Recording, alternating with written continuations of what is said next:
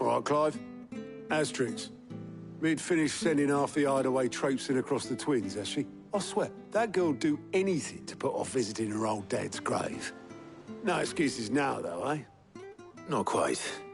She said there was one final thing she had to take care of. I'm sure she'll be finished soon enough. She said that? In those words? She did, yes. Clive? Were you born yesterday or something? There is no thing.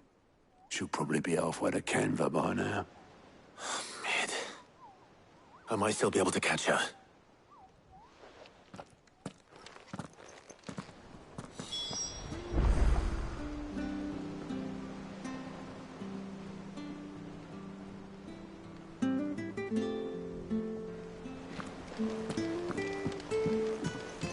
Mid told me she was building a ship. Really? That's a ship. Is that the thing Tomes helped to build? Obelith, have you seen Mid? Yep. In a boat, going that way. Then I'm too late. You in a hurry and all, are you? Oh, I offered to take her across, but she wouldn't wait. Just paid for a dinghy and rowed off. Oars going like the clappers. Got some life in her, ain't she? But anyway, I was on my way up to see you, as it happens. Got a letter for you. Urgent, by the sound of it. One of your uncle's men said I was to hand it to you in person, post-bleeding haste. And you're here now. Thank you, Obelith. Don't mention it. What tidings, Uncle?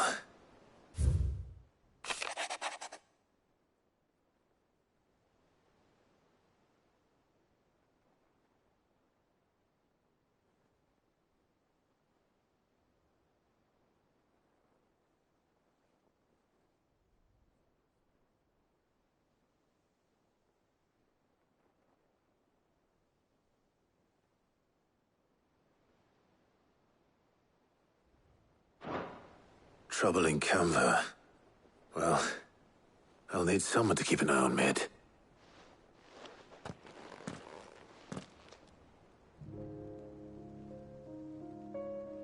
So what?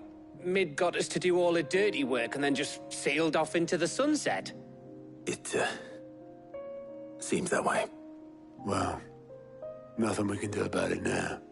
But next time you plan on visiting Sid, you might want to tie her to something before you suggest it. Ah, don't be so hard on her. Gotta admit, the dirty work was kind of fun. Everyone pitching in, all that bollocks. Just like when we built this place. You're right. Anyway, we all set to head to the old hideaway. I could do with getting to Canva pretty sharpish. Wouldn't do to keep Lord Rosfield of the Seven High Houses waiting now, would it? Not after he asked for me personally. Gav will be leaving with me. Will you mind the place while we're gone? You can count on me. Just be sure to give Sid and the others my regards. All right. Oh, by the way, Jill will be joining us too. She's got some things to take care of, but she'll meet us there. I hope she's telling the truth at least.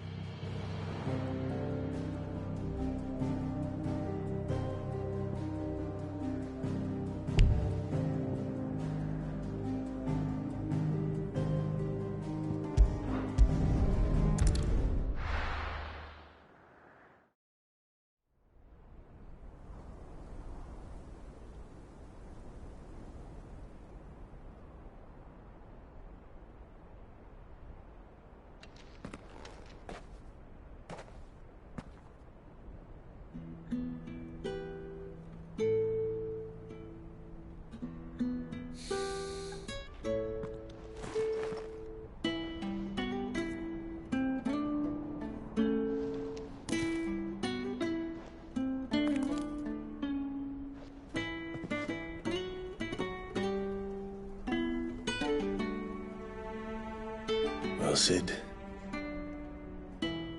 I remember what you told me. That if no one is listening to what you have to say, you may as well not say it.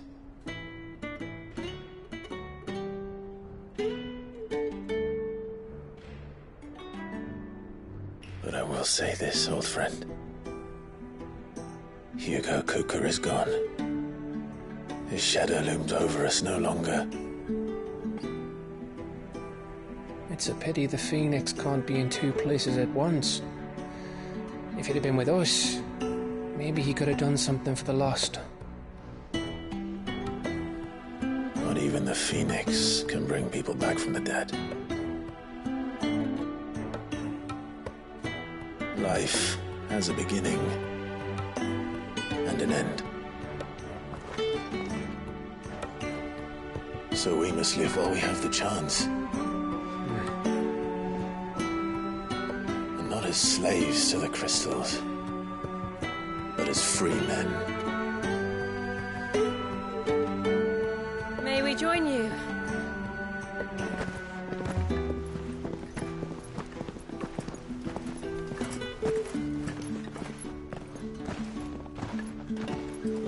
Lady Karen, what a pleasant surprise. I thought I'd drop by and see how you were all doing before heading off to restock my supplies.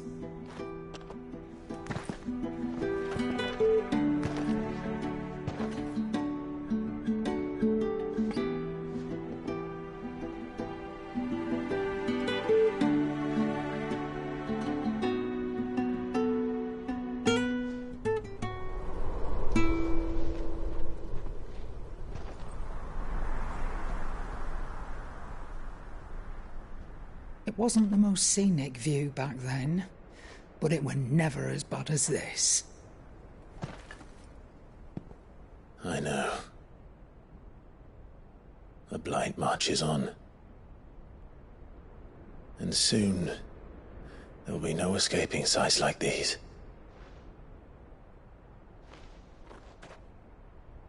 So our mission remains unchanged.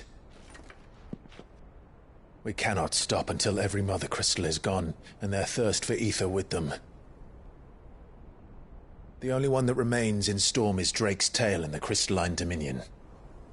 Our next target. We're going to Twinside. It's the capital of the Empire these days. I wouldn't like to think how tightly guarded they've got the place. Not that that'll stop you, but we'd do well to scout it out before you go charging in. We would indeed.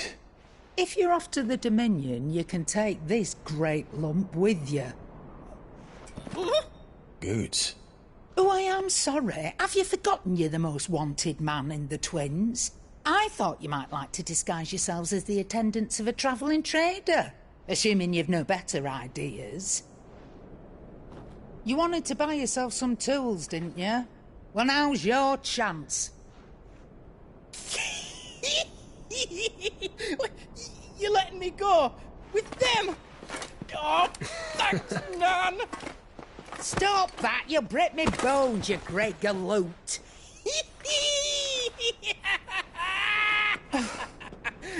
There's a caravan that runs back and forth between the Dominion and the Bocklad markets. It's managed by the Merchants Guild. Just show them Goots' traders pass and you'll be on your way. It'll be a damn sight less risky than footing it the length of the Crystal Road. That's for sure. Thank you, Karen. And glad to have you with us, Goots. Okay then. I'll get me things and I'll meet yous there. See yous down in Bocklad. Get off! Me poor fingers! Jill, you're with me. Understood. And Gav, Already on my way, Captain. be careful. Aren't I always?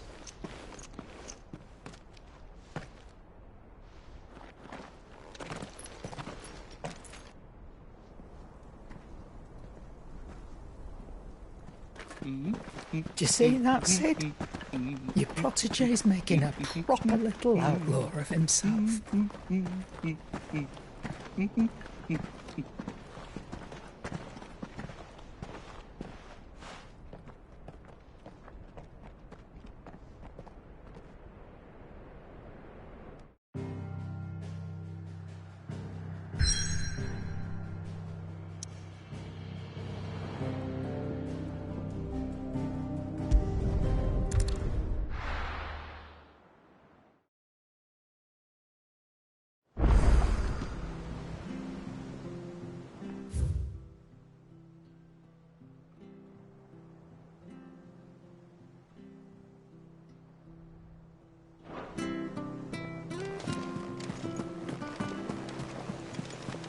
Is that the thing Tomes helped to build? Mid told me she was building a ship.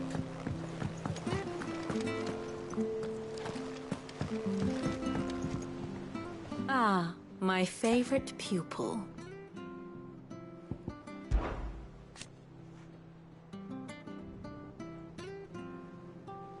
So what of its parliament? Which leaves but one man.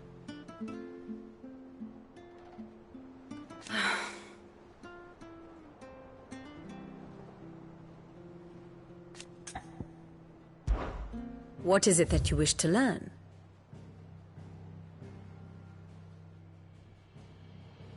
Of course.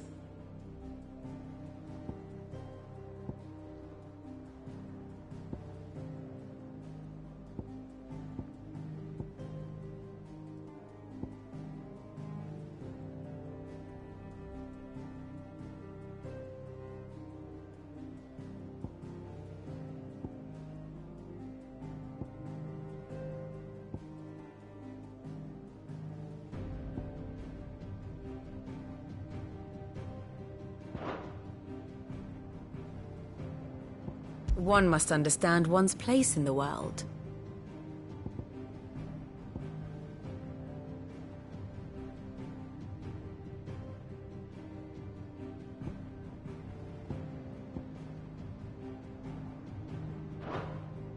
Very good.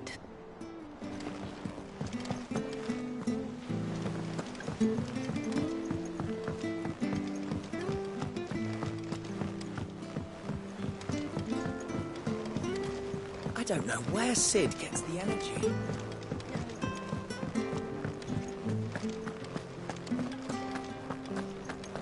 He cracked the crystal too.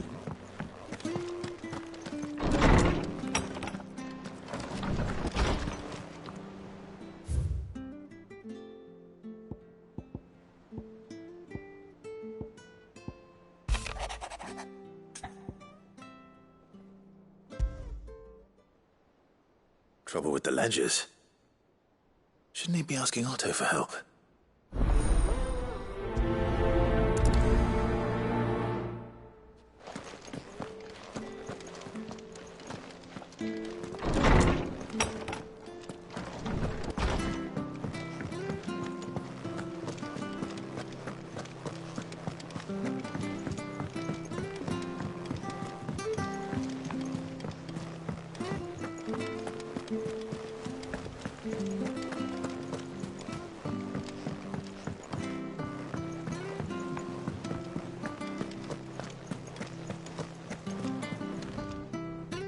Clive, did you get my letter?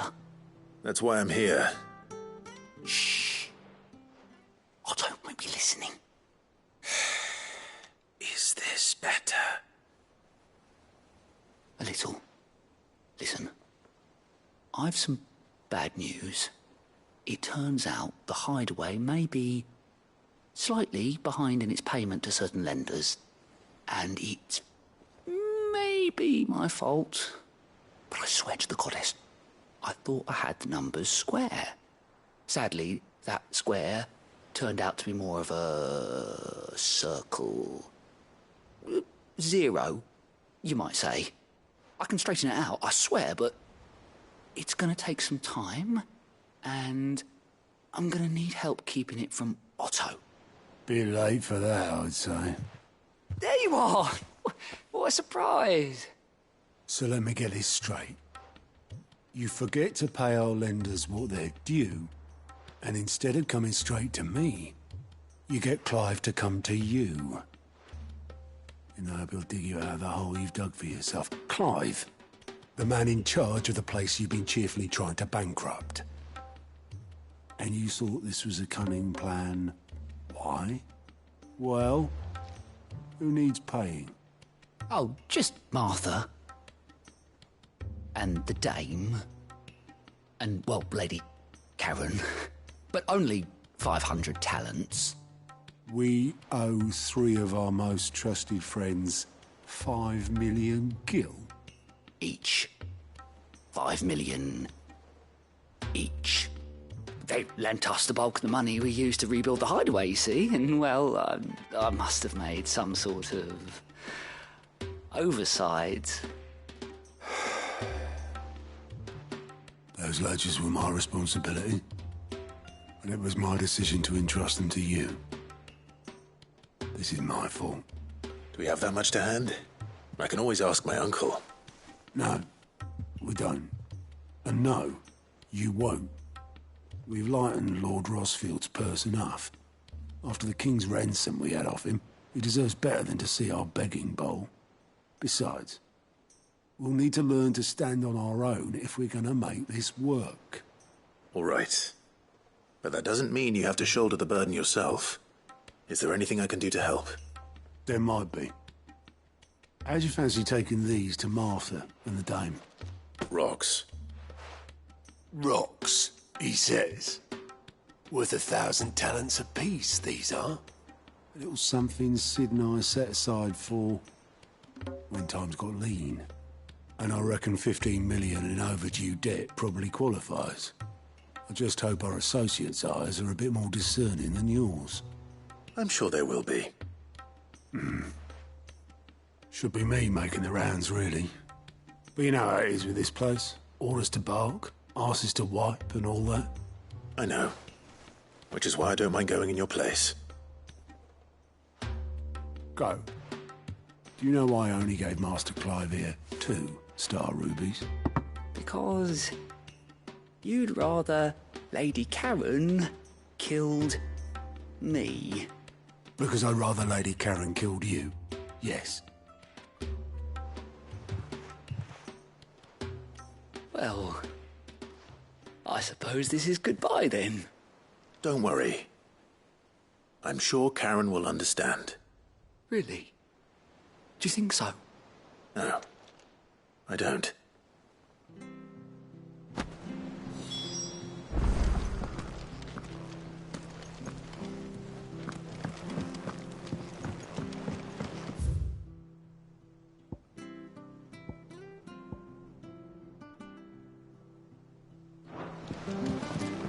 Mid told me she was building a ship.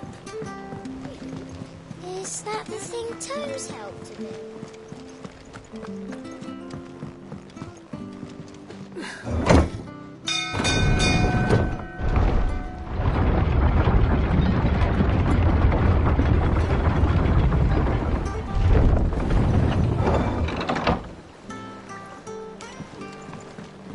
Welcome home, Sid.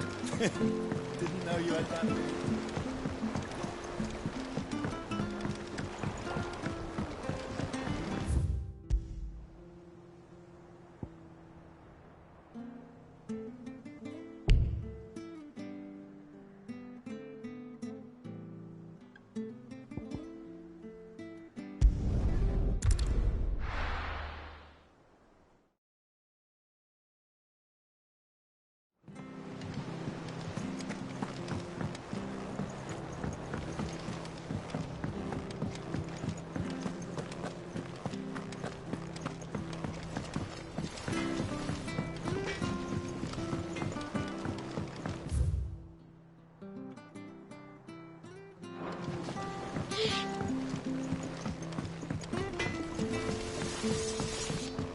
He cracked the crystal too? You're joking.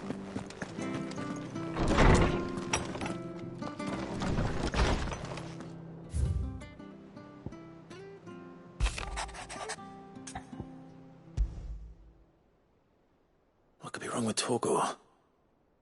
He seemed well enough when I last saw him.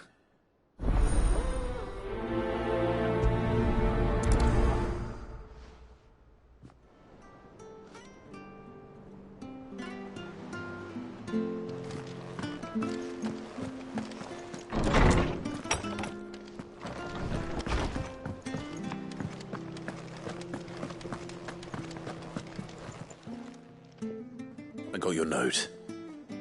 You think something's wrong with Torgor? So you can read. Congratulations. But I didn't say I were wrong with him. I said something weren't right. He's not been eating me treats. He used to love cracking the bones from Molly's boiled brown, but now he won't so much as look at 'em. Didn't like him. Which is why I'm of a mind that his mind's on somewhat else. You've not been working him too hard, have you? No harder than usual. Is that it, boy? Do you need a rest? What was it you said he was? A frost wolf? That's what the lawsman seems to think. Then maybe this all has something to do with whatever it is that's woken inside him. I suppose things have been different since Rosalith. Perhaps Hippocrates knows something. Instead of everything, you mean? Perhaps.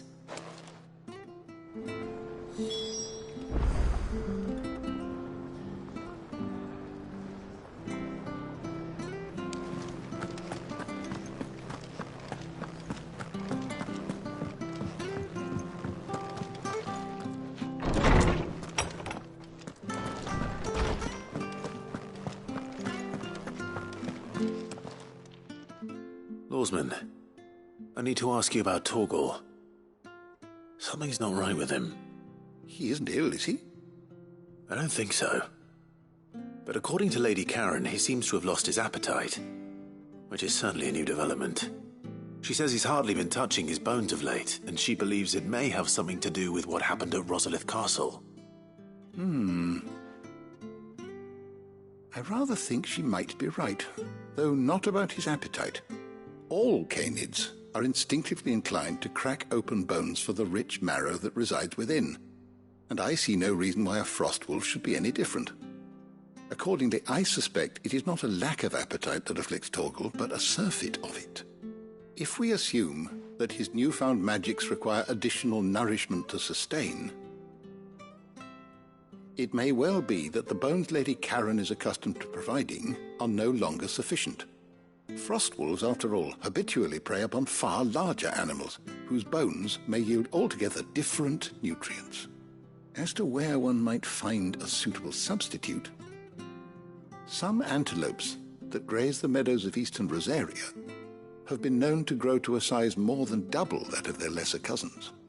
I don't recall ever seeing any that large. And little wonder. The oldest and largest such creatures rarely leave the safety of the highlands for fear of predators. The last elder antelope sighting I recall hearing about took place near Cressida, and that was long before the village was abandoned. Even so, it seems like a good place to start. Good hunting, Clive.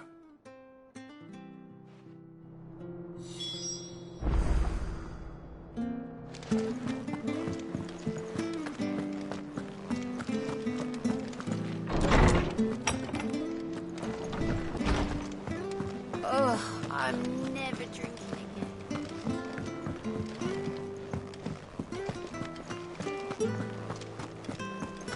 He cracked the crystal too.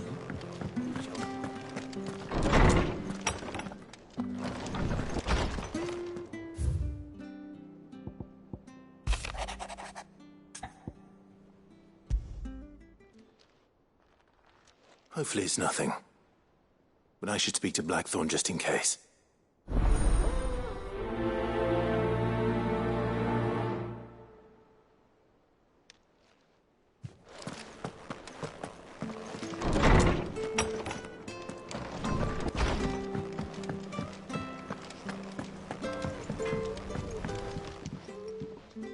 Blackthorn, do you have a moment? Not really, no. This won't take long. I just wanted to ask how you're getting on. August was worried about you, and you might still be doubting your craft, even after learning the trick of that cuirass. Is there something else weighing on your mind? Perhaps sharing your thoughts might help. That bastard's like a dog with a bone. Still, you've got a keen eye, I'll give him that. He's just, well, Karen showed me something. Something I've never seen before. And that was? A sword. An odd-looking thing with a single-edged blade. The metal itself wasn't anything to write home about, but fuck me. The edge on it. You could slice a man clean in two with a weapon like that, and he'd be halfway home before he even realised he'd been cut. So that's what's troubling you? Nah. Not troubling me exactly. More distracting. Can't stop thinking, how do you get an edge that sharp? It's driving me mad. And if you knew how to do it, we could arm the curse breakers with even better blades. That's about the size of it, yeah. I'll see what I can find out. Sharper swords are always welcome. And we can't have our master blacksmith being distracted. You're a soft touch, you know that. But I can't say I'm not grateful for it. Good luck, eh? Thank you. Let's see what Karen knows about this sword.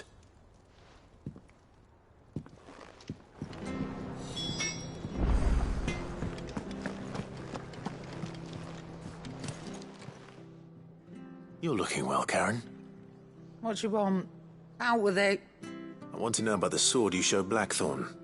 Single-edged and extremely sharp. Running around after him again, are you? I suppose I am, yes. But I need to help him find out how to work an edge like that. It's driving him to distraction. Little wonder, I suppose. There's not many like that make it as far as the twins, and those that do go straight into private collections. Which made it nice and easy finding a buyer. Can you tell me who bought it? Where is it now? You think I tell people who my clients are? Suppose you're not likely to go nicking him off me, are you now? Fine. If you stop mooning at me like that. Lord Ignac's the man you want. Dalmekian bloke. Collects weapons and the like. And he's got more money than sense, which is why he's one of my favourite clients. Reckon he'll still be at the inn in Dalamil, where I left him. Thank you, Karen. Oh, and he's a touch eccentric, if you take my meaning. I appreciate the warning.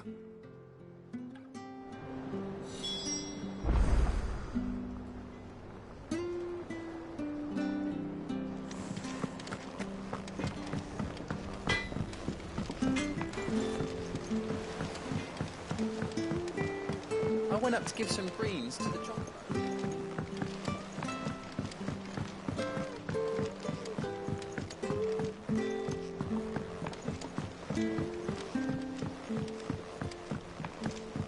Wish I could take one of our birds.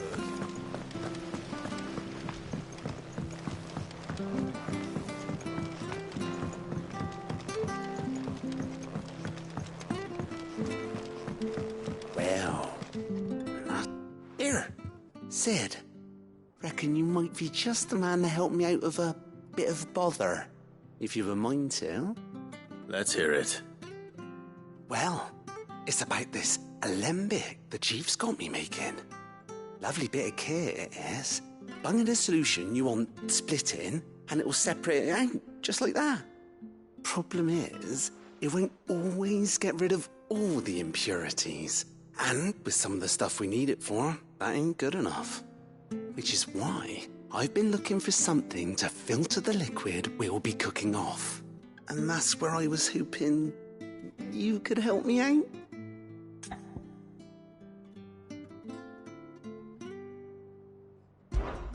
I imagine Ty could get some use out of this alembic too. Distilling medicines and the like. All right. Why not? Proper job! So what exactly do you need for this filter? Nothing but bomb ash'll do, says the chief. Gave me a sample she'd obtained from the university stores. Couldn't believe my eyes. You pour the blackest blight water through it, and it comes out clear as a mountain stream. So, I did a bit of reading about where I might be able to get hold of some. And do you know what I found out? It's only the blimmin' bones of a bomb king. They leave them behind when they die, see? I take it that's where I come in. If you wouldn't mind. I saw a billet on the hunt board for one just the other day. Would have gone myself, but, well, fighting dirty great balls of flame isn't exactly my forte. You, on the other hand... All right. I'll see what I can do. Thank you kindly. And good hunting, eh?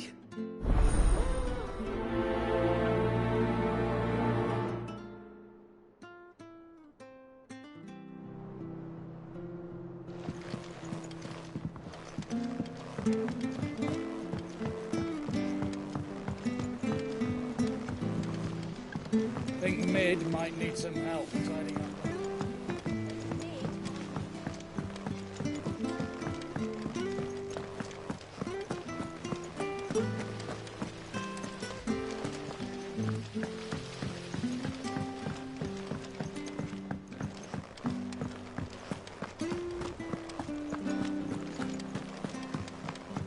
Mid told me she was building a ship. Is that the thing Tomes helped?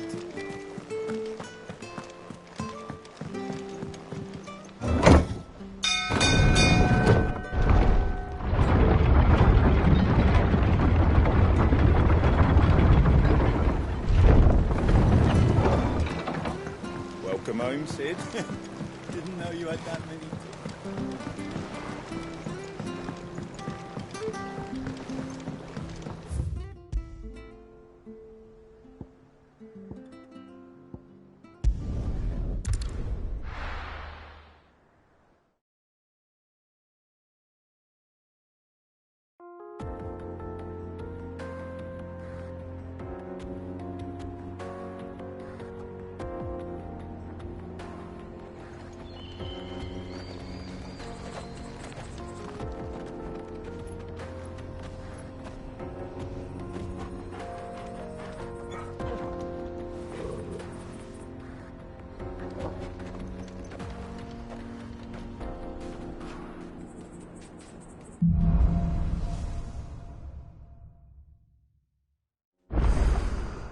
How are you feeling? Better. Thanks to Taya. I'm glad to hear it. And Torgal.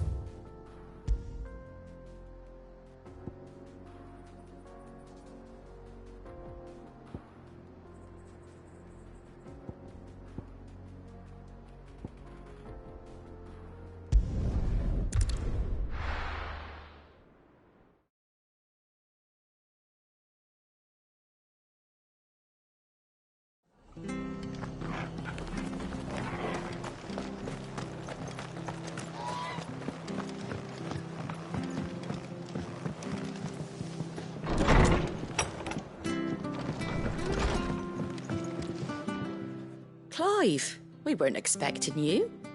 I wasn't expecting to be here, but it seems we still owe you a considerable amount of coin for your help with our rebuilding efforts.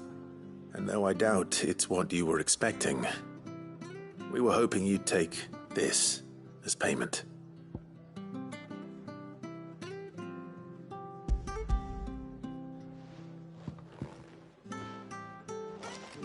A star ruby? I can't accept this. It's worth at least twice what you owe me. More if you can find yourself the right buyer. Think of the difference as interest. Interest? If word got out I charged that much, no one would ever borrow from me again. Anyway, why are you the one here asking me about this? I'd have expected Otto. Bit much sending the Lord Marquis out to settle your debts, isn't it? The old goat working himself to death again? Something like that. Most days I think he's the only reason the hideaway's still standing. Same as always, eh? Back when the place was nothing but a twinkle in the eye of a recently retired Lord Commander, word is he was the first one Sid reached out to. Probably knew that without his strong arm and level head, the idea would never get off the ground. Sid may have been the face of the hideaway, but Otto's always been the backbone. And when Sid passed away, we were all worried that would be the end of it. That Otto would just give up. His death was hard on everyone. But it must have hit Otto hardest of all. But he didn't give up, did he? Quite the opposite, in fact. If I recall, he was the one who nominated you as Sid's replacement, and rallied the rest around you. I reckon what he saw in Sid, he saw in you too. And don't we all? Doesn't hurt that you're half as stubborn and twice as handsome, neither. That, and you keep good company. I suppose I do.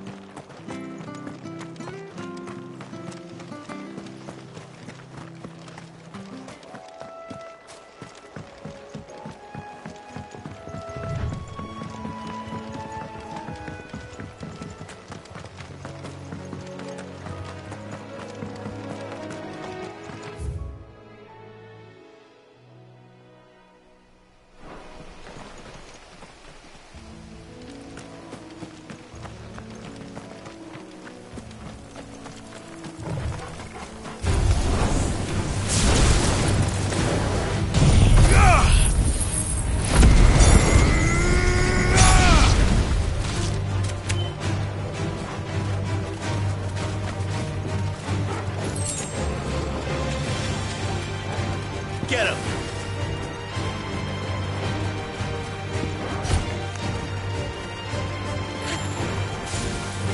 Waken winds!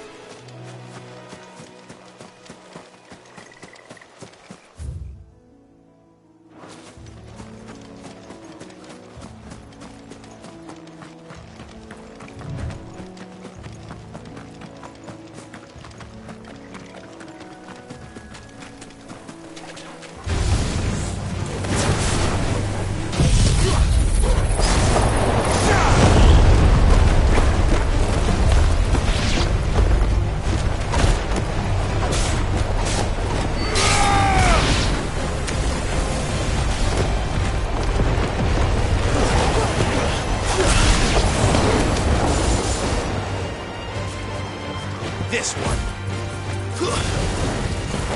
Stay down!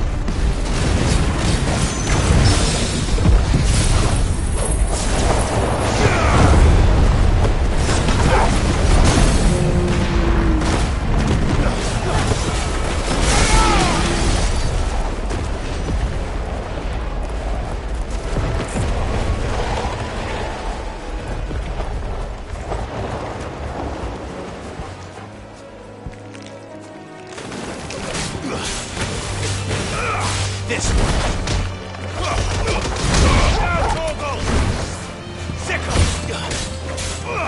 Get him! Easy.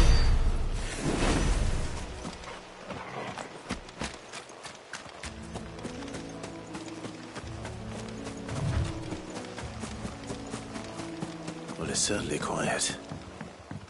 If I were a giant antelope, it would seem like just the place.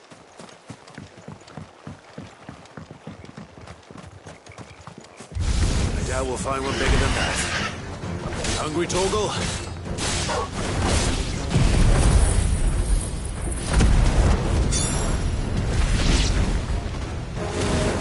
Over here! Go, Torgal!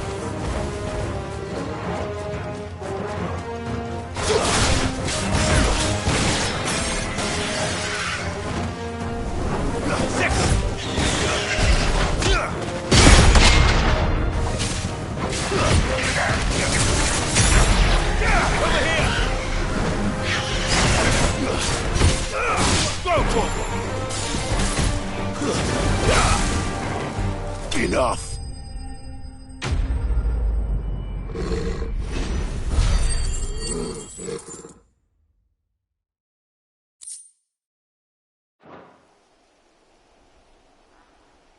Now,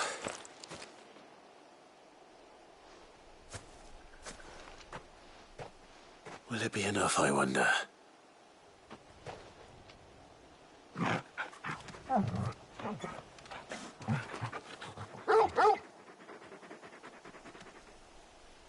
I say that answers my question. Which means we owe the lawsmen our thanks. You're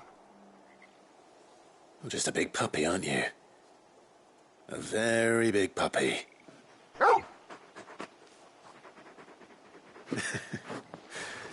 You do know you can take that with you, Torgal.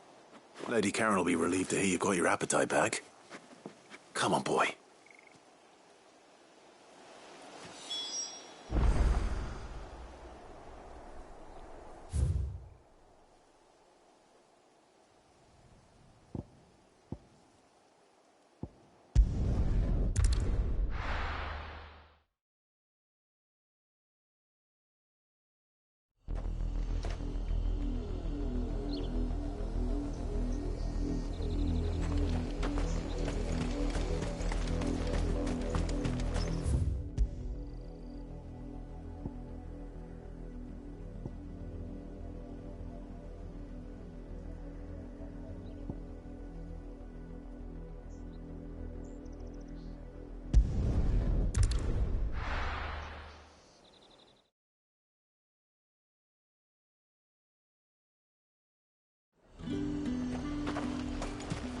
There's talk that the Glassgate flood has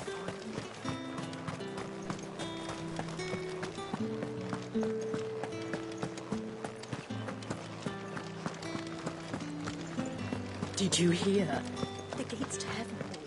I want to see. What am I going to do without sweet water and olive talc? Still.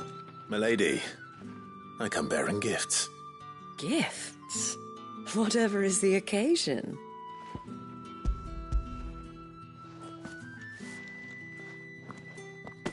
Oh my. Clive, you really have outdone yourself. Otto asked me to give it to you. To settle the Hideaway's debt with the Veil. And to compensate you for the time it took us to do so. You disappoint me, Clive. I thought you might finally be warming to me. Tell Otto he can keep his baubles. I tried to tell him as much the first time around. The man owes me nothing, nor does the Hideaway. My contribution to the restoration effort was made freely and willingly. It was the least I could do. You once told me Sid did you a kindness. I'd like to do the same. Please, accept it. For my sake. And for Otto's. For all of us.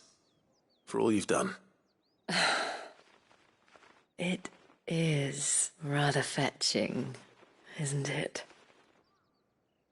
Very well. Otto is lucky to have you, Clive. I doubt anything could ever replace his son. But you and the others at the Hideaway are the closest thing he has to family. Otto had a son. Long ago, yes. Sid told me Otto lost him when he was just a boy, and blamed himself for not being able to stop it. I don't know how it happened, whether there was anything he could have done, but it was clear that it weighed heavily on him. I didn't know. How could you have? I doubt anyone did.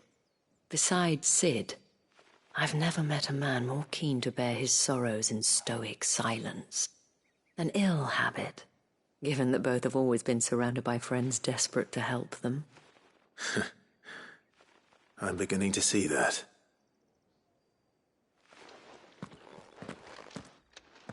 Gob will want to know the stones were delivered. If he's still with us.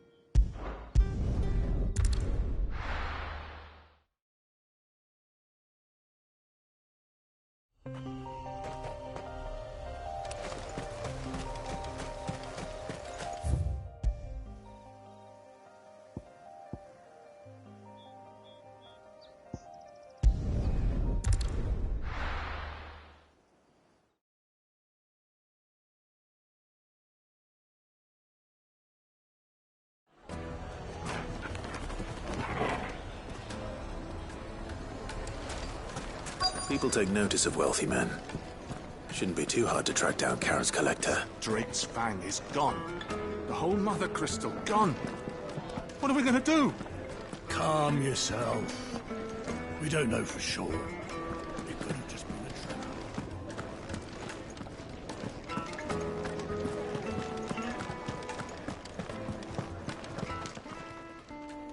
My reputation will be ruined!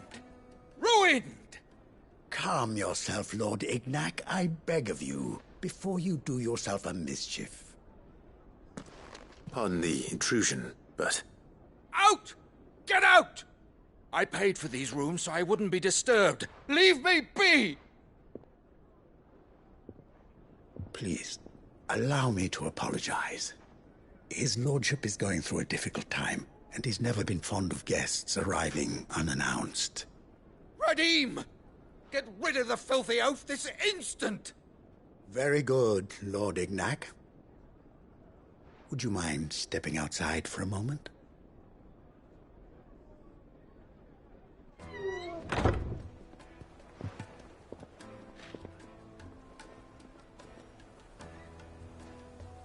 I'm sorry if I've caused you any trouble. That? No. That's just how his lordship is. Though the morning's events have left him somewhat fractious. He has been dispossessed of his luggage, you see. The thieves also made away with a considerable amount of coin. Coin the innkeeper will soon be keen to collect. I don't suppose a certain blade was among the stolen items. A single-edged sword. It was purchased from a merchant friend of mine. Ah, you know Lady Karen. Yes, I'm afraid it was. Then I'll retrieve Lord Ignac's luggage. But I have one condition. You have but to state it. You are welcome to anything that is within my power to grant. I want an audience with Lord Ignac. A few minutes should be enough. Then I'll be on my way. A condition I would be a fool to refuse. Of course, you shall have your audience. I don't suppose you saw where the thieves went? I did not, no. Though some discreet inquiries made on his lordship's behalf mean that I know where you might find them. The bandit's bed. Every ill-gotten coin in Dalamil is said to pass through that disreputable corner of the Valcroy. And that's where I'm heading. I shall speak to Lord Ignac in your absence, and arrange for an audience upon your triumphant return. That will be very kind of you. Farewell, and best of luck.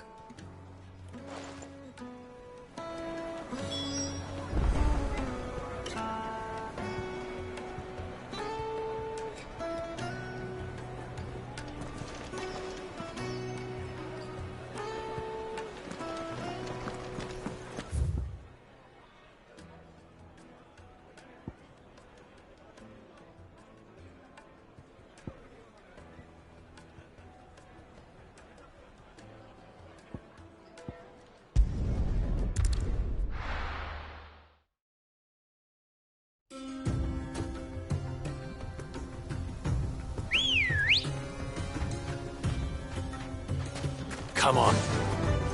Yeah!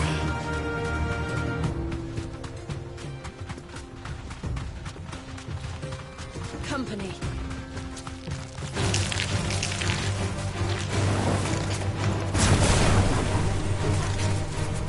This one.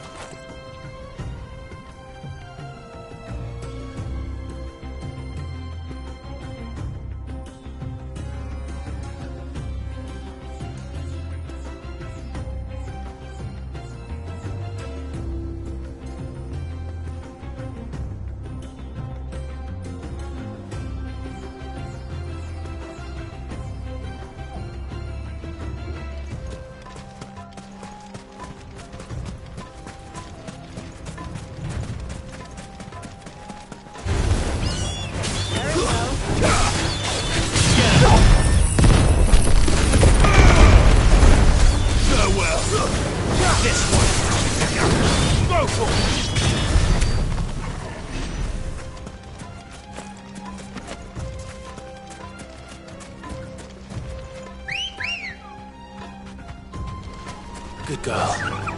Run like the wind.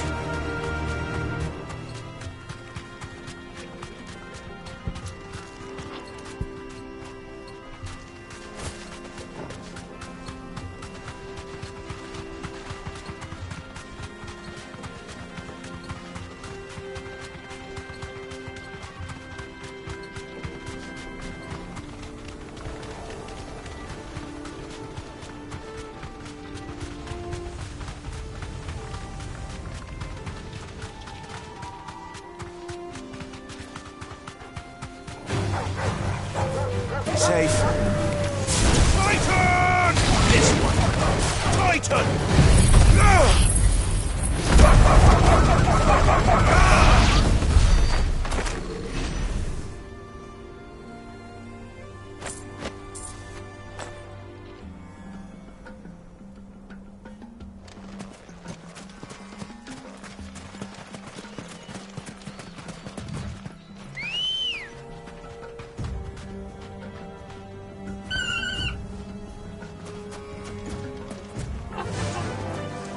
Faster!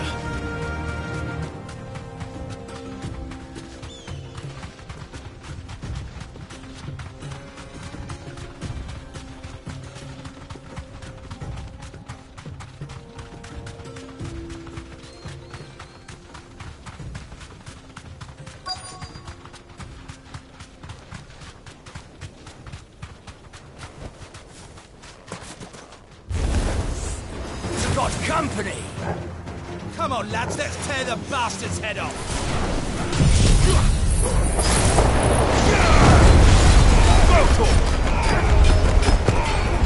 Over here!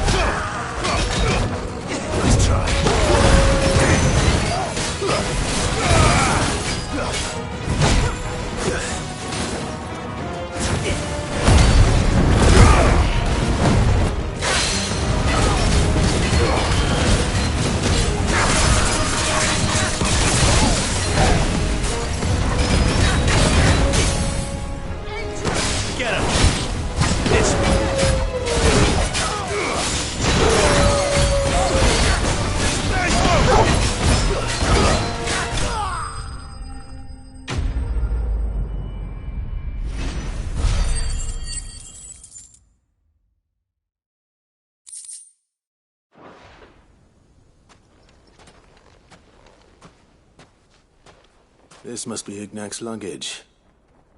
Nothing seems to be damaged. All right. Let's get it back to Dalamil.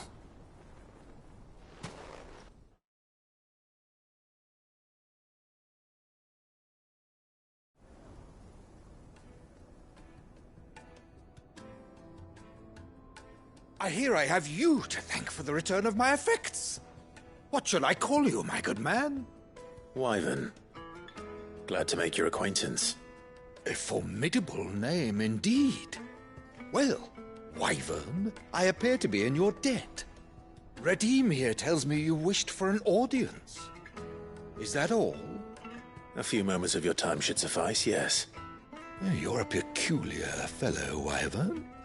All right, speak. Master Wyvern was wondering if you could tell him about a certain single-edged sword you recently acquired. Oh, a true work of art, that one. Karen drove me hard on the price, but I would have sold her Radim here to get my hands on that sword. It was made in the Outer Isles, far beyond the Twins. and is used exclusively by the practitioners of a unique school of swordsmanship.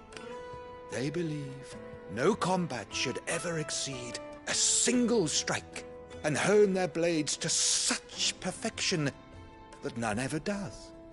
Each sword is made for that one perfect stroke, and for that stroke only. They crack upon a second blow.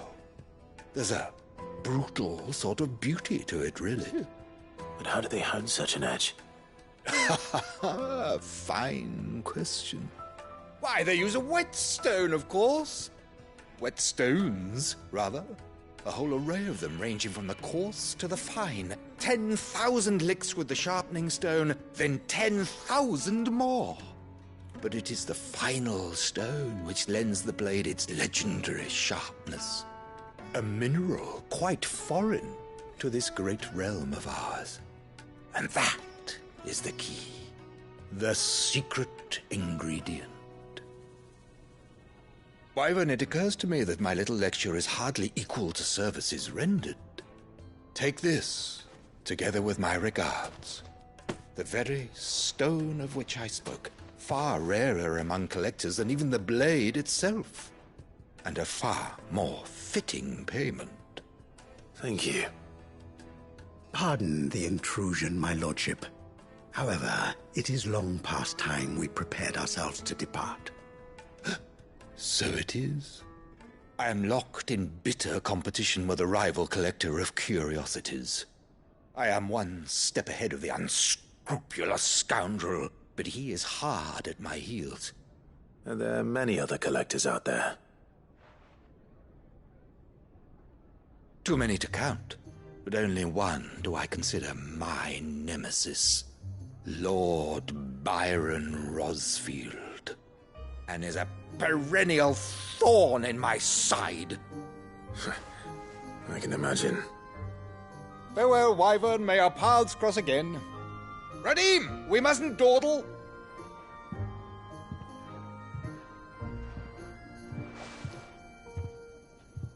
I think his lordship is rather taken with you, Master Wyvern. Thank you again for your assistance. Coming, my lordship. I'll be right there.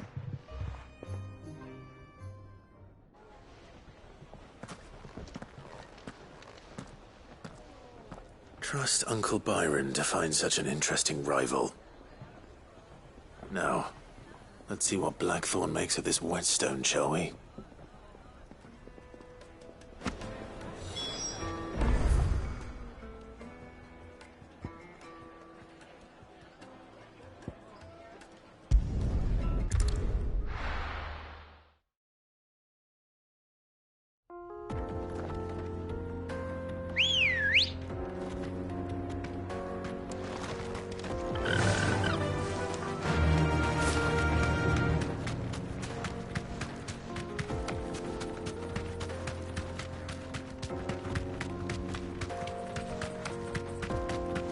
This used to be a trade route for merchants crossing the Scars, till the Republic laid a new road wide enough to let wagons pass, and all official traffic moved there. Leaving this one for those living outside the law. Indeed. I doubt we'll be the only outlaws on the trail today.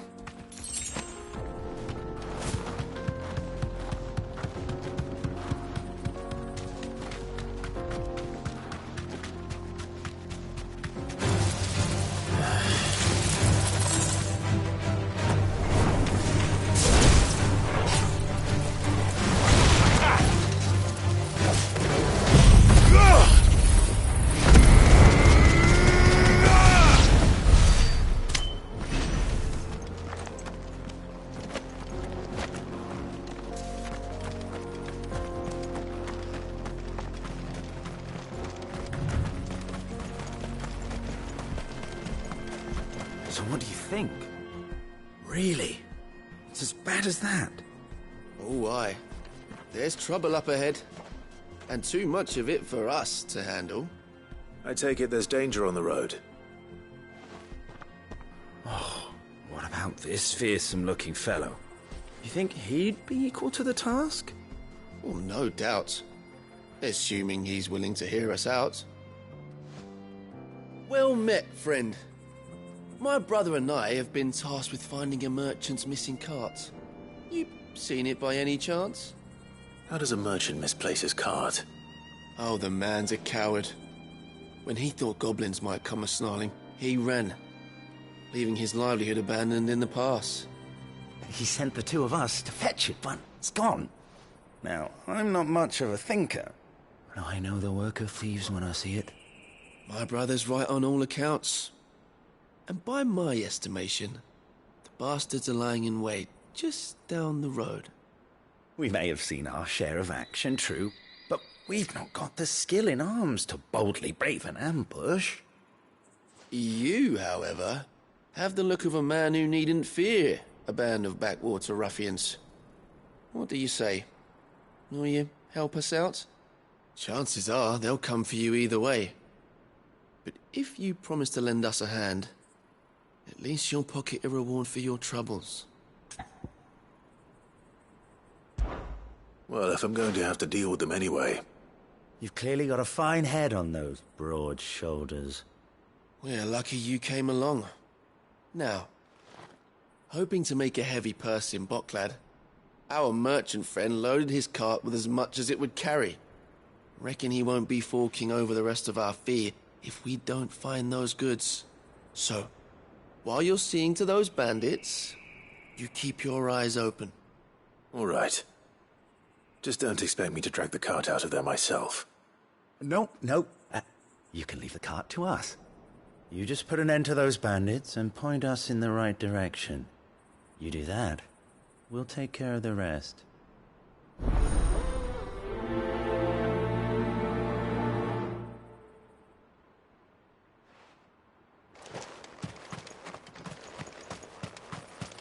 I'm not sure I trust those two. But if there are bandits lying in wait, I should probably take care of them.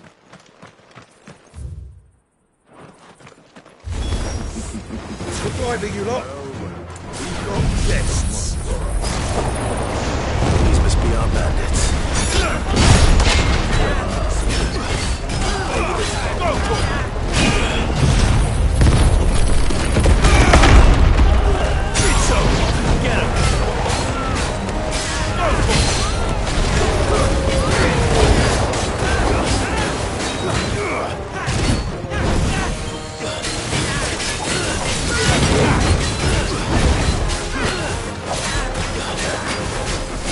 Let's try.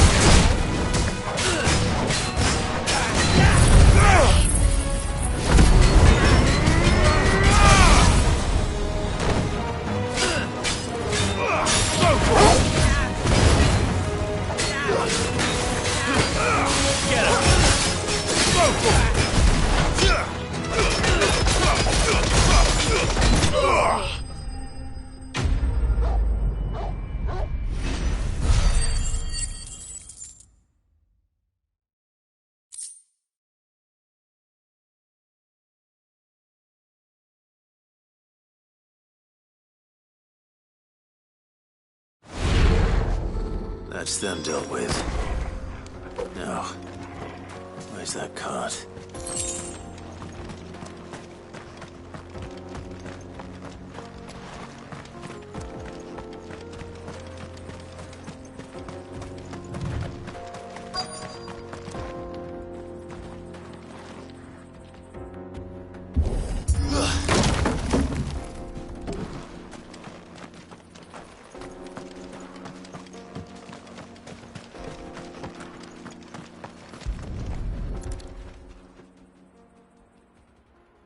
Getting all of this out of here will be a nightmare. Seems we've found ourselves the right man for the job, wouldn't you say? Found the cart and didn't leave a single bastard breathing. Our merchant friend will be delighted. And how exactly will he be getting his goods out of here? You leave that to us. After all, it'd be wrong to make such a fine warrior haul cabbages to market. You've done your part. And that's all you need to worry about. Here.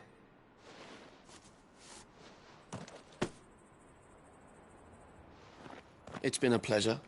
Now piss off. There's no need to be so rude, brother. What if we want his help again next time?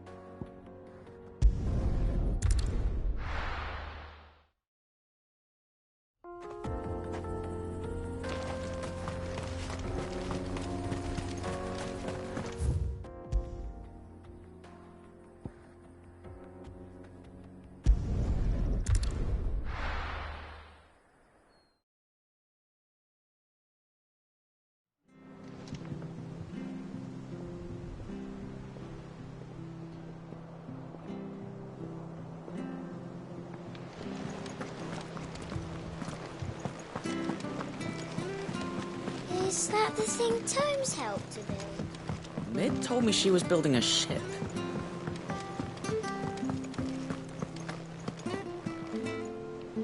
Goat. Still alive, I see. So Lady Karen accepted the ruby. About that. I tried my best, but she was just too stubborn to take it.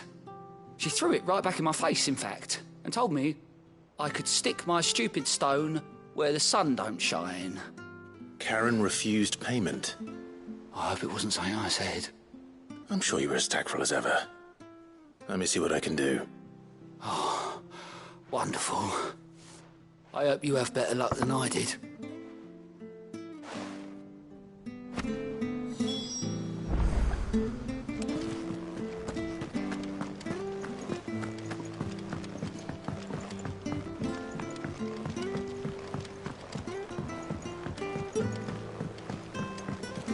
I don't know where Sid gets the energy.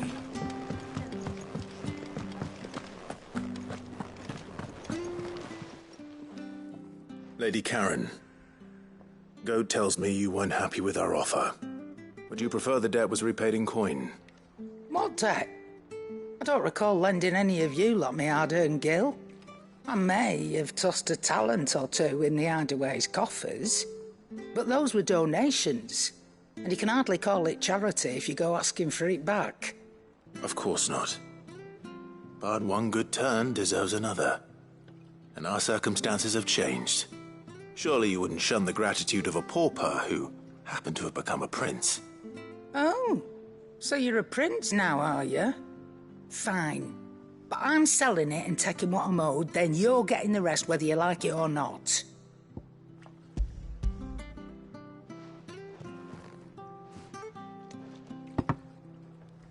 Where'd you even get this? A decent trader might nab 1,000 talents for a star ruby. A canny one, meanwhile, might claim it were nicked from the belt of Sid the Outlaw himself and ask twice as much. Might be I already have a buyer in mind. Might be you even know her. A fine continental maid whose beauty's only eclipsed by a guile in commerce. You wouldn't mind, would you? Not at all. Just be sure to tell her that it's always a pleasure doing business.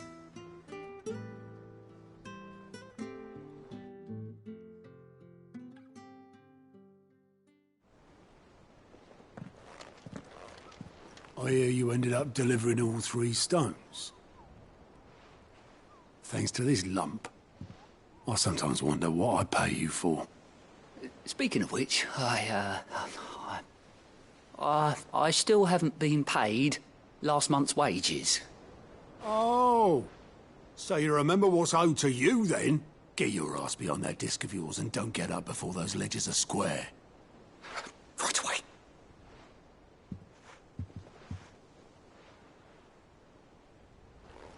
I've seen that before. Yeah, yeah. Plenty of times. It was the only goblet Sid ever used. Either out of habit, or because the filthy sod couldn't be bothered to find a clean one. I knew so little about him. Like most people. Martha and the Dame both seem to have fond memories of him. Huh. I bet they do. How long did you know Sid before he... Before he died. 20 summers, give or take. Back in the day, I was a purser on a trade ship, which is where I met him. He bought passage to... I forget where. And having nothing better to do on the long nights, we set up drinking island rum till the morning bell dragged me back to my duties. Quit my post not long after that. On account of making a fine maiden's belly fat. But me and Sid stayed close, promising we'd one day sail the seas again. That was before fate stepped in and said she was having none of it. The magic woke inside my son soon after his first name day, and there was no hiding his knack. Couldn't you and your family have... My family were the ones who summoned the constable, wanted the monster taken away. I couldn't turn my back on him, forget what I felt, and I couldn't for the life of me understand how they could. Luckily, Sid was of the same mind as me. It was him who stood beside me when all I wanted was to tear the whole world down. Him who cried for me when I had no tears left of my own. Him who swore he'd do everything he could to stop it from happening again. And he was true to his word, too. Left the Royal Army once and for all. His ranks, his ribbons, gone. Just like that. Threw away everything he had. All to right a wrong that no one else had the courage to face. I knew then I'd follow that man to the ends of the earth.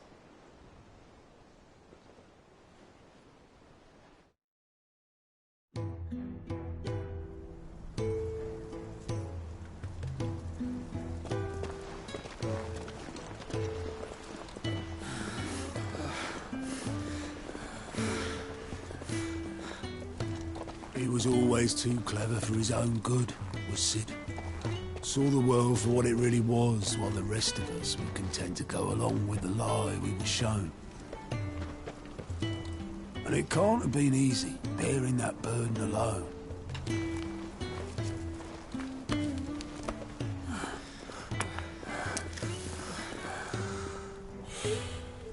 But he didn't let it stop him. He never lost faith in what he believed was right. And that gave us faith in him. Faith he'd steer us true. So I swore to myself that I'd always be right behind him, ready to catch the stubborn sod, if ever he should fall.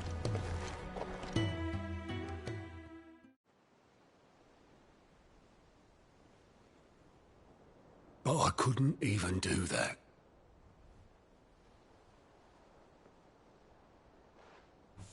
Ignore me. Just the ramblings of a tired old man. Leave that lot. I'll tidy it up in a bit.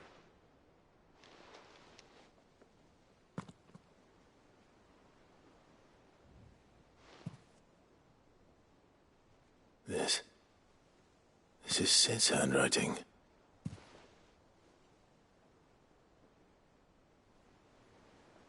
Dear Otto. I may be drunk, but I wanted you to know this place would be fucked without you. Love you, you grumpy old sod.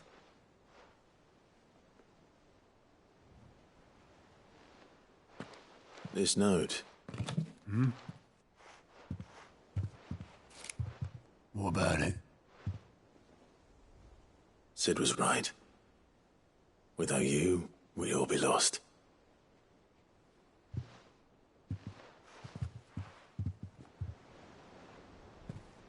He should have bloody well said so then.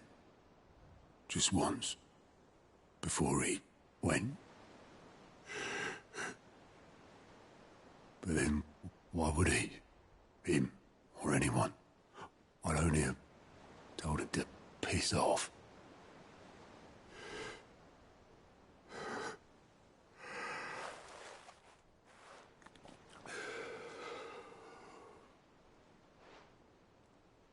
You're wrong, though.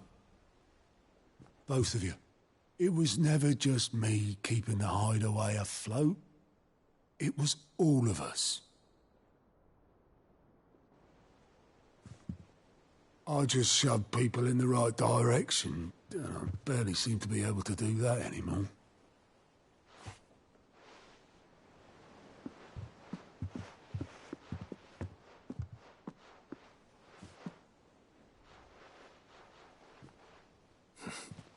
Would you rather goat were at the helm? Well, maybe I've got a few more years left in me. I'm going to hold you to that, Otto. Before you go, Sid would have wanted you to have this. But that's... This'll do me just fine.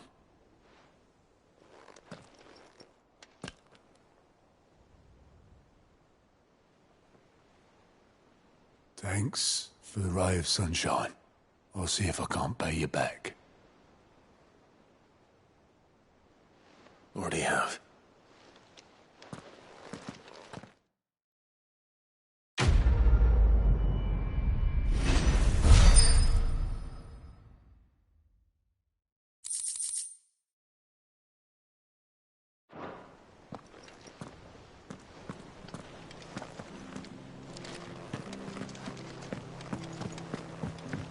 Mid told me she was building a ship. Really? Is that the thing Tomes helped to build?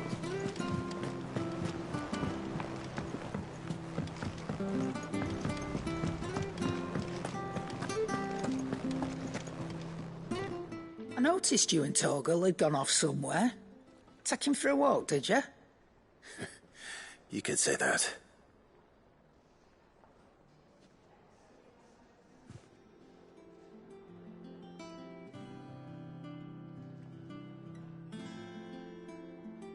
So, Molly's leftovers weren't good enough, eh?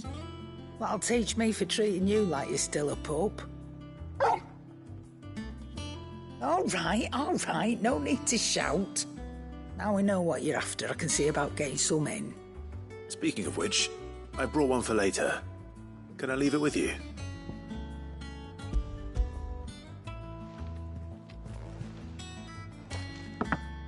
You can, aye. I'm nice like that. In return, you can thank Tomes for me. The bloody know-it-all. I was just on my way to see him.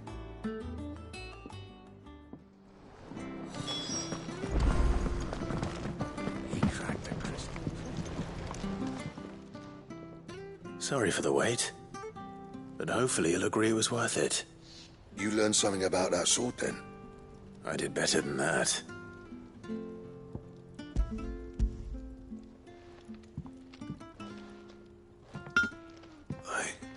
A whetstone? Yes. But not one you'll find anywhere in Valestia.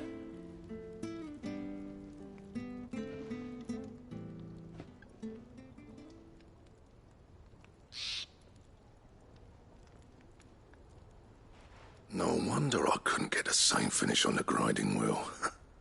One hit and all done, eh? Might not be so bad if all you ever fought were duels. Good luck on the battlefield. Your second opponent would be your last, no matter how good you were. Even so, is there some way it could be used to give the Curse Breakers an edge? I think so, yeah. With this whetstone and the right kind of steel, I could probably even make a twin of the blade that rattled me.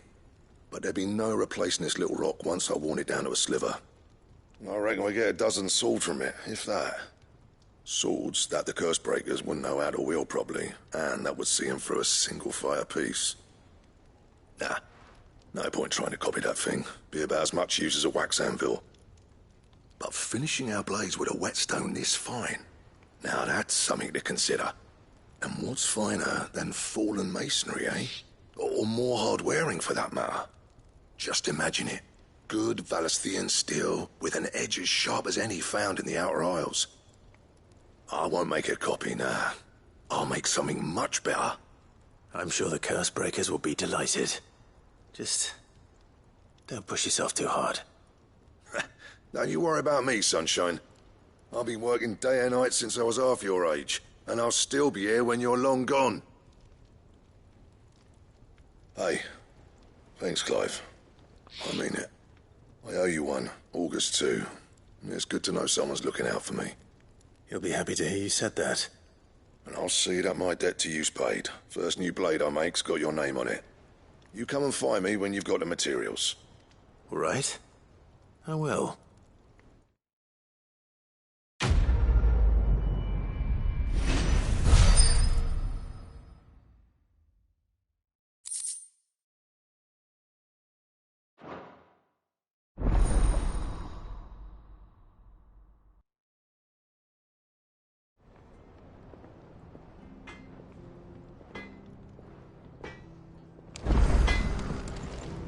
Back, are you? What's that for you, dear?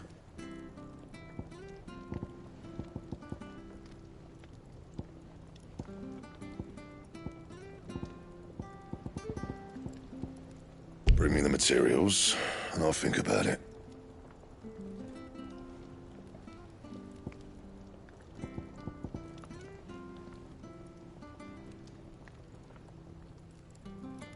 And?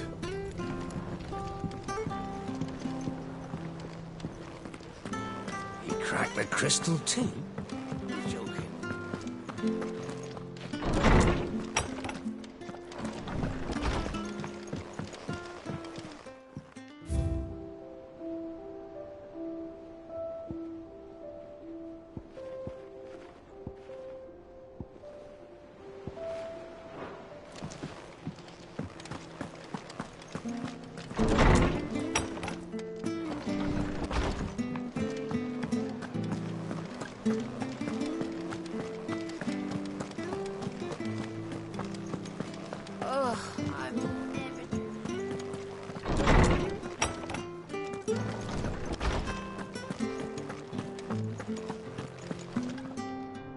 Ah, Clive. Were you able to locate your quarry? We were indeed, Lawsman. You pointed us in exactly the right direction. And Torgal's been a very happy hound ever since. Very good, very good. Lady Karen sends her thanks, by the way, for your part in solving the mystery. Ah. But that reminds me. After your last visit, I found myself pondering Torgal's talents. Do you recall our conversation concerning Lady Jill's role in Torgal's transformation? About how she somehow woke the power within him? Precisely that. A reasonable conclusion, I thought.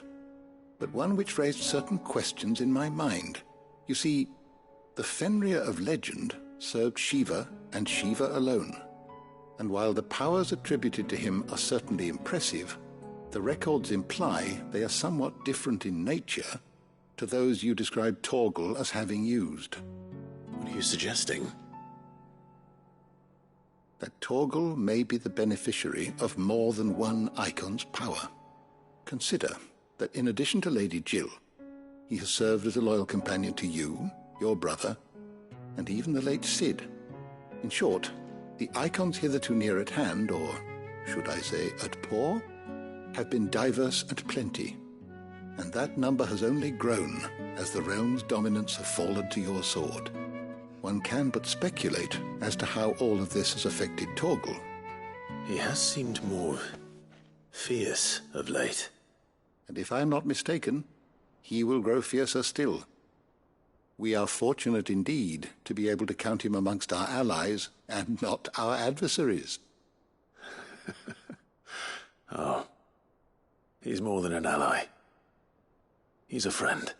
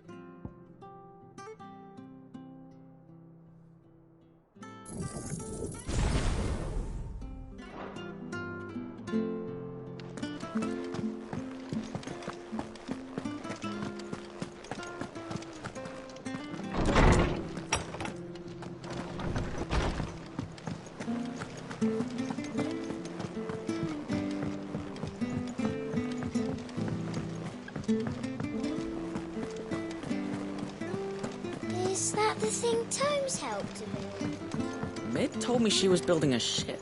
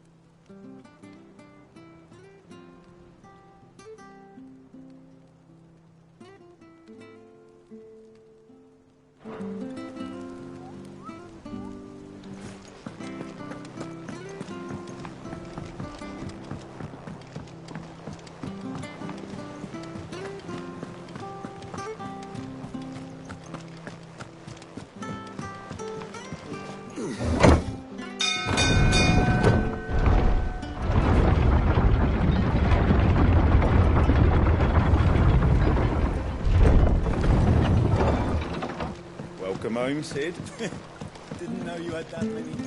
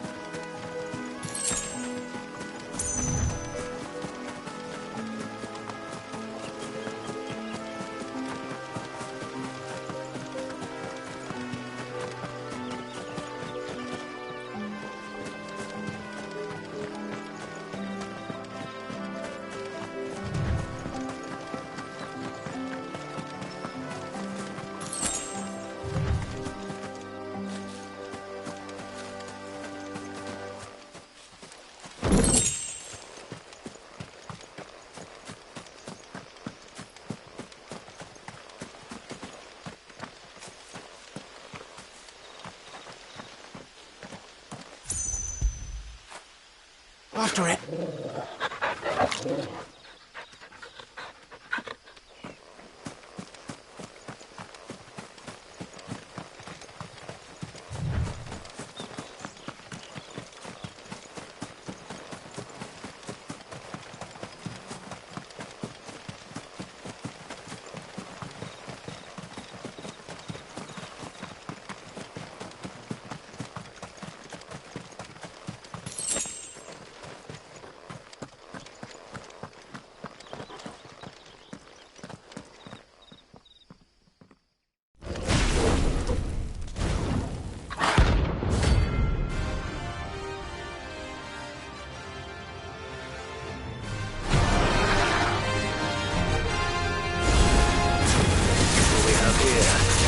Greetings, Your Majesty.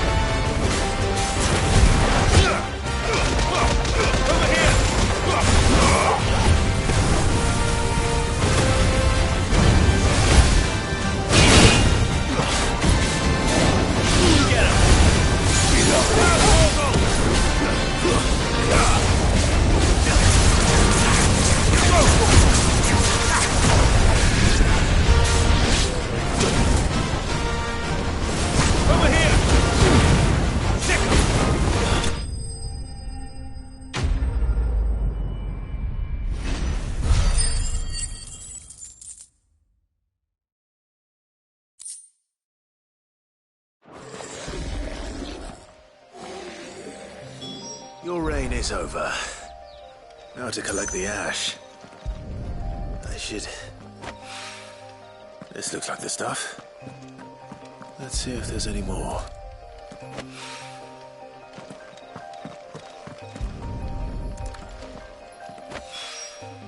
That should do it. If Hawaii needs more than this, he can fetch it himself.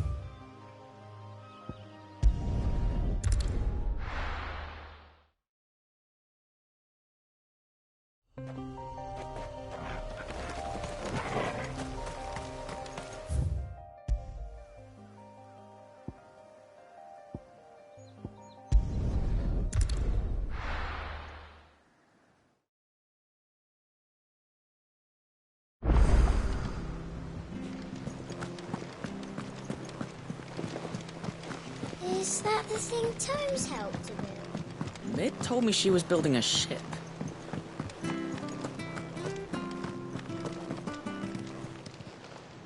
How may I help you today, Clive? Here you are. Best of luck out there, Sid.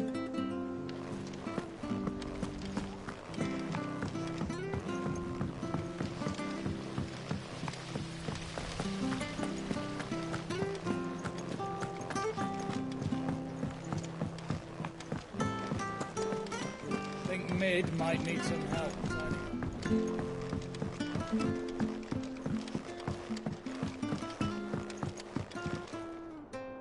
All right there, Sid? How's that hunt for the bomb ash going? I have it here.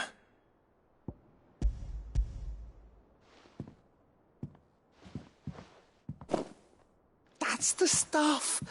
And plenty of it, too. Enough to keep the Alembic bubbling away for a good old while. You're a gent, Sid. Let nothing say otherwise. Right then, let's get this contraption up and running.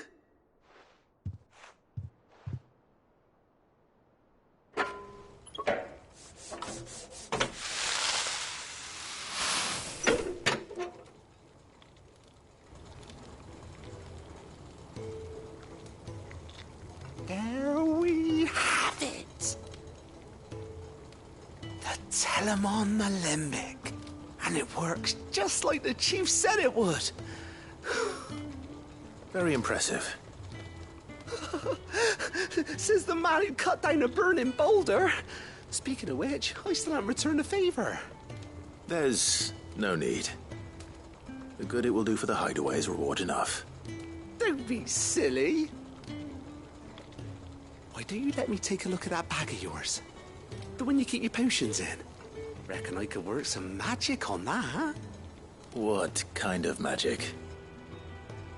Well, we happen to have isolated a substance in our test run of the Alembic that I reckon will make even the toughest leather supple as anything. Thought we might use it to breathe new life into old boots and the like. Save the hideaway a few gil. Ah, I reckon if we slap a bit on your bag, it'll loosen it up enough for you to squeeze in a bottle or two more. Well, it can't hurt to try, I suppose. That's the spirit. Leave it with me. I'll only be a mo.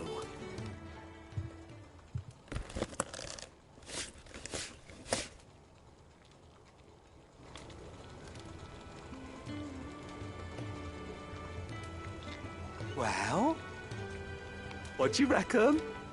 It certainly feels more flexible. Right? Told you. Thank you.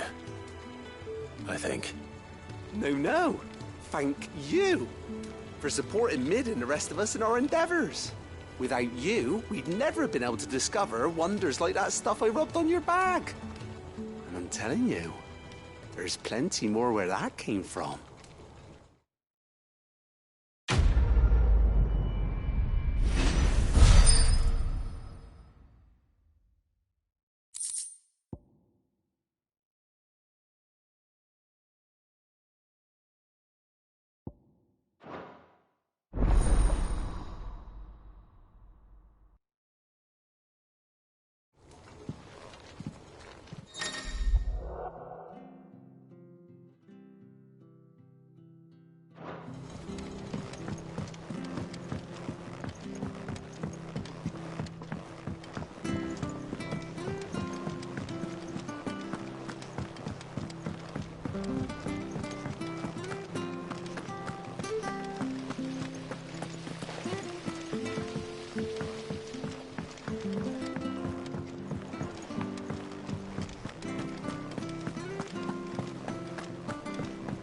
Mid told me she was building a ship.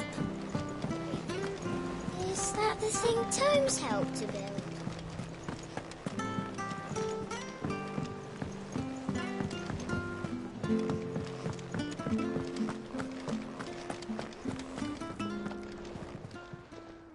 Well, don't just stand there gawping. If you're gonna buy something, be quick about it.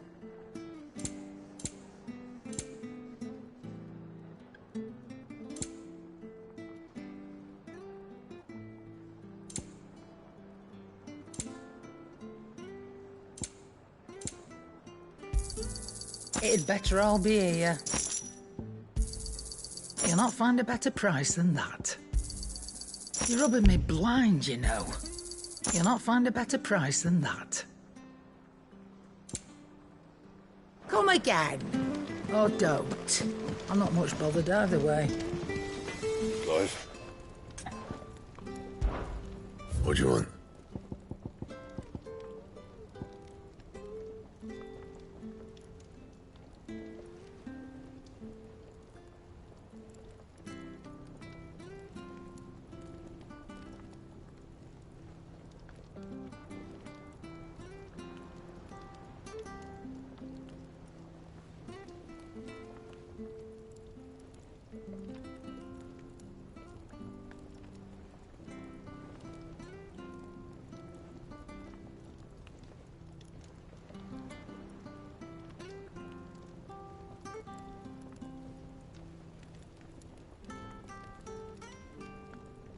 That it? Fine. He cracked the crystal too? You're joking. It's no joke.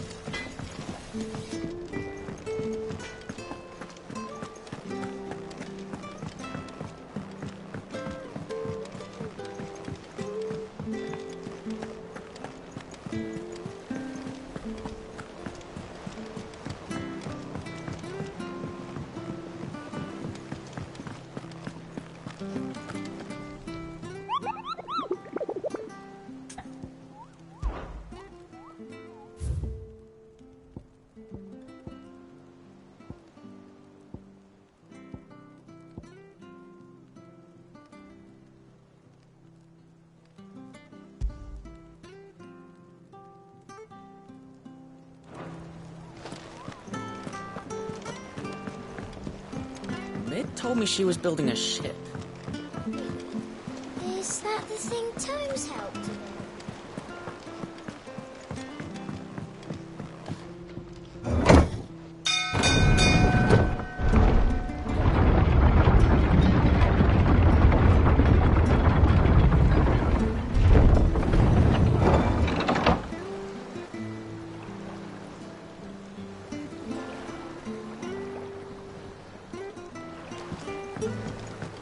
Welcome home, Sid. Didn't know you had that many teeth.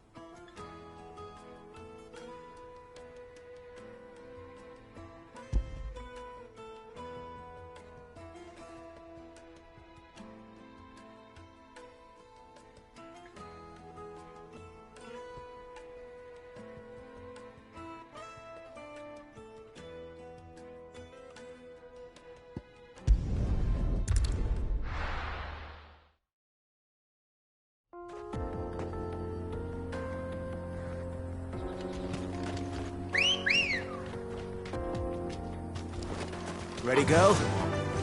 Run like the wind.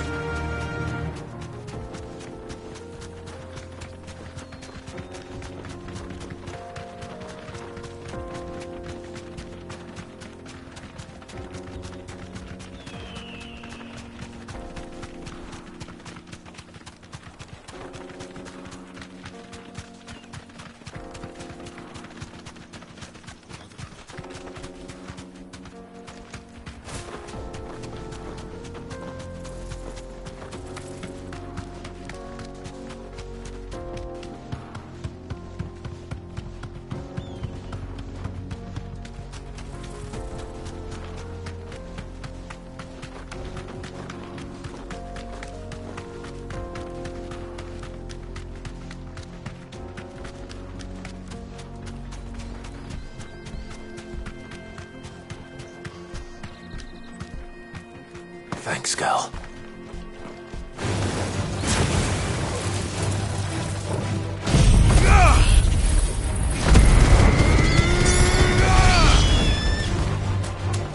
Get him!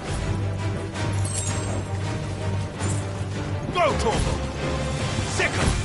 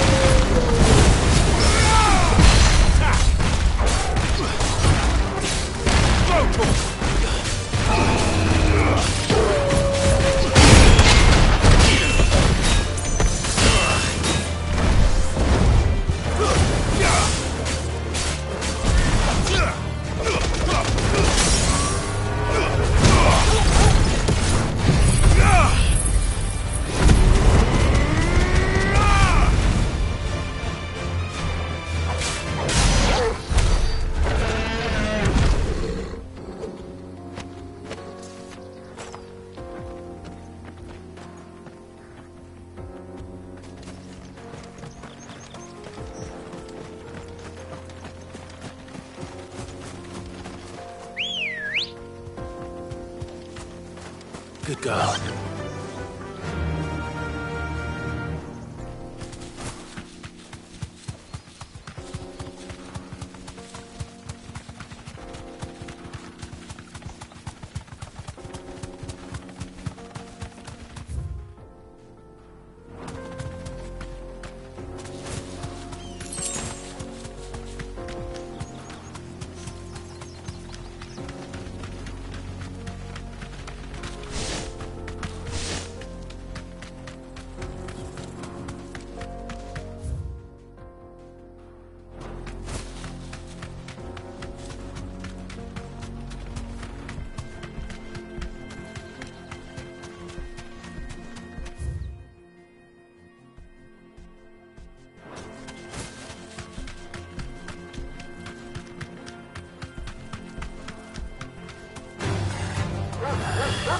Safe.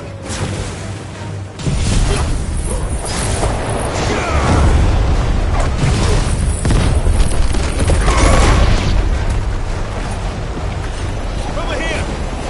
This one.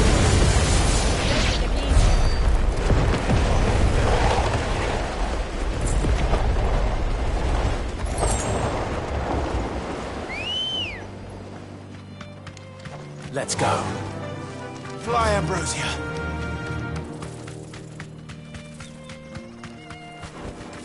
Thanks, girl.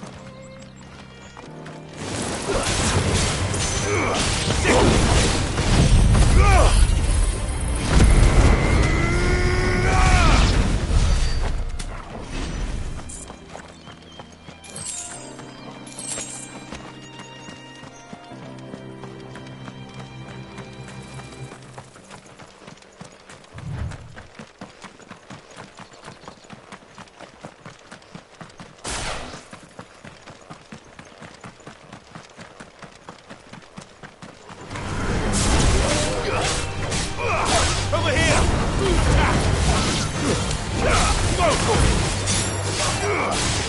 Get him! Go to him! Get him! Go to him!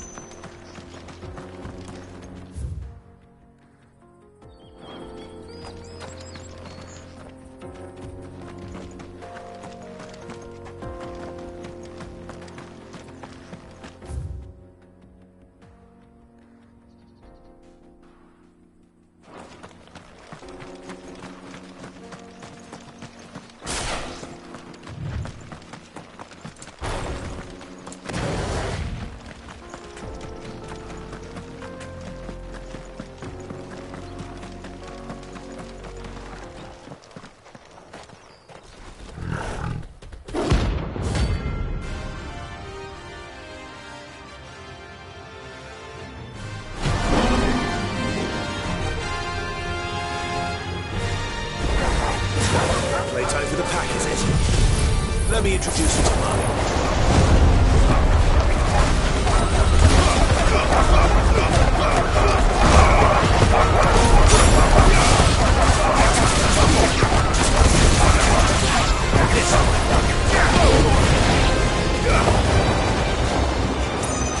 This one.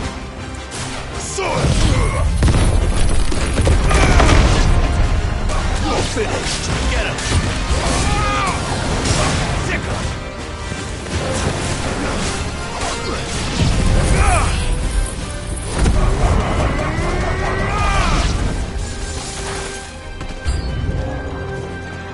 Get him. Sick him. Over here. Hold on. Kill. Go to him. Get him. Go to him. And then attack. You're finished.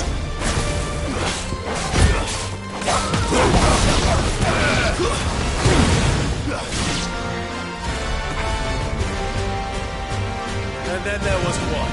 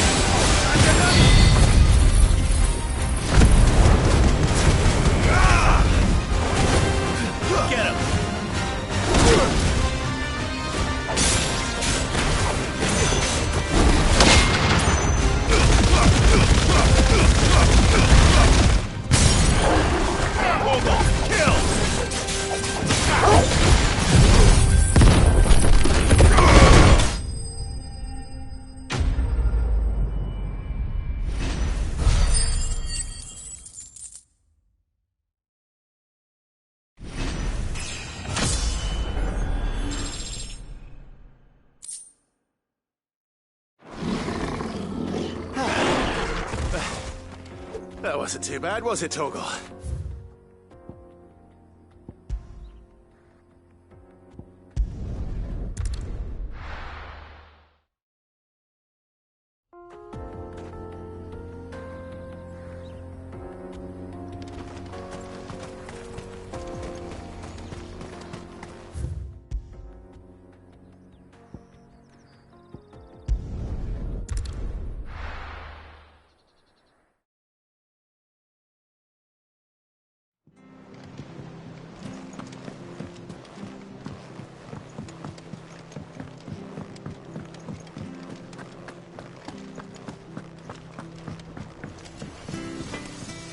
Back, are ya?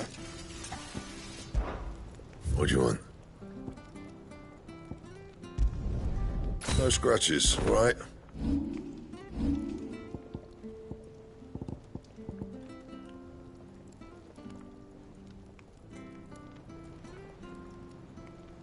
That it?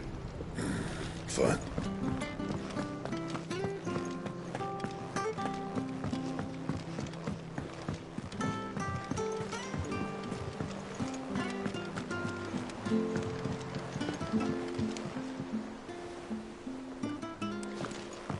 Is that the thing Tomes helped him? Mid told me she was building a ship.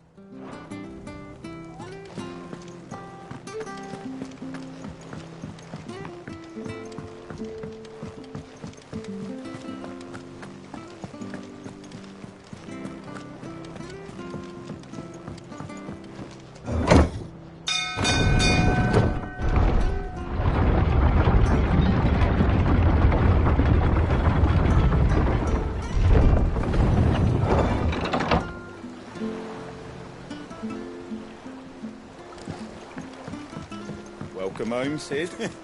Didn't know you had that many teeth.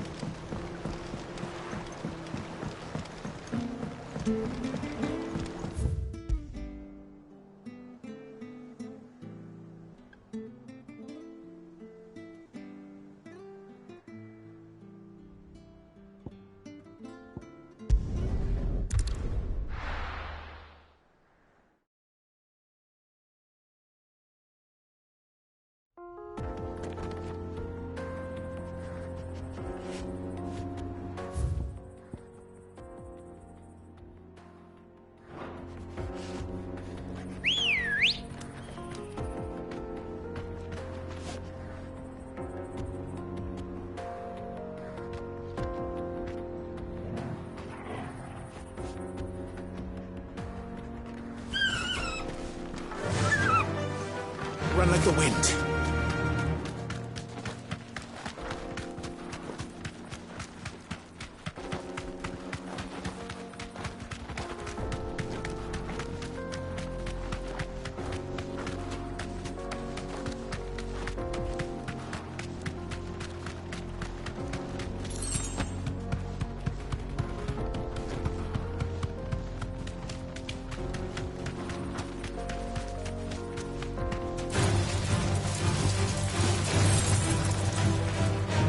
Straight home now.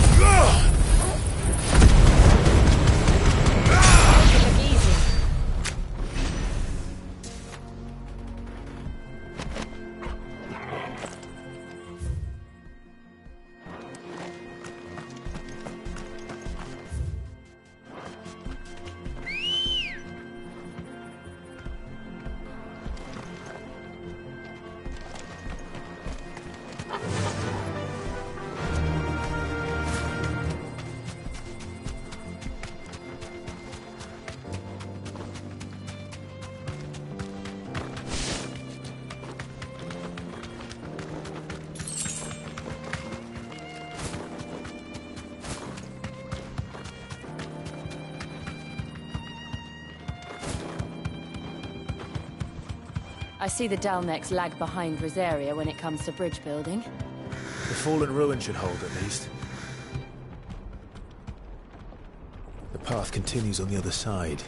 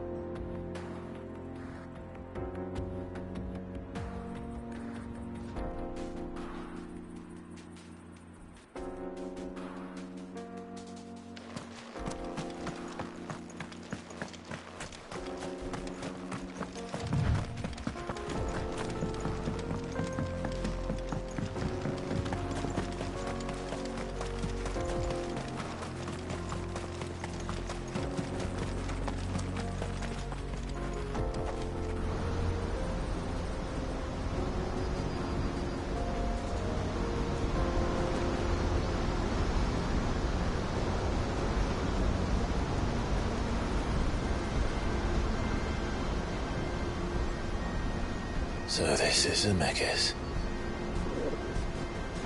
The land of the gods. It's even more impressive than I imagined. I remember being captivated by the story as a child. Long, long ago, man was overcome by avarice and challenged the gods in a bid to win their power. The final battle took place here, at these falls.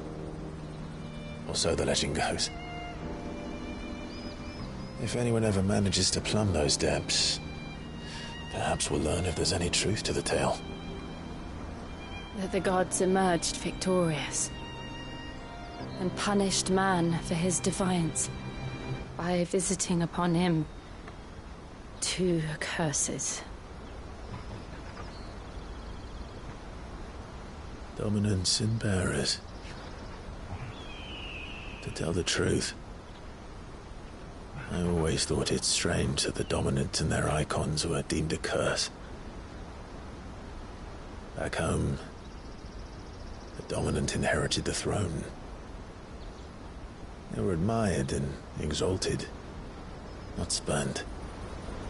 Whenever I got to that part of the story, I always assumed there must be something I'd misunderstood. You had a lot of storybooks, didn't you? In your room, I mean. When we were young. The old legends were always my favorites. Epic battles between gods and men. Father encouraged me to read as much as I could. He thought it good for my education. You really were a boy like any other, weren't you?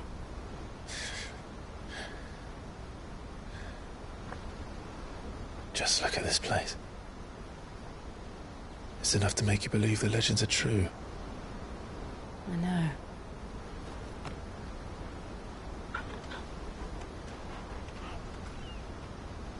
We're not far from Boklad. The road will be busier up ahead. And we'll have to keep our wits about us.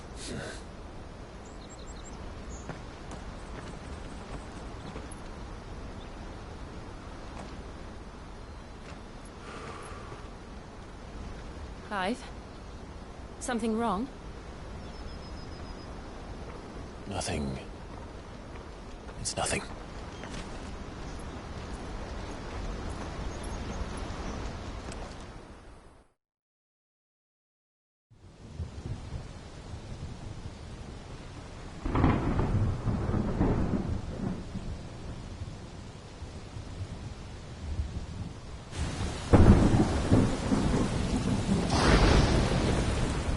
see the reports are true, Father? You have surrendered the throne to Olivier. I have. Emperor Olivier shall rebuild the Holy Empire of Sambrec.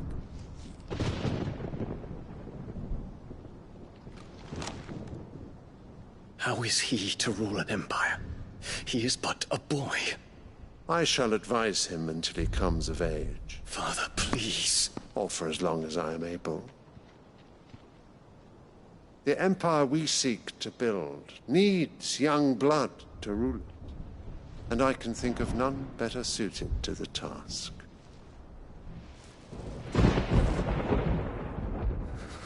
There is other news, Dion.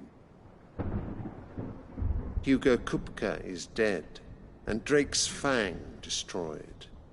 The pillars of the Republic have fallen. Ere long, the Imperial banner shall fly over every city in Storm. And then, Valisthea. All shall bow before their Emperor. Father, these are the words of a tyrant. They are the words of a god. The Emperor whom I gladly serve.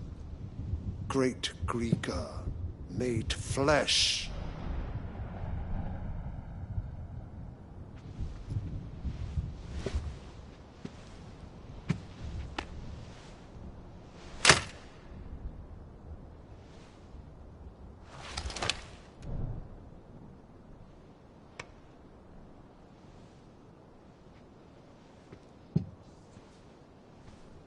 Return to your camp, Dion, and ready your forces. It is time to show the world the true power of Sambrec.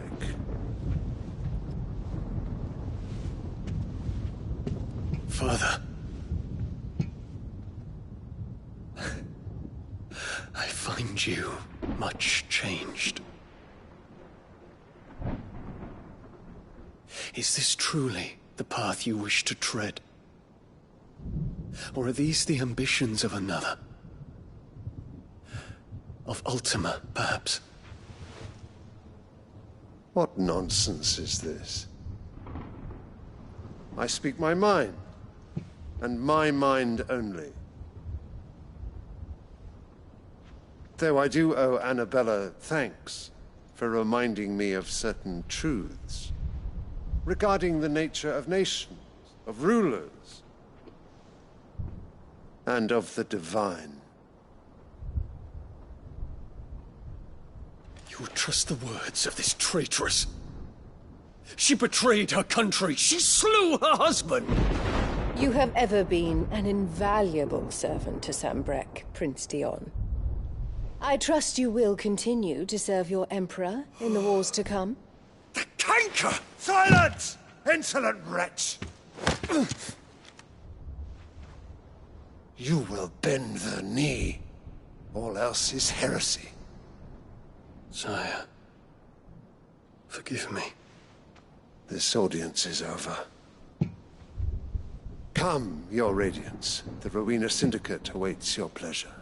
Oh, not another meeting with silly old men. They're so boring. I'm hungry, Father. Can't we have luncheon instead?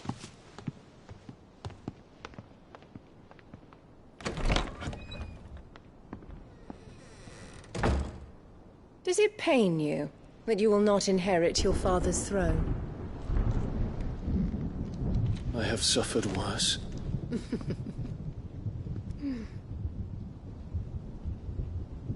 Count your blessings, Dion. For a base-born child to be chosen by Bahamut is miracle enough. You have risen high on his wings, but you shall rise no higher, lest your impure blood stain the throne. What do you know of my blood?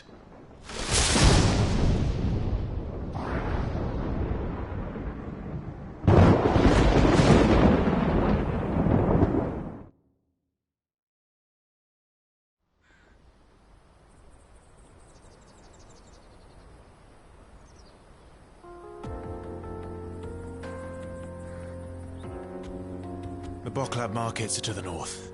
We just need to hug the coast.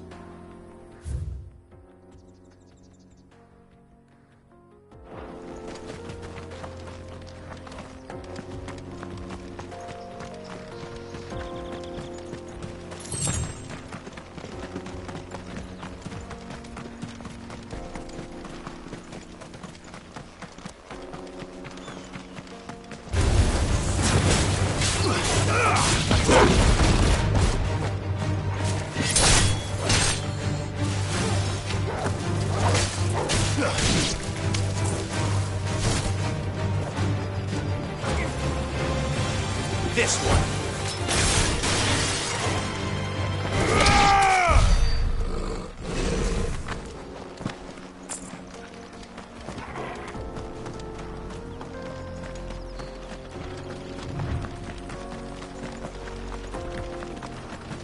Infiltrating the Dominion won't be easy with the Imperials on high alert.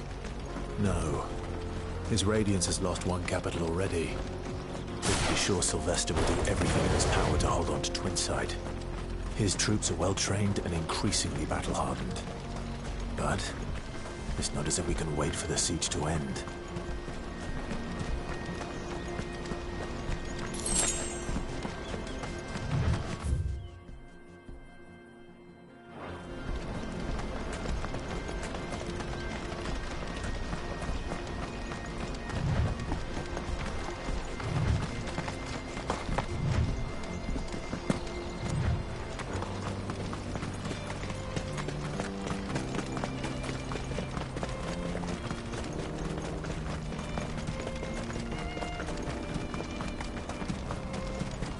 They've closed the road to Randalar. If the siege breaks, they'll need more than this to stop the Imperial legions marching on the capital. Let's go.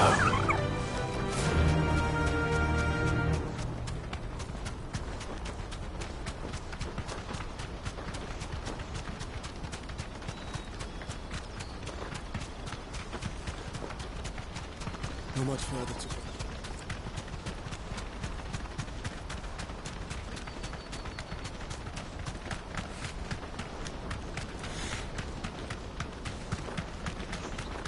More refugees. And they're all making for the Crystalline Dominion. Because they don't know how to live without the crystal's blessing. Straight home now.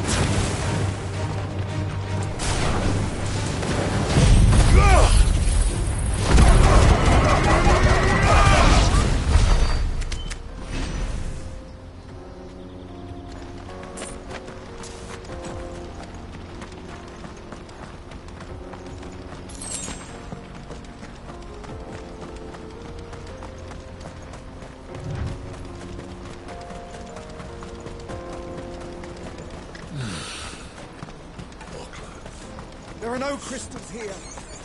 This is where we're supposed to meet Goots, isn't it? That's right. He said he'd wait for us here after replenishing his supplies.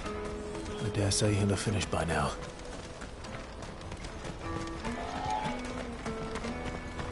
Hurry, man. I must leave for the Dominion post-haste.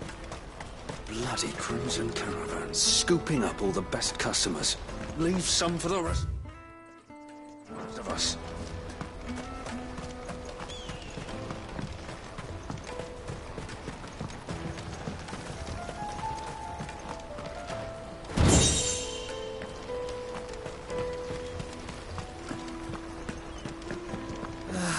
If our new arrivals had brought any coin.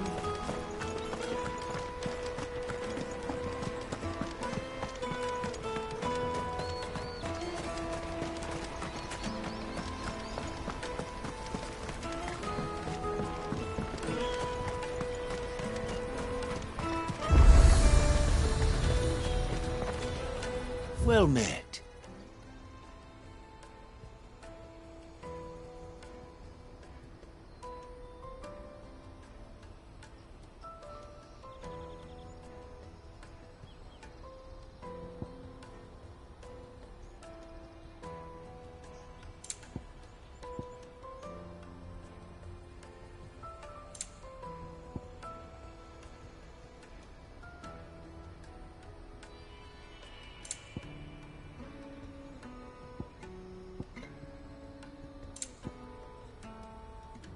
welcome any time.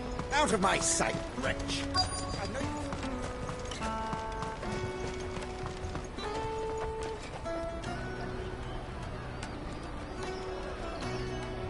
Wonders from across the water. Come one, come all. Feast your eyes. Good sir, can I interest you in...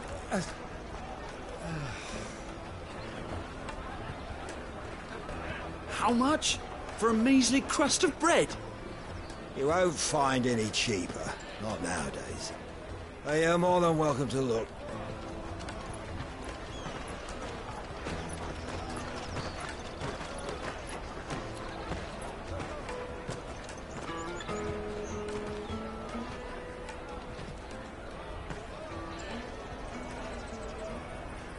The Empire's unlawful and illegitimate occupation of the crystalline dominion is still in effect. Only those whose business in Twinside has been officially approved by the Republican Army will be permitted to cross the border. All who seek entry are to form a line and ready their documents for inspection. Looks like we aren't the only ones who are eager to leave. And they're checking everyone. Can't you make an Not for the likes of you. We won't get through without that pass. Let's go in and find Good, shall we?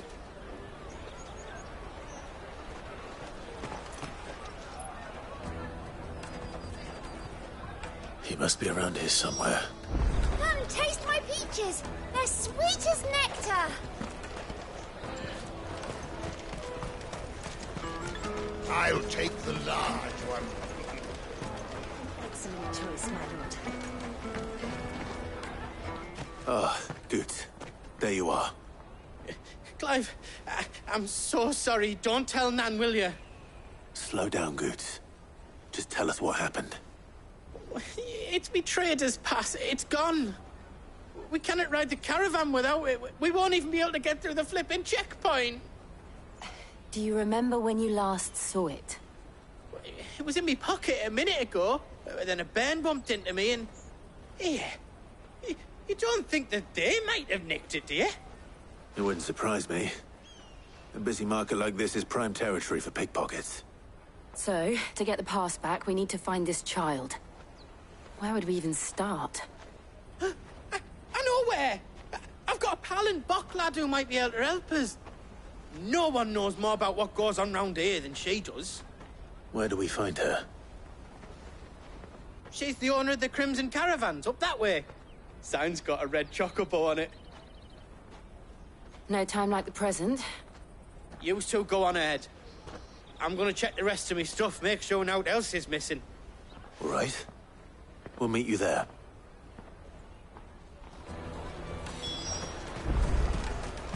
Let's keep an eye out for this red chocobo, then. And the other on our purses. Next to the checkpoint.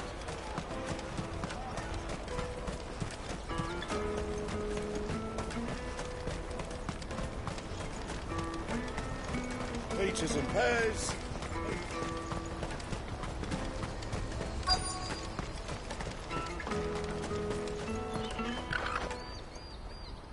Looking to hire a coach?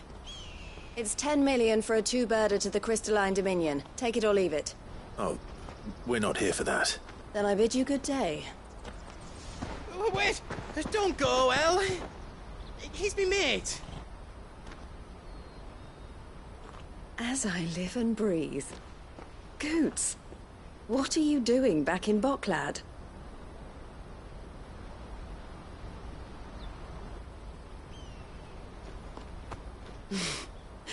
I gather Lady Karen didn't send you.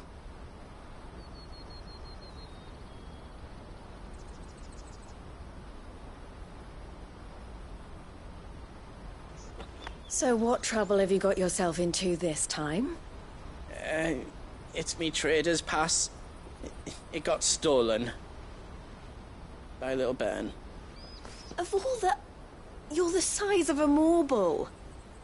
Honestly. Ugh.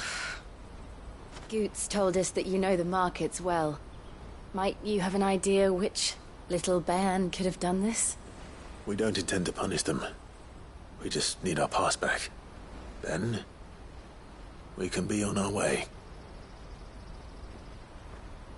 I see.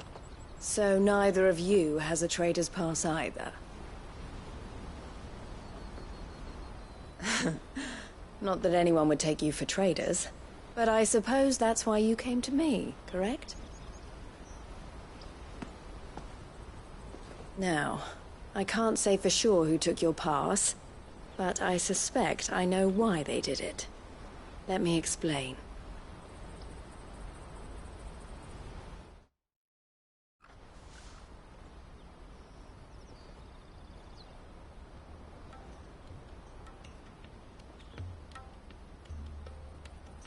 Ever since the Fist marched on the Dominion, the Republic has been clamping down on any commerce that might aid the Empire more than it does us. Which means traders' passes have gone from being merely a way of easing one's progress to being essential if one wishes to cross the border at all. And with demand outstripping supply, they've become a precious commodity, leading some to seek to acquire them by less than legitimate means. So the children are stealing passes to sell on the black market? Yes, and no. Passes are inscribed with the names of their owners, and yet none of the victims' names have appeared on the register of those passing through the checkpoint. Which means? That someone is doctoring the stolen passes. The same someone who is encouraging the children to steal them. And the same someone who has Goots's pass, no doubt. Whoever they are, they're ruining the livelihoods of honest merchants, which is why we've decided to take a stand. Will you stand with us? You want to get your pass back, and we want to ensure that no more are stolen. Catch whoever's behind it all, and two birds shall be slain with a single stone. Is there any other way of getting to the Crystalline Dominion, Goots? They won't let you in if you're not with the caravan. It's that, I don't know, try swimming across the strait. But the guards will definitely spot you if you try and do that. Like, we don't want to get spotted, right? So either we find the people who took the pass, or give up all hope of entering the Dominion. All right. We'll help. Thank you kindly. But I don't know your name. Eloise at your service. Clive. A pleasure doing business with you, Clive.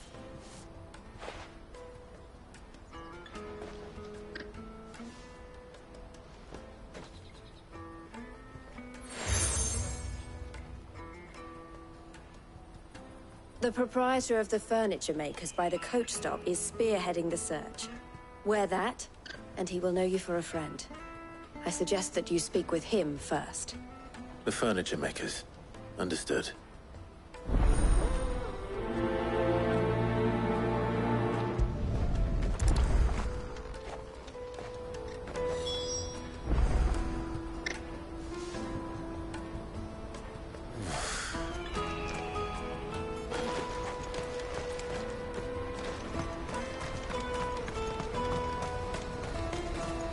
Out of my sight, wretch!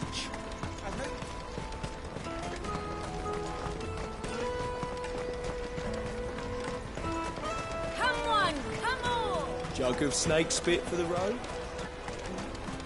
Juicy pears! Make your thirst without... Are you the furniture maker? Looking for something in particular? Ah, Eloise collared you too, eh?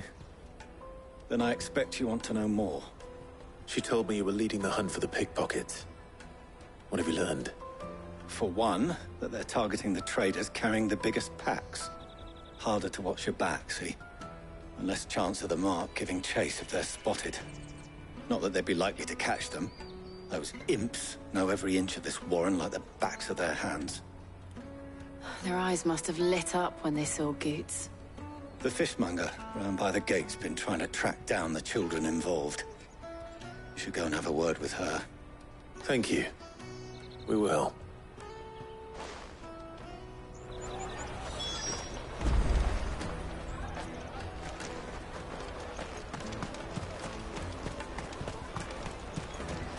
You won't find anything of this quality in Twinside.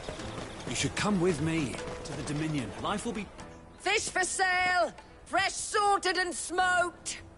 Can I interest you? Ah, sorry. Message from Eloise, is it? She's asked me to help her. To help you find the pickpockets.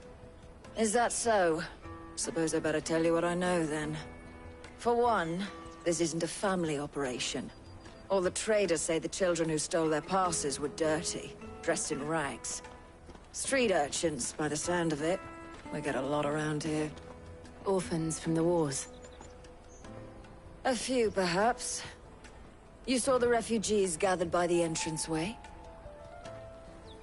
They're all looking for a new start in the Dominion and beyond. Some of them take it as an opportunity to rid themselves of unwanted baggage. The shame of it. Whoever's behind this would have to have made themselves known to the children at some point. And so should we. You should start with the children around here, then. I doubt they're the ones involved, but they might have heard something. It's worth a try. All right, then. Questioning children. How hard can that be? Taste my peaches! They're sweet as nectar! Excuse me. Do you mind if I ask you something? Can't stop you. I was just wondering if anyone has asked you to do anything out of the ordinary recently. Anything you grown-ups ever ask us to do is shut up and go away. So guess what I'm about to tell you to do? Sorry. I'll leave you alone.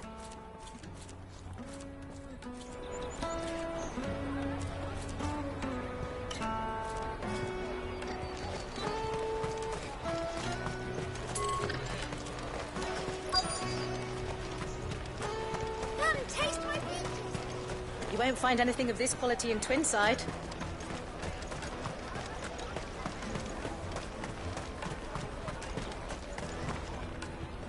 Do you have a moment? What do you want? What I want is to know who's asking children like you to pick pockets. I don't know. Nobody's asked me. What's picking pockets? Do you get paid for it? No, you get in trouble for it. So if they come calling, you know what to tell them.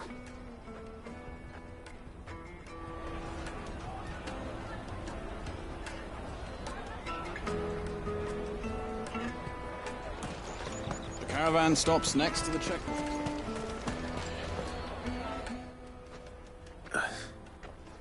Excuse me? What do you want? I don't have any money. It's all right. We're not going to hurt you. We just want to talk. What about?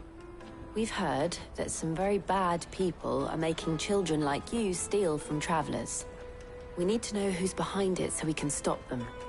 I don't know much about it, really. But my friend, Honza, he said he got a job. Doing something dangerous. Sounds promising. We need to find him and ask. Do you know where your friend might be? He's usually by the tents outside town. Thank you. You've been very helpful.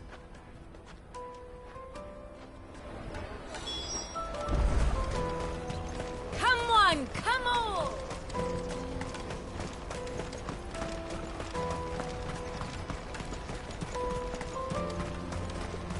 Let me carry your goods. I'm cheap.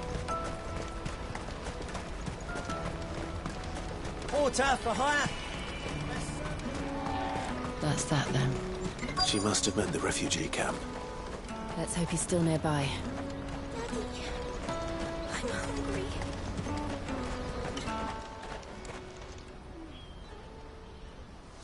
That big fat donkey was easy pickings.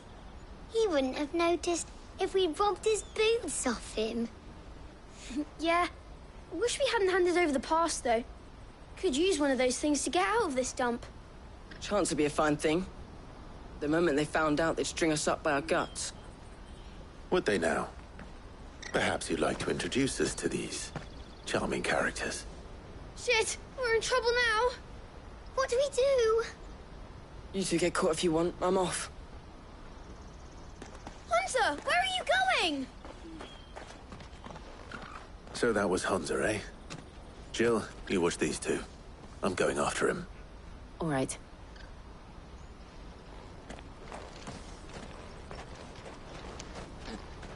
He can't have gone far. I need to find him before his employers do. Daddy! I'm hungry.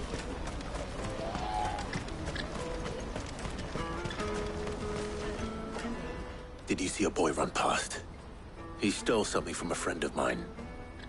There was a boy ran back there towards the chocobo pen, but...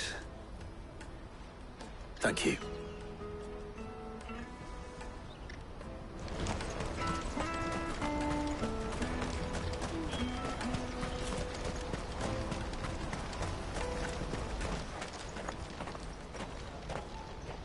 Oh, shit. I'm cornered.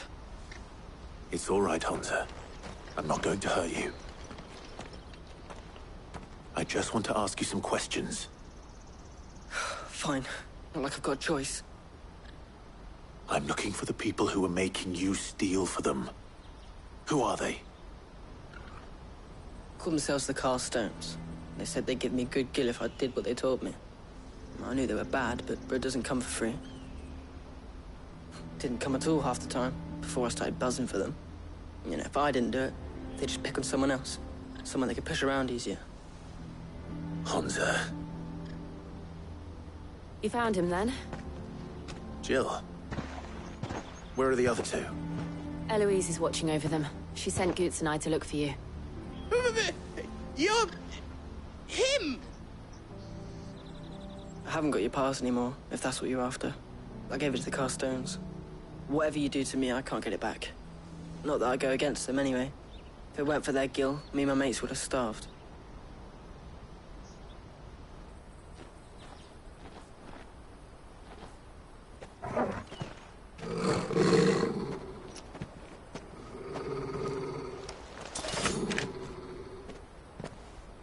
Cowards. You will not force another child to do your bidding. Wait, we're not...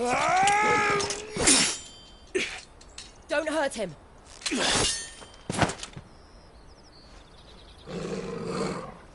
You're making a mistake. We're on the same side. Like hell we are. That brooch. Where did you get it? Master Theo? Goots. What are you doing with these people? Unless you're the ones my sister was talking about. Your sister?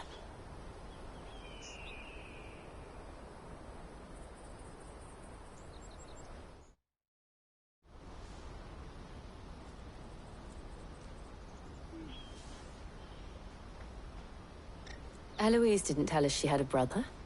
And why would she? I'm just her back and a blade. Theodore, at your service. Sorry about before. Theodore, what do you know of the Cast Stones? Vultures who have made Boklad their hunting ground. They prey on the desperate, stealing from those with gil and bullying those without it into joining their flock. I'd been looking into their activities in hope of sparing the refugees any further hardship. But it seems they've already stooped even lower than I'd feared. Hansa's a good lad. Don't blame him for what they've made him do. If he and his friends hadn't agreed to work for the Stones, some other poor souls would have. On pain of death, most likely. Clive, was it? And my sisters asked you to help put an end to the pickpocketing. Then we all want the same thing.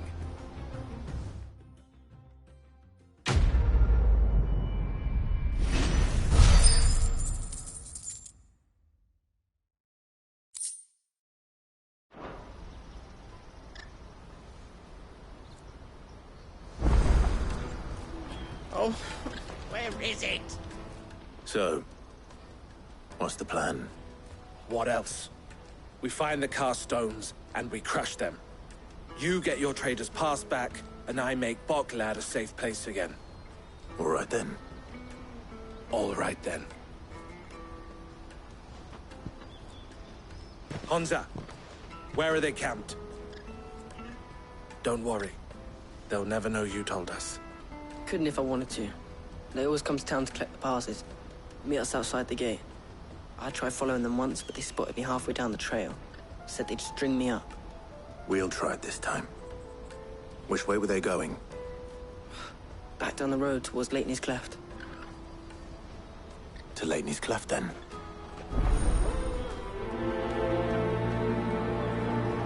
Laney's Cleft is to the south, past the camp.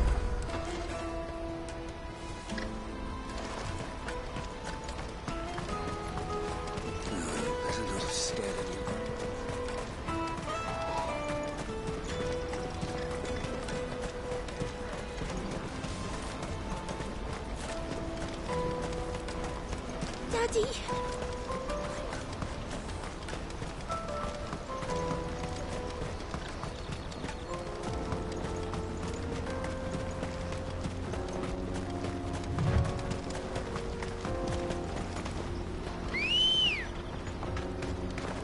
Good girl.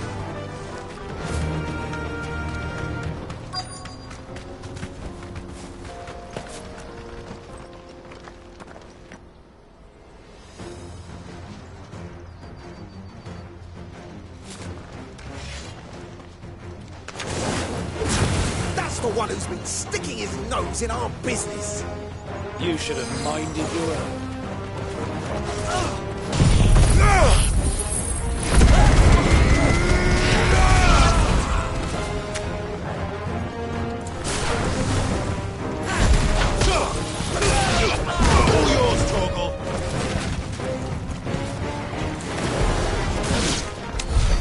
I doubt these are the ringleaders. But at least we know we're on the right track.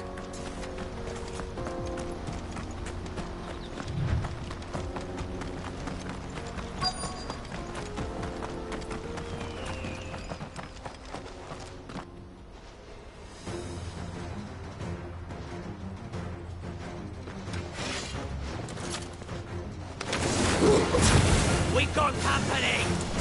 That's the lot of it. Nice try.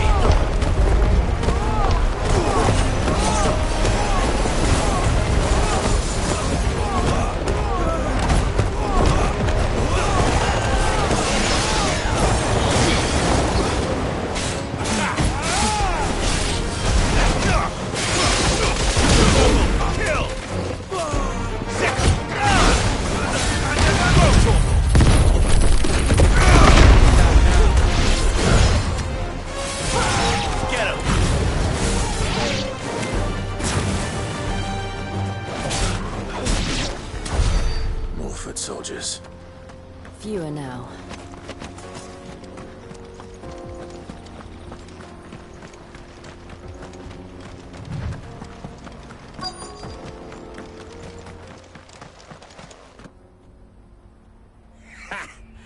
Not a bad haul today, eh? Aye. Some of our new recruits are natural-born ne'er-do-wells. Especially the little ones. That Hans has got nimble fingers, all right. It will be a shame when they chop them off. But till then, let's make the most of it. Scum. The leaders of the cast stones, I take it. They don't deserve any mercy, Clive. I wasn't planning on showing them any. We're ready when you are, Theodore. Oh, I'm ready.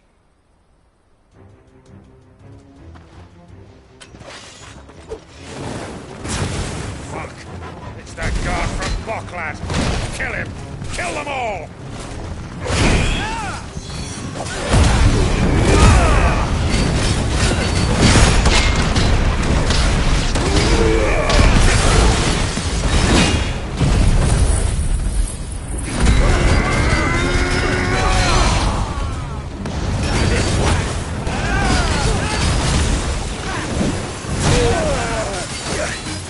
Go, Torgal! All yours, Torgal! Get him!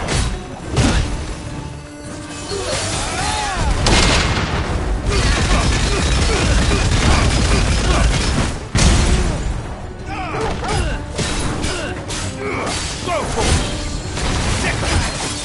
Go, Torgal! Get him!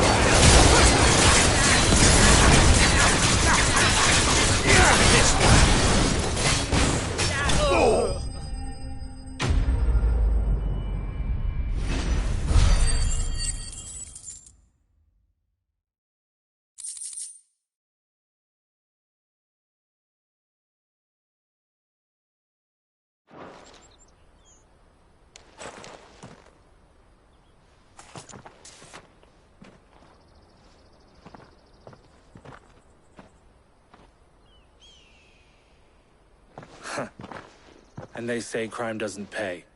Gold chains, rings, purses. And traders' passes. Dozens of them. Have the names been changed? Not yet. I recognize some of them. No doubt Goots's is somewhere among them. Now I just need to sort through it all and return everything to the people it was taken from. We should go and give Eloise the good news. Can we leave things here in your hands, Theodore? Of course. Oh, and, be sure to tell her of the part I played, won't you? We'll be glad to.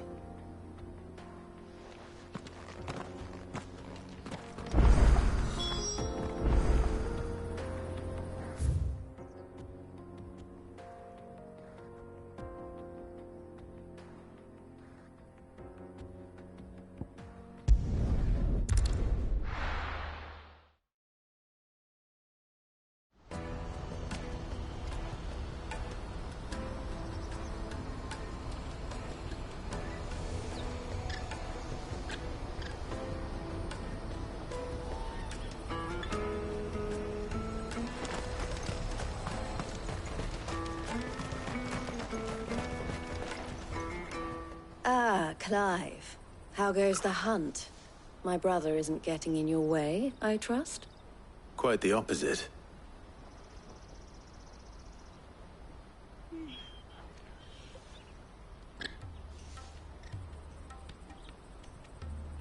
So it was the cast stones who were behind it all. Theo told me he'd been on their trail. And their demise solves 3 problems at a stroke. That of the pickpockets, the bandits pulling their strings, and the passes they were stealing. I only hope yours is among the items you recovered. Only time and Theo's return will tell. Speaking of whom, welcome home, dear brother. You are too kind, Eloise. Here, Clive. Goods's pass. Ask him to keep a closer eye on it from now on, would you? I will. Thank you. El, I've asked our boys to carry the rest of the goods back. Can I count on your help in sorting through it all? Of course. I'll make some space in the storeroom. I expect you'll soon be on your way then. But it wouldn't do to leave without introducing yourself properly. Would it now? Sid. Don't look so shocked. We're on the same side. I don't understand. As you now know all too well, we at the Crimson Caravans are always happy to help those in need. For a small fee, we will move anything that needs moving. Be that goods to market, or bearers away from it. I was the first my sister helped escape. If it wasn't for her, I'd have been branded as a boy. I had no idea. It just so happens that we are seeking to expand our operation. And who better to join forces with than the leader in the field? Wouldn't you agree, Theo? I would. It seems our purpose is the same in more ways than one. So what would you say to working together again? It would be our pleasure. And our honor. The honor is ours. Here, Clive. This is for you.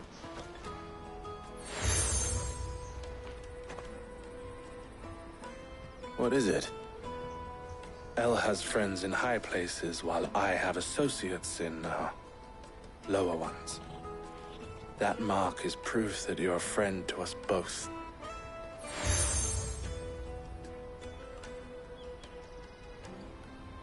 I shall bear it with pride. Well, all that remains is to wish you a safe onward journey.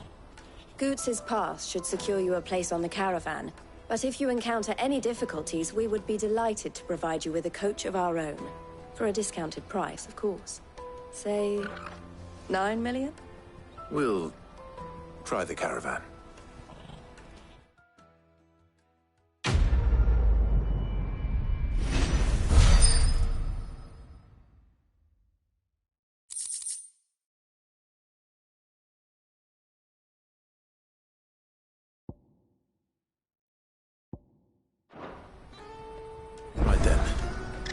Let's get this back to Goots.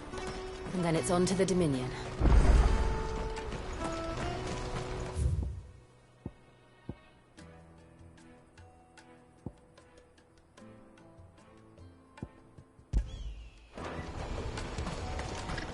Out of my sight, wretch!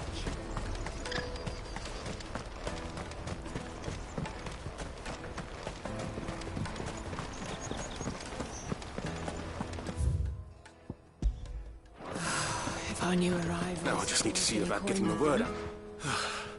I want to know right away. Bad news. Good, actually. Something worth celebrating for a change. Only trouble is, the serving girl's still new to the job, so I can't leave her while I go and invite those I'd like to celebrate with. What exactly are you celebrating, if you don't mind me asking? I've come by a particularly fine bottle of red. A Gotan 66, no less. Gotan Rouge is the only good thing to have ever come out of the Empire. And most wouldn't part with a 66 if you held a knife to their throats. So I've heard. Oh, so you know of it then? Clearly you're a gentleman of taste. A gentleman who might sympathize with my predicament, perhaps? Would you pass the good news to a few friends of mine? I'll give you a little something for your time, of course.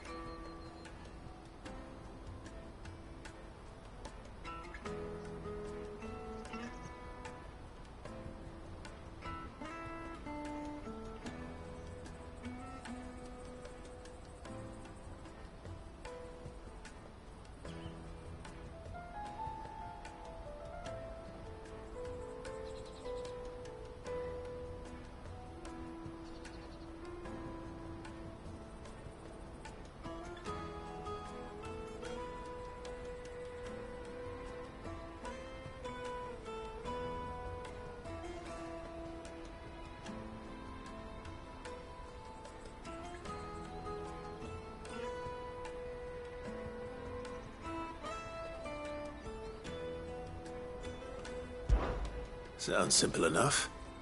So you'll do it? Marvelous. Thank you. You won't need to go far. All three of them should be right here in the market.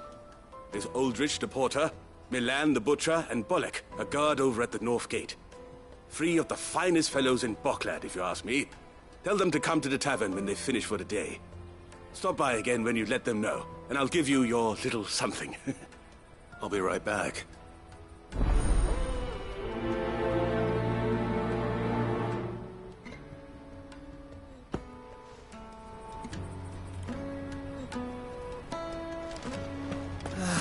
If our new arrivals had brought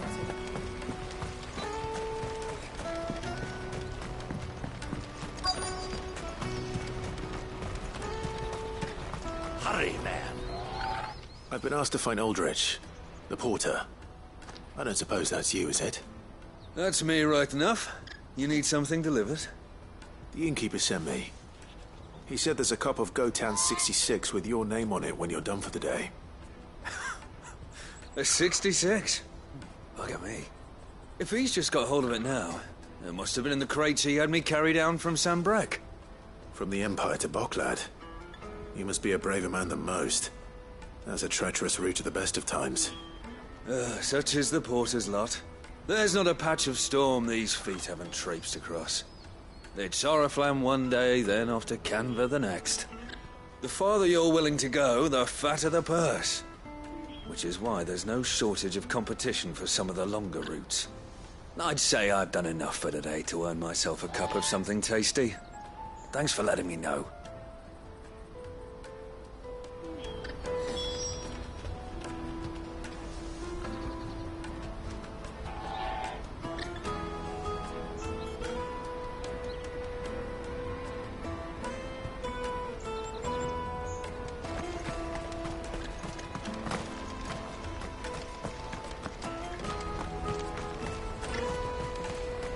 Out of my sight, wretch!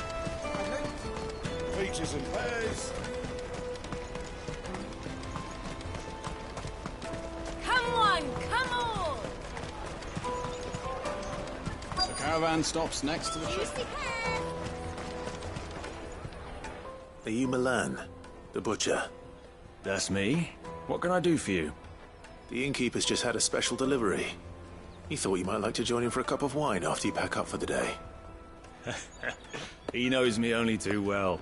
And I've got a ham here that will go handsomely with a nice drop. Wine and ham to spare. Boklad clearly isn't suffering then.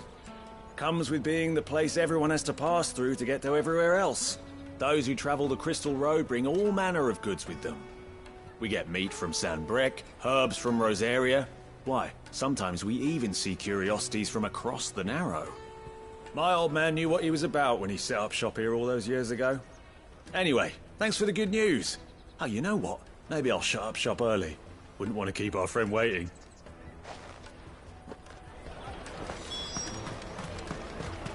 You won't find anything of this quality in Twinside.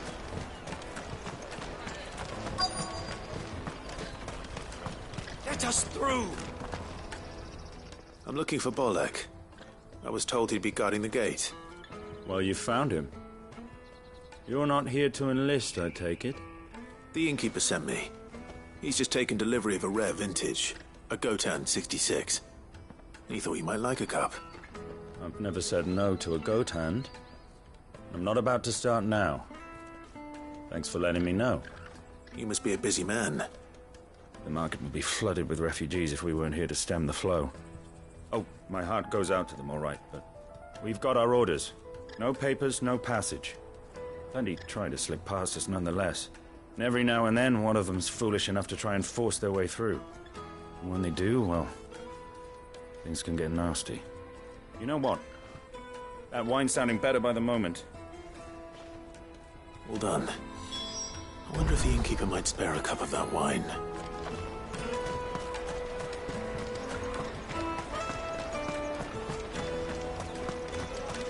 You won't find anything of this quality in Twinside.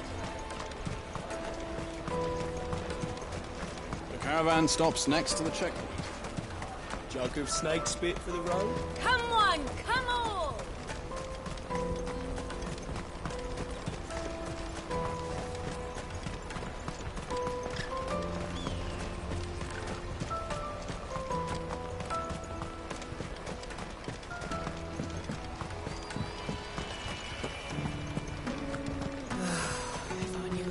rivals had brought... I spoke to your friends. They'll be along soon. That's fantastic news. Thank you kindly. It's been a while since we all sat down together. And the way I see it, that wine is as much theirs as it is my own. How so? Well, I wouldn't be serving anything but slops without Aldrich to go and fetch the good stuff for me. And then there's Milan, who always sends customers my way. And Bolek, an even-handed keeper of the peace, if ever there was one. Those three are the backbone of Boklad. Lose any one of them, and the market would soon fall apart. And without the market, I wouldn't have a single customer. I'd say that's worth a bottle of 66, wouldn't you? And more besides. Everyone needs a shoulder to lean on. Be they world-weary innkeepers or brooding swordsmen. Right. I'd better prepare for my guest's arrival. I hear you had me carrying a bottle of Gotan 66. If I'd have known, I would have sold the thing and lived like a lord. I'll settle for a cup, though, if you're in a sharing mood. A Gotan 66. Just as well I had something special of my own set aside. A bottle between the four of us might not be enough to drown our sorrows, but it can't hurt. Here they are, the three pillars of Boklad. Sit yourselves down, gentlemen.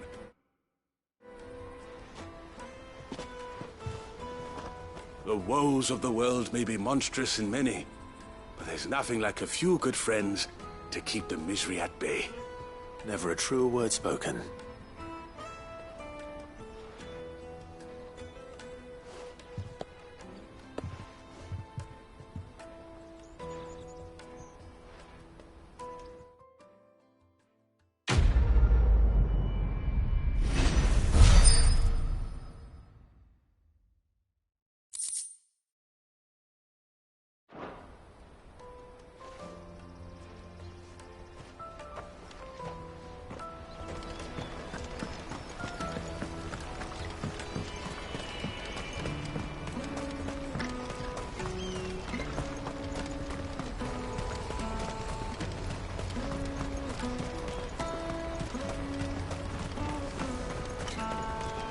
For hire.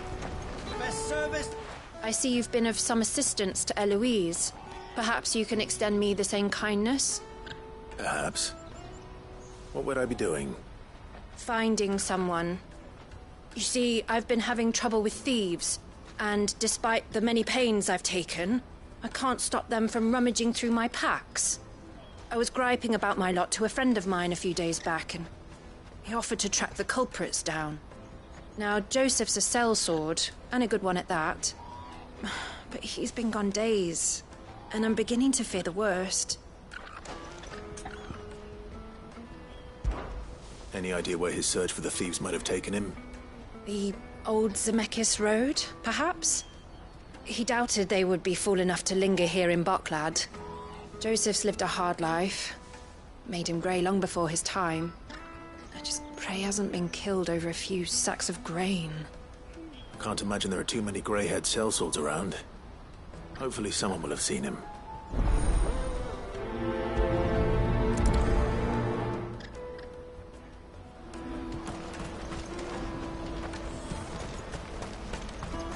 That's that then. There are no crystals here. We have to keep going. What do you want? I've no coin on me. Just information. Has a sellsword passed through here? Grey hair. Now you mention it, there was a young man with salt in his mane sneaking around out there a while back. Which way did he go? How am I supposed to know? Buggered off down the road, I expect. Now why don't you do the same and leave me be?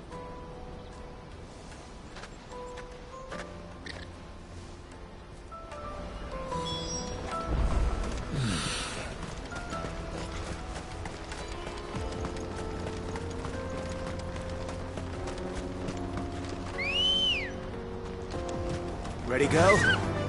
Yeah!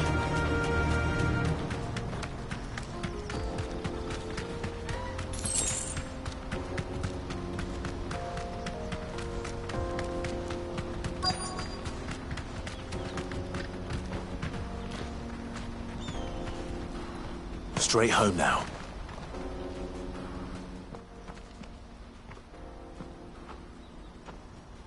We don't want any trouble. Neither do I. I'm looking for someone. A grey-haired mercenary. Well, we haven't seen him. Yes, we have. We saw him climbing up the rocks. Those ones, over there.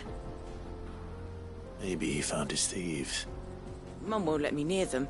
She said there's goblins up there, and that they eat little boys for dinner. Shush, now. You've said quite enough already. I only told him what you said. I'd listen to your mother if I were you.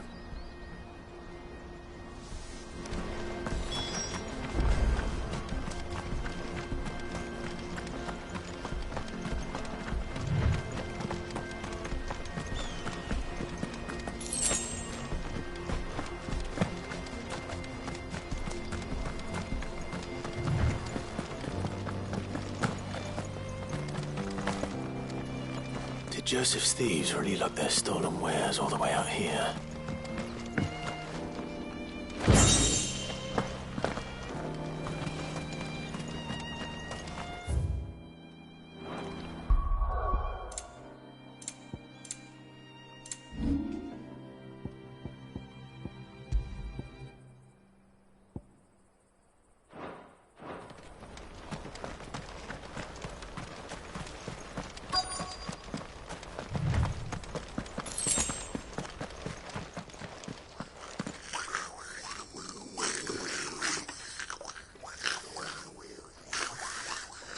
I think we've found our thieves. They don't look happy to see me.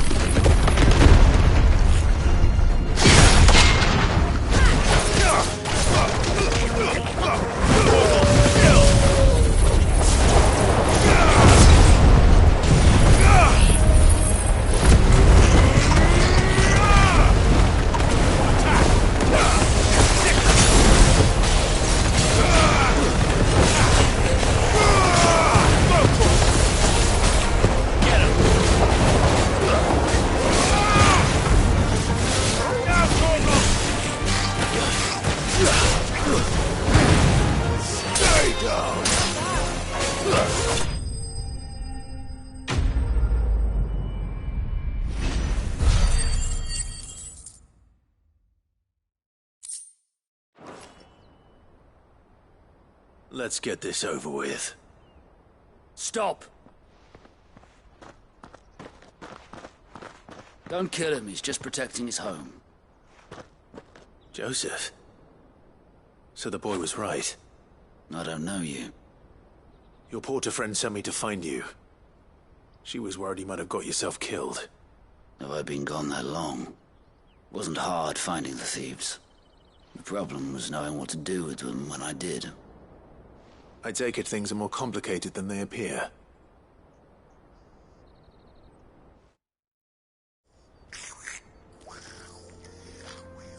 I'd all but ruled out bandits before I even left the market. You know why that is? Because our thieves had no interest in gold or gems, or anything they couldn't eat for that matter. Add to that the rumors of goblins in the area, and the mystery practically solved itself. I soon found their cozy little homestead and all the missing food. I launched myself at them, full of righteous fury, but their leader was the only one who moved to meet me. The others, they huddled around that food, ready to die protecting it. They stole because it was that or starvation. I've been there myself, back when times were hard. So you spared them? And earned their trust into the bargain by the look of it. These goblins aren't native to the area. They don't know how to survive such barren lands, so I've been teaching them. And once they've learned to hunt and forage, they won't be fool enough to risk their necks in Boklad. I'm impressed. I didn't know goblins could be reasoned with. Do me a favor. Let the porter know I'm safe. I'll head back to the market once my work here is done. Oh, and don't mention the goblins. I don't want people coming here brandishing pitchforks. Not now this lot have sworn off thieving. Your secret's safe with me. I appreciate it. Thank you.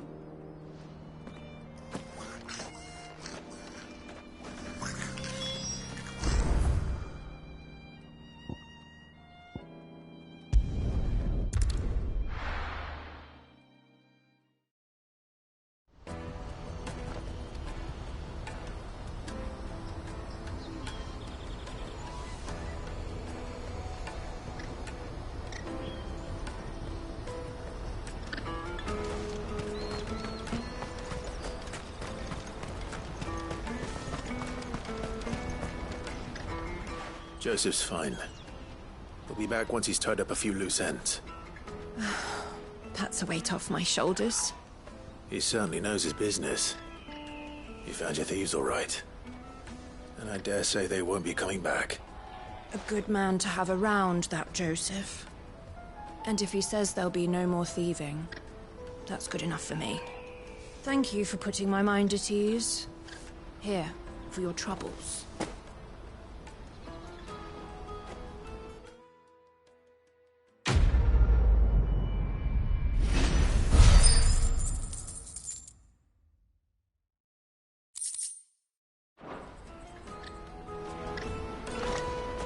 Porter for hire. Pardon me, but would you happen... That well-notched steel and impressive physique. I have need of a sword for hire, and yours looks to be a weapon well worth the coin. Might you be convinced to offer me the use of those formidable arms? How exactly do you intend to use them? Well, being something of a scholar of Zemeckis history, I wish to investigate the ruins near the city. And I require a rugged companion, lest I find myself waylaid by ne'er-do-wells or the beasts said to roam the area. Should you accept, you will not only earn yourself material wealth, but partake of the true treasure that awaits us there. The rich and storied history of Zemeckis. Well, will you ever party to a finer proposition?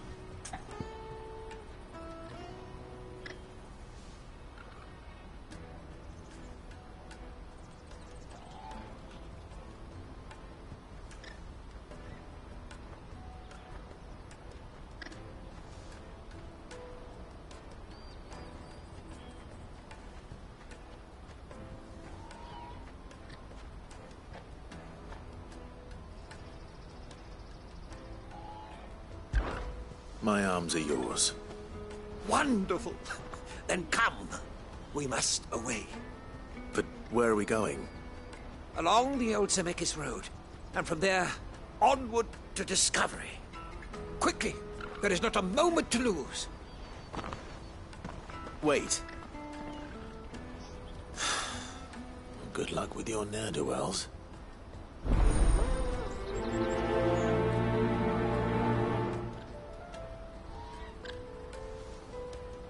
I'd better make sure he doesn't get himself killed.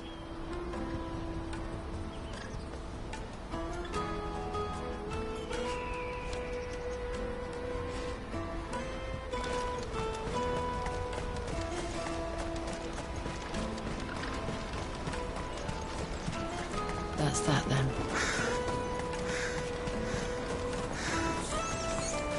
There are no crystals here.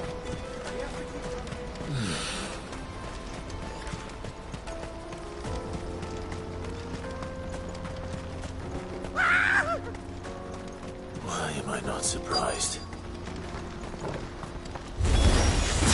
You'll hand over your coin if you know what's good for you.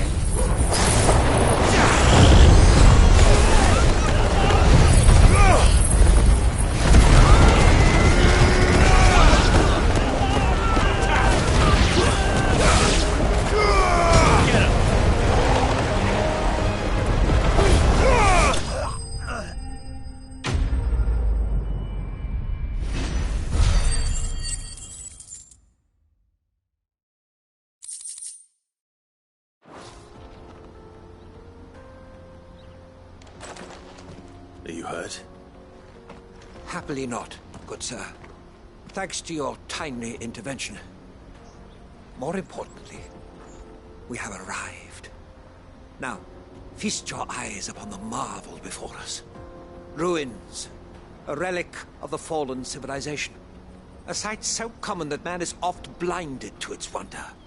Colossal vessels, dashed from the very heavens. Airships, we call them, with very little thought to what wonders such a word might describe. Oblige me if you would. Does anything strike you as peculiar about this particular specimen? Though we ourselves find fallen ruins to be nigh indestructible, whatever gouged the final sin from the rock cleaved clean through the structure you see before you. A tantalizing mystery, no doubt, but merely one of countless enigmas in which Zemeckis history is steeped. Come, good sir. Our expedition continues, and we still have much to learn.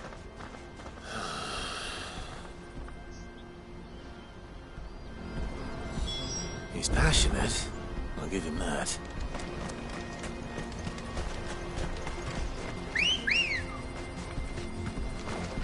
Come on. Run like the wind.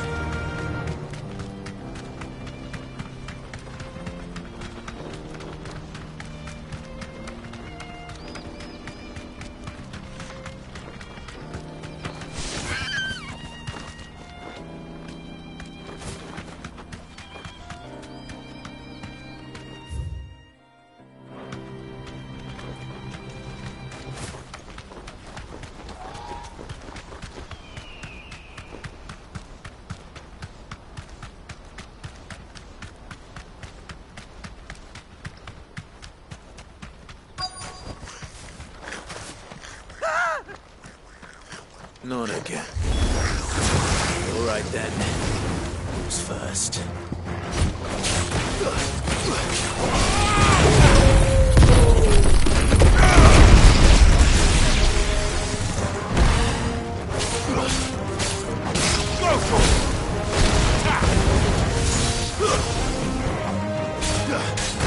It's over.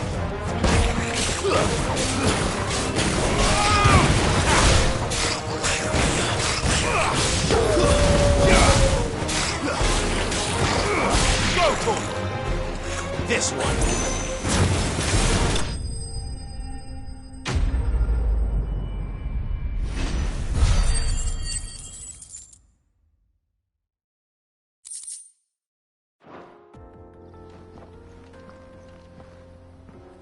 You're going to get yourself killed. Oh, that would not do. That would not do at all. Not when such majesty stretches out before us. Behold, the final sin in all its glory. As Moss tells us, a battle was fought here in ancient times.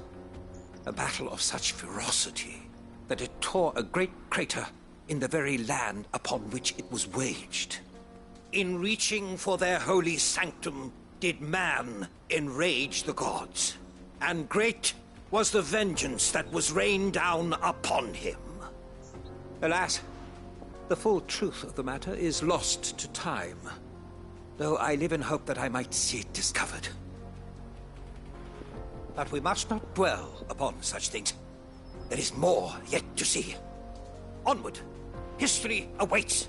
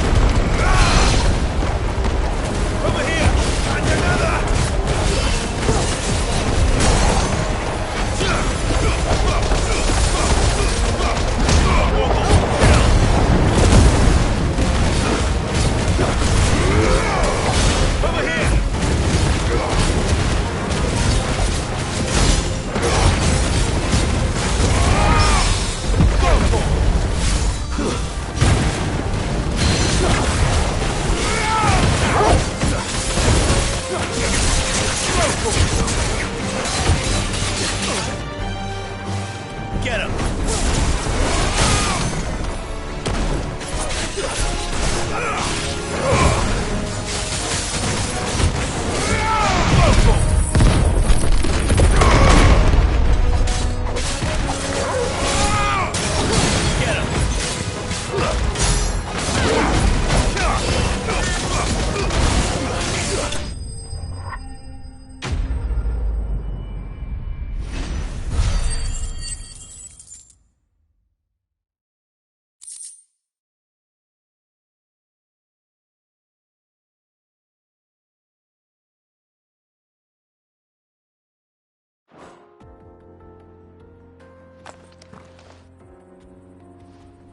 Still in one piece? It would seem so. Once more I am in your debt. And once more you impress me with your prowess. These were no ordinary foes, but ones we in the field call echoes. Though Moss the Chronicler concurs with the legends in attributing the fall of Zemeckis to a wrath wrought upon mankind by the gods, he offers little in the way of explanation. Could the ruins we see before us here, in all their elaborate beauty, perhaps suggest an answer? Could the construction of such miraculous edifices have been considered an encroachment upon the province of the divine? Alas, all is mere speculation. But one day, perhaps, I will learn the truth. Not if you keep running headfirst into trouble. You are right, of course. And not only have you plucked me repeatedly from the jaws of death, you have proven yourself a willing audience to my ramblings. Glad to help, but didn't you say you came here to investigate something? I fear I may have rather overstated the case on that front. In truth, a captive ear was all I really desired. You see, even my fellow scholars have grown somewhat weary of my musings of late. And so I came upon the idea of purchasing a companion. A captive audience, if you will. That's what this was all about. I am afraid so. And now, my good man, it is high time we returned whence we came. Fine. Just don't go running off this time.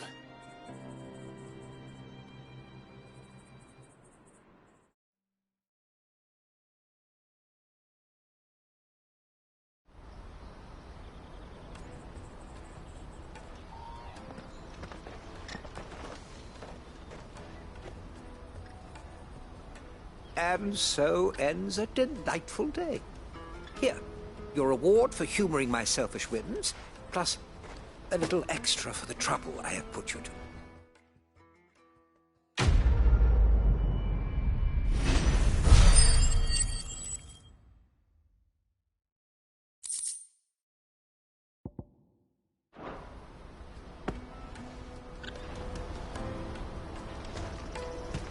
Let me carry your goods. I'm cheap. Peaches and pears. Peach and wheat. Come on, come on!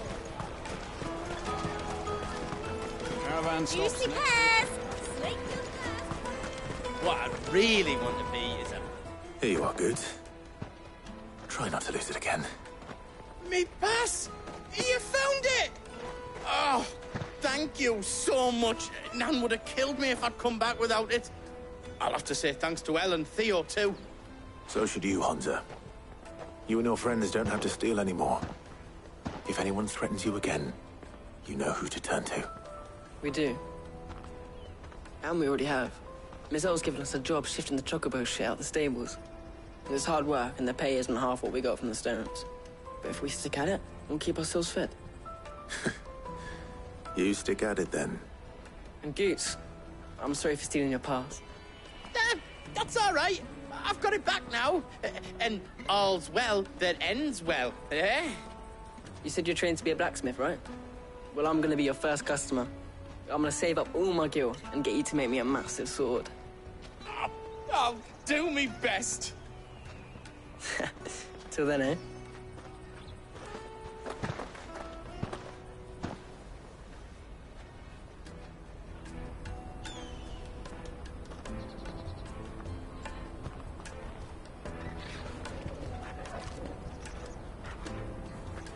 All right.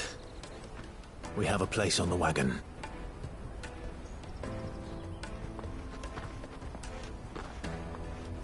Remember, Goots, we're mercenaries. You hired us to protect you. Mercenaries. And you remember the plan?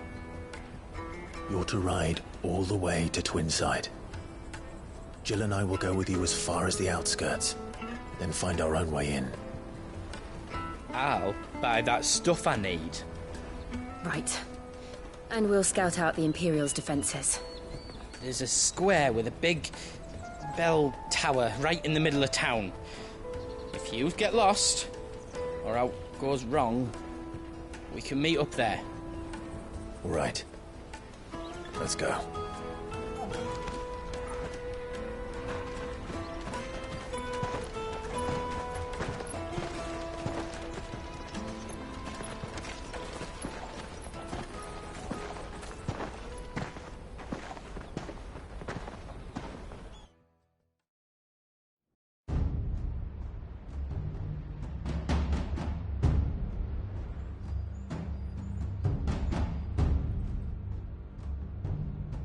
I see. And you're quite certain your father has no knowledge of Ultima? I am. I have no difficulty believing a sinister force has come to exert an influence on Sanbrek. But be that as it may, it is yet to claim my father. For better or worse, his radiance speaks his own mind. The fiend works from the shadows. I confess, when first you told me of this fiend, I had my doubts, and more than a few at that. A beast that labors to plunge Valisthea into turmoil, all in pursuit of your brother. But that wound is proof enough that evil is afoot.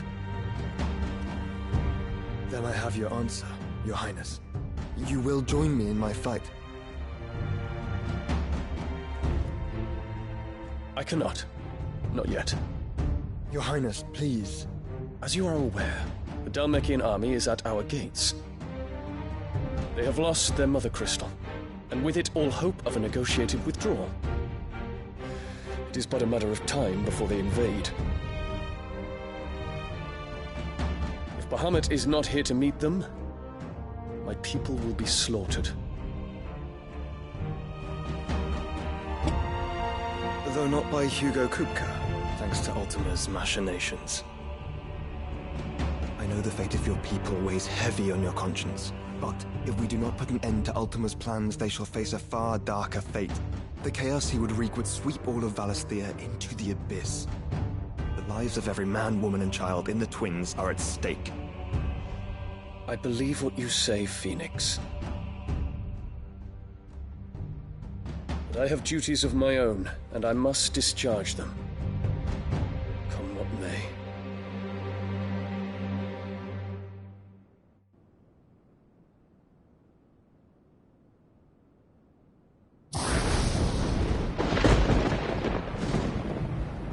What do you know of my blood?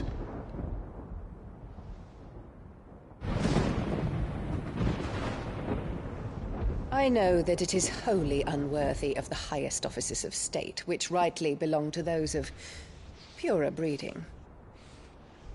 Alas. Your bloodline runs through the Oriflamme gutter, from a whore who weighed her child's worth in gil.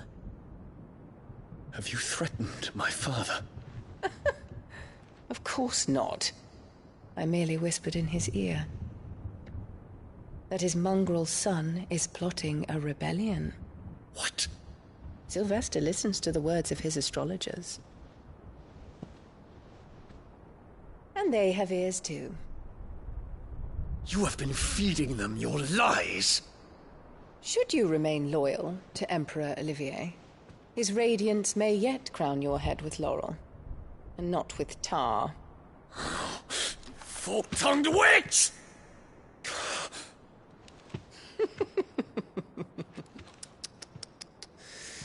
In consideration of your long years of service to the Empire, I shall forgive this uncharacteristic rudeness. Now hurry and make ready, Your Imperial Highness. Emperor Olivier expects much of you, Dion. Or should I say, of Bahamut. May your fire reduce his enemies to ash,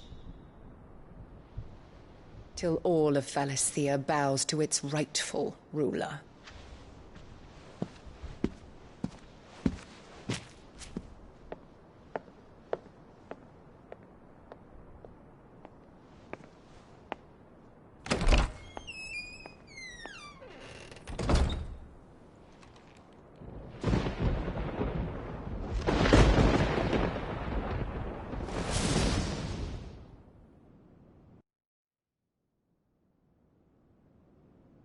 There is another darkness that has taken hold of Sanbreque. And until its grip is released, the flames of war shall spread ever wider, just as Ultima wishes. Forgive me. My family has caused you much grief. You are not her keeper, Phoenix. This is a matter for the Imperial household now, and as a member of that household, it falls to me to resolve it.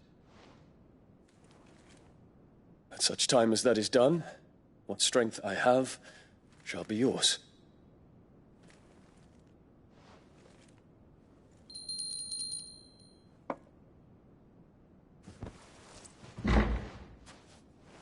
Thank you, Your Highness.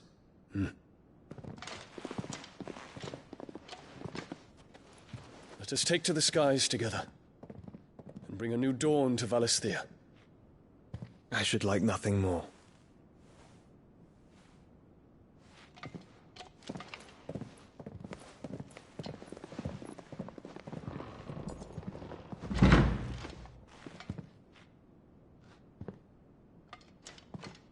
Terence.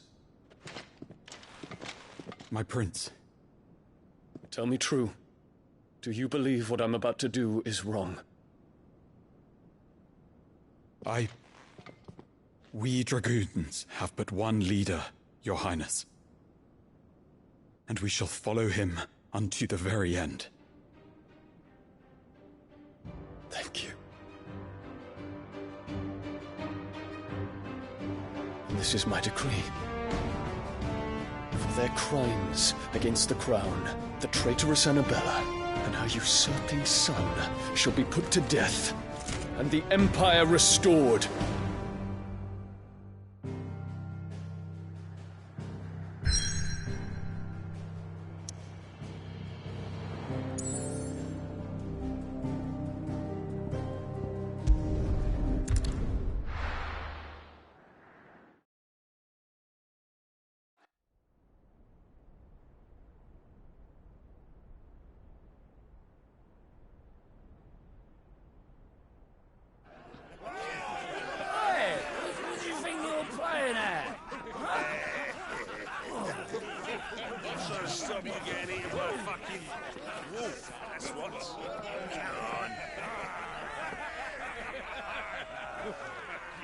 One would never guess that these people stood on the brink of war. They're afraid. They turn to drink to forget their fears. Anything you want to forget?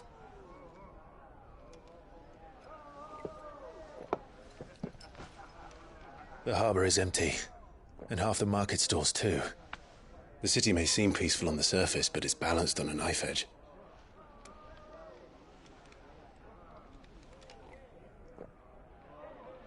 Were we to give it a nudge, it might be just the distraction we need to reach the Mother Crystal. I thought you might say that. We should send for Gav. We'll need someone to keep the fires we start from going out.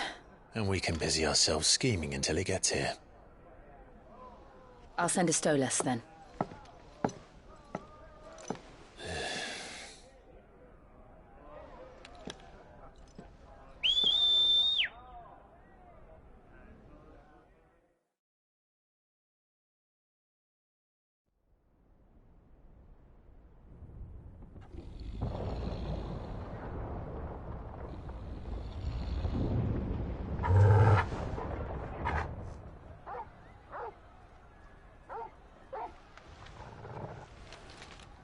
What is it, boy?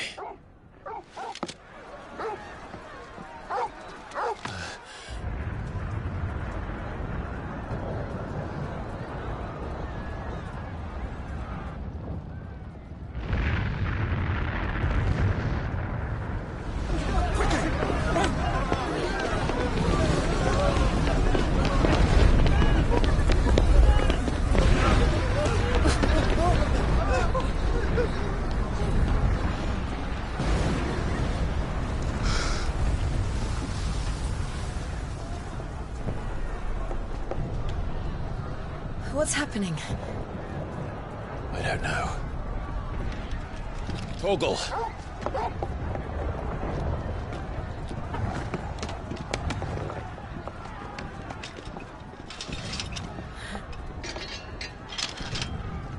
This way.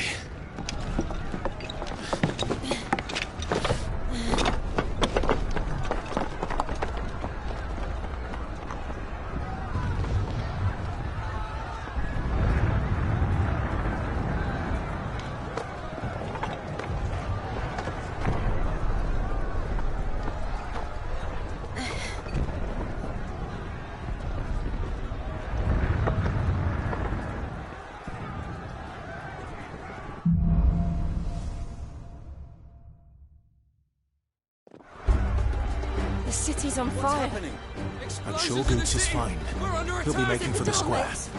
The one with the bell tower. In the middle of town, right?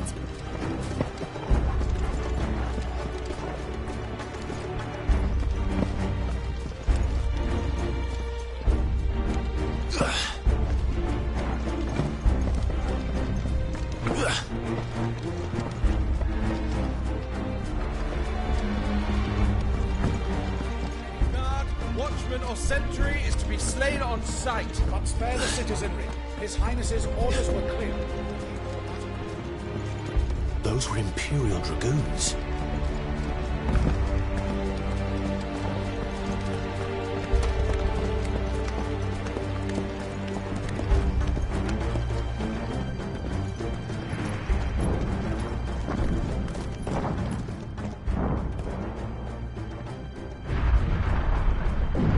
What in the hell is going on? Let's go and see. Right.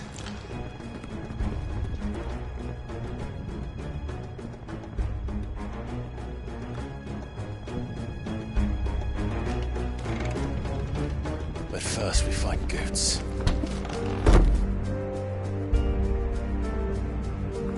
I just hope he's all right.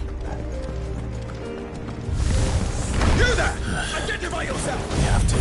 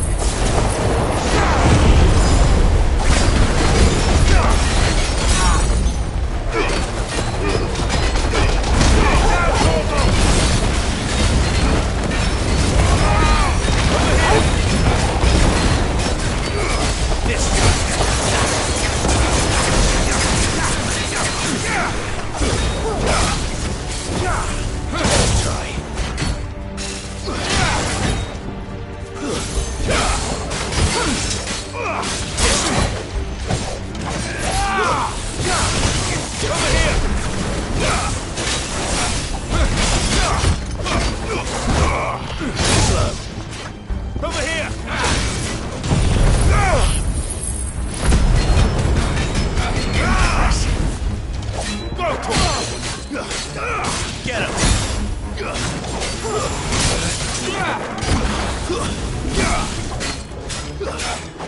This way!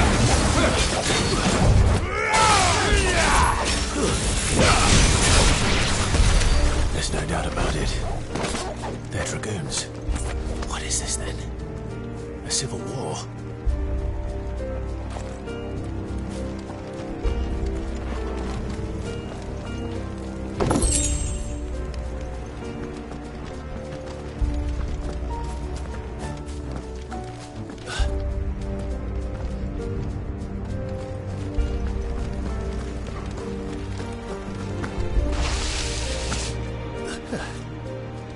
Never thought I'd be glad to fall into a sewer. Get him! Over here! Attack!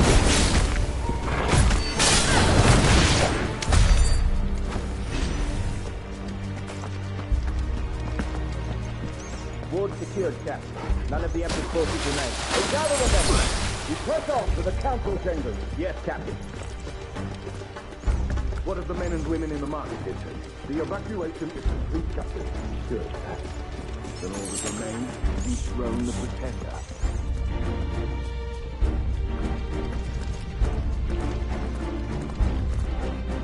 There it is.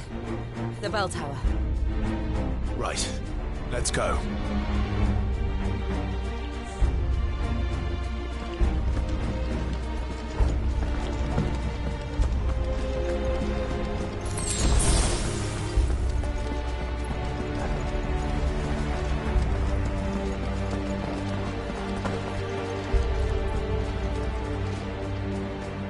Ah, a goods lift.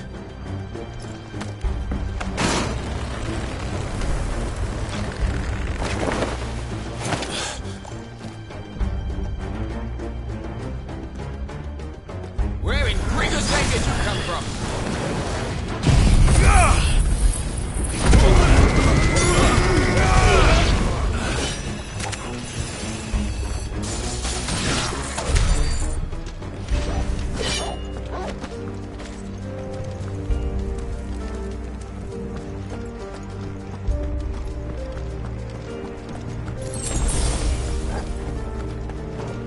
Intruders! Defensively!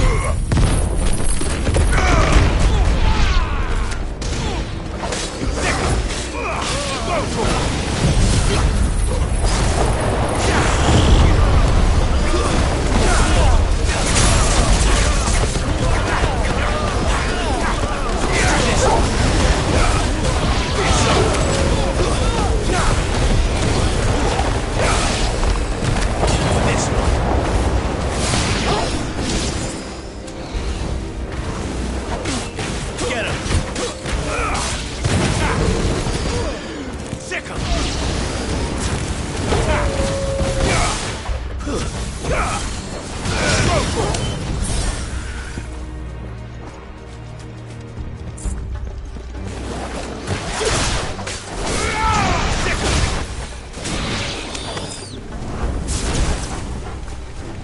Attack!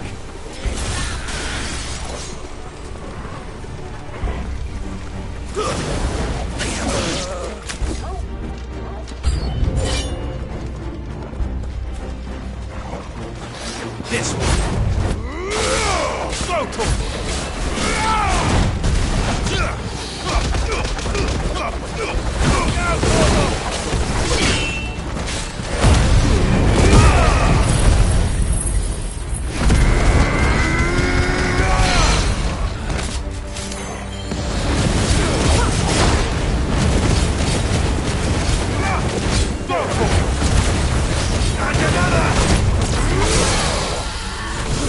Get him!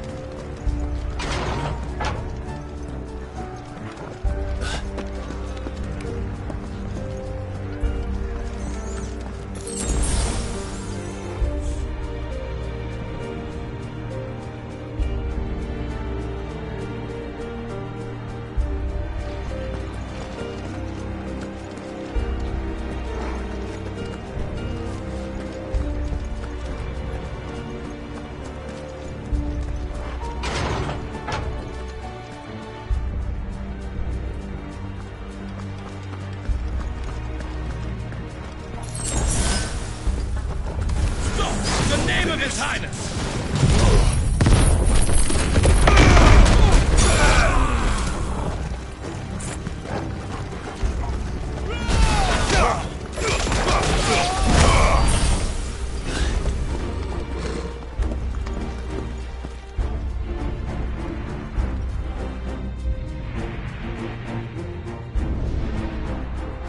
Hold on, kids.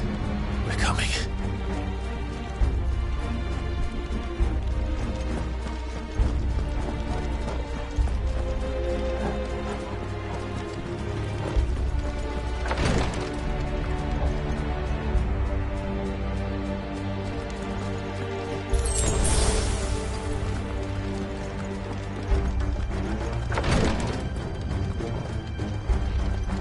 Who goes there? In the Prince's name, none shall pass!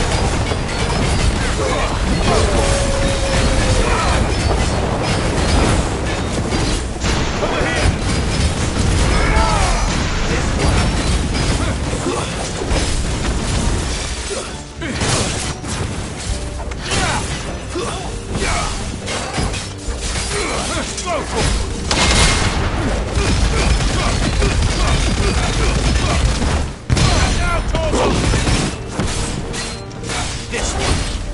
Go for it!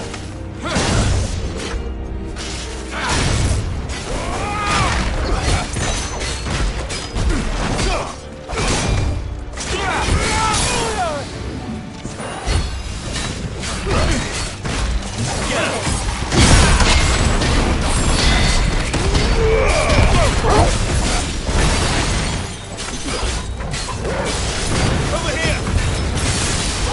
Kill!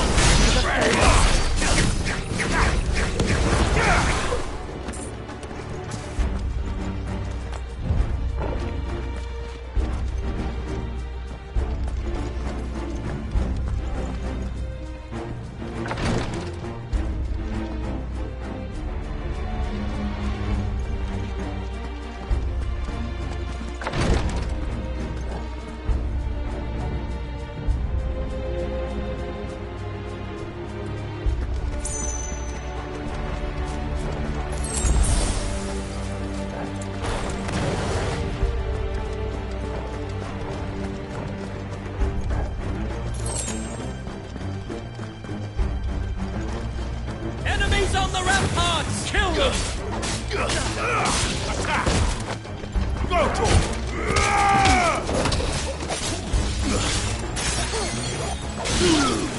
this one!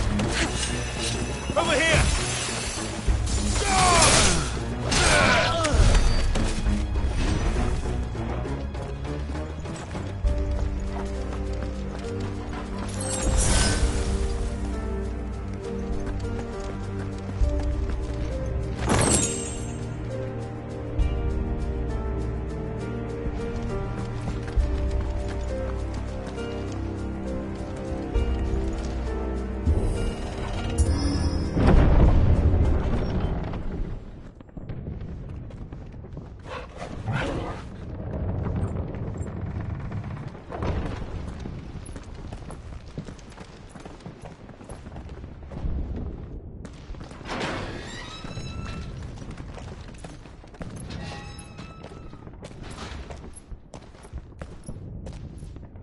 Can you see him anywhere?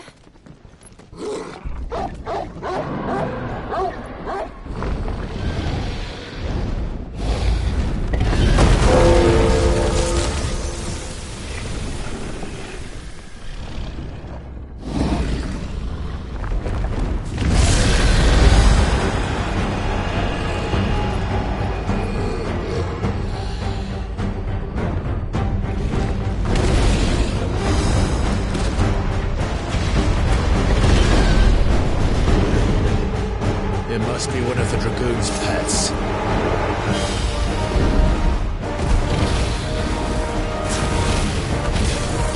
Slow. Nice try.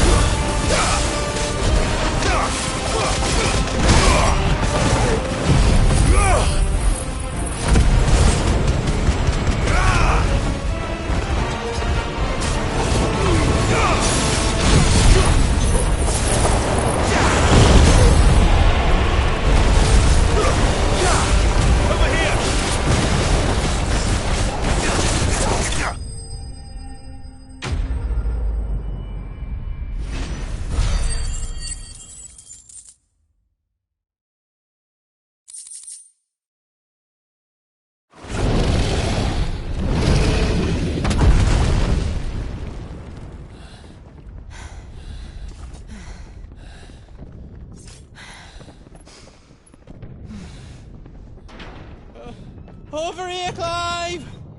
Are you alright? Goods, there you are. I didn't know there'd be a dragon. All right, let's get out of here. Oh! What now? Is that Mother Crystal's heart? What the hell is it doing up there?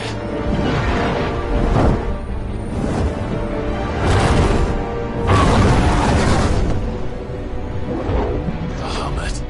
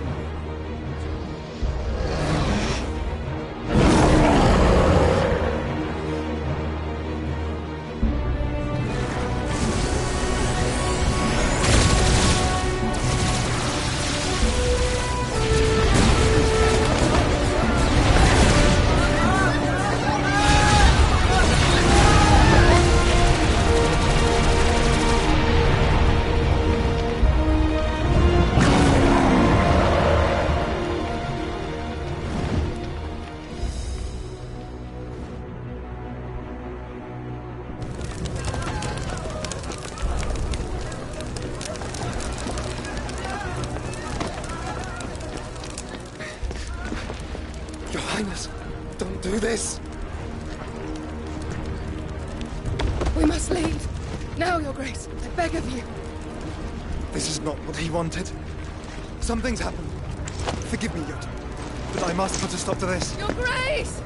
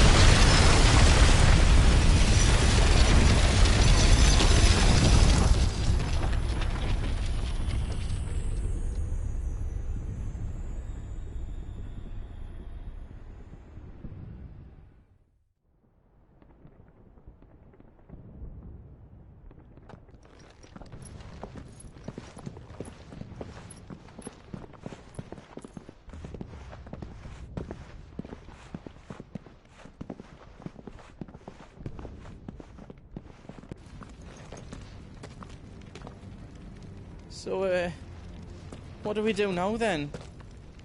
We destroy the heart. We might come back! As soon as the flames die down, the Imperials and the Dalmex will move in.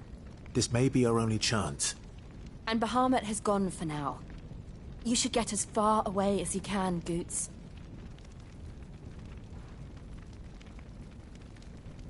What? And leave you lot in the lurch? I can't do that. If you're staying, then so am I. I packed everything up before I made a run for it, so if there's out yous need, just ask. But I won't be giving it away for free. Nan'd never forgive us if I did. Thank you, Goots.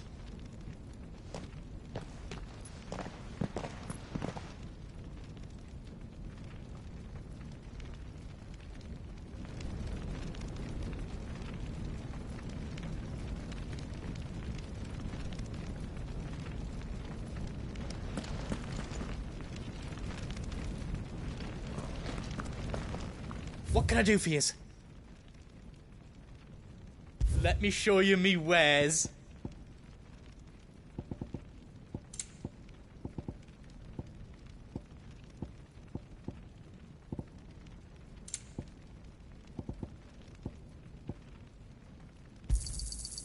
Thank you.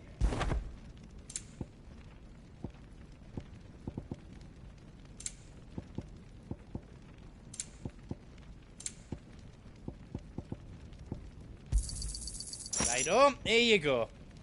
All done then. Welcome to the Big Hammer.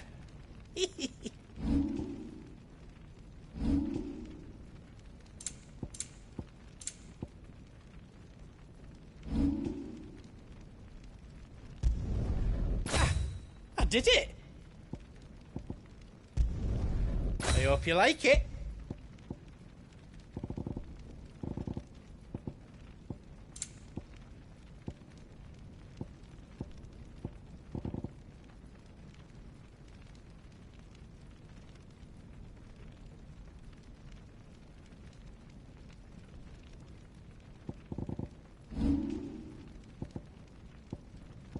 Is all done then? No.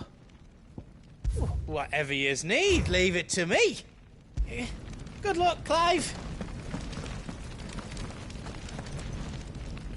Drake's tail is right there, Clive.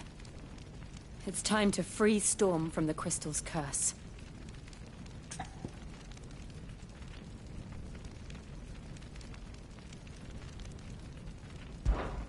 Oh, it's past time. But remember, Bahamut is still out there. And I dare say we'll be seeing him again before the night is done.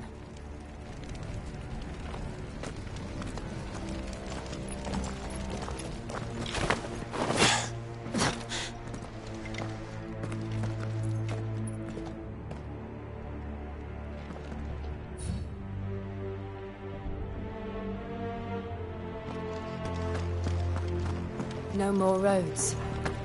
We'll have to find our own path. Do you feel that, Clive? Ether.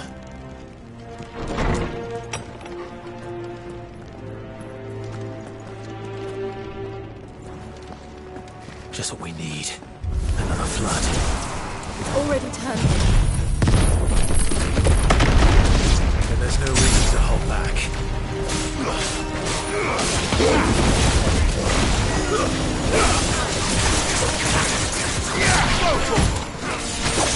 Get him!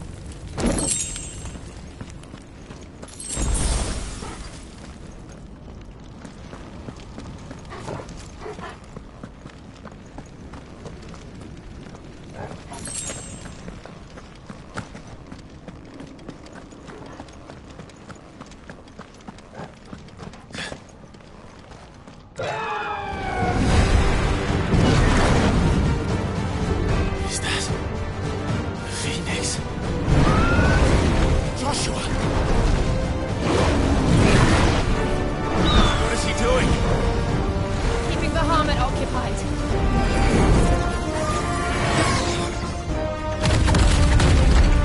Joshua! Joshua!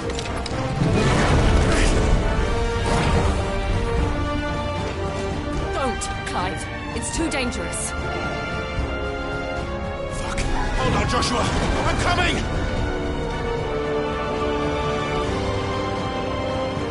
We have to save him. And we will. We just need to keep moving.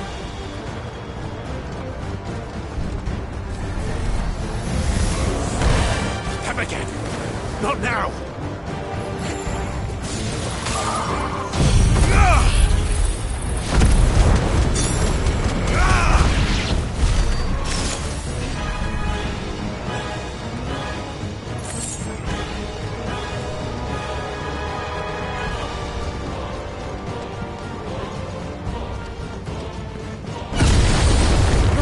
What was that? Bahamut. He'll kill us all.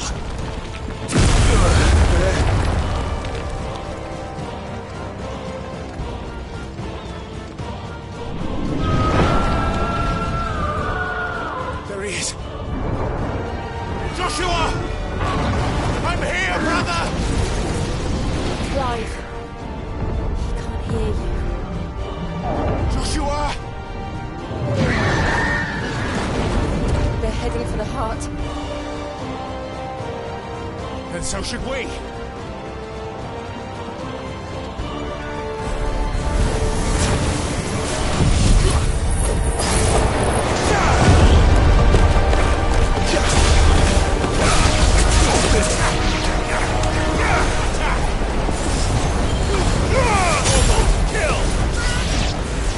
Over here!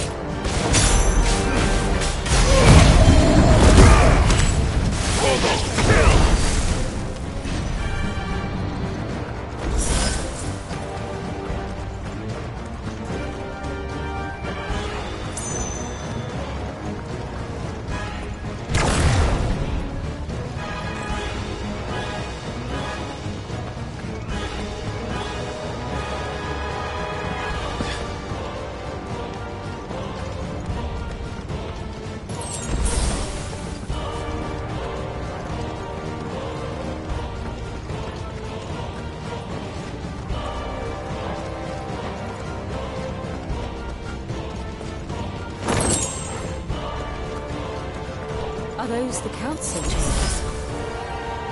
How are they still standing? I don't know.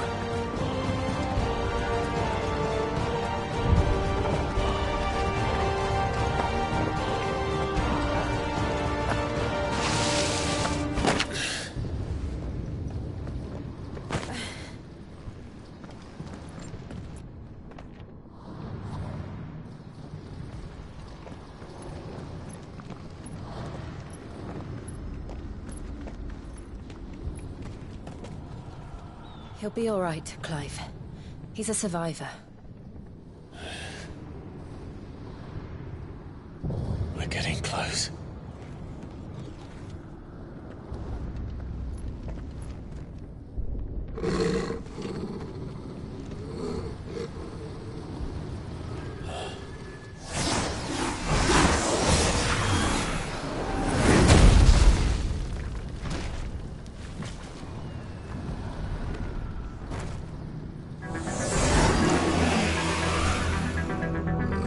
Looks like somebody doesn't want us getting any closer. I don't care what it wants.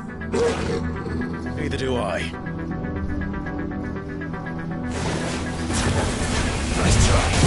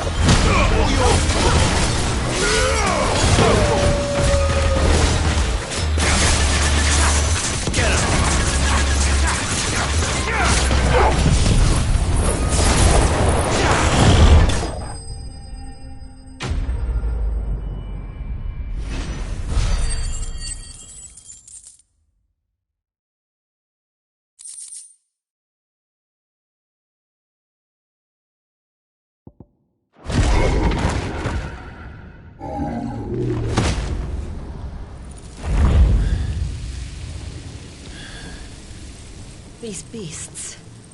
they're getting stronger. We can think about them later. Right now, there's only one thing we need to focus on. The heart.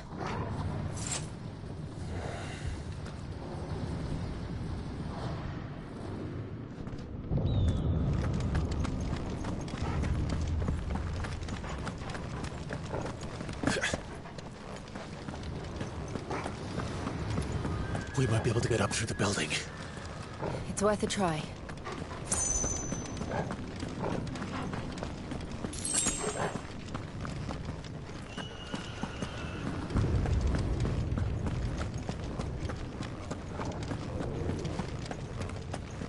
Quiet. There's someone up there.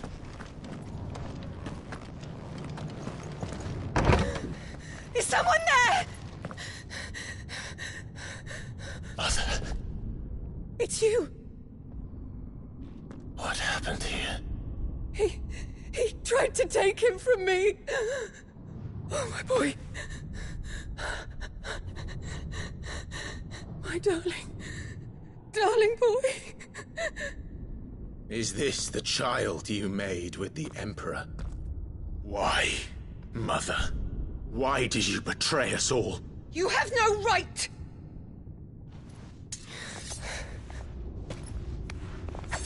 Answer him. We took you in, savage. Show some respect for those who raised you.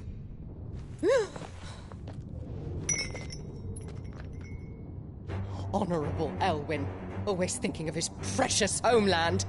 But what worth is a homeland in a world beset by the Blight? Father did not seek to protect his country. He sought to protect his people. A leader's duty is not to protect his people. It is to protect the source of his sovereignty. The noble blood that runs in his family's veins. So long as this bloodline remains unbroken, what does it matter if a nation falls? One can always found another. Unlike him, I did my duty. I preserved my line. I bore a son of the noblest blood, to whom the whole world might kneel. That is why I gave Rosaria to Sambrek, that I might join my line with the Lesages and birth a savior of this benighted land, blessed by both Bahamut and the Phoenix! You sold your country for a child. Why did he need another? You had Joshua. I had nothing. You were always your father's son, so very strong and bold and daring, and yet you failed to awaken. Would that Joshua had been granted 1/10 of your strength? Oh! How the nobles laughed that Elwyn's firstborn was surely the son of a concubine, and my own, not long for this world. The shame of it! The shame of being slandered by one's inferiors! How could you ever know how that feels? It should have been you! Why didn't the Phoenix choose you? Joshua's every waking moment was spent trying to shoulder the burden that you and the Phoenix and the Duchy foisted on him. That's why I became his shield. To help bear the weight. But what did you do? You betrayed your own blood and surrendered your son to his fate! Joshua, my darling boy. I never meant to hurt him. The soldiers' orders were clear. He was to be spared. Why did you survive when the only one I truly cared for died? What? Have you not looked out of the window? Joshua is here! The Phoenix lives on! He's battling Bahamut as we speak!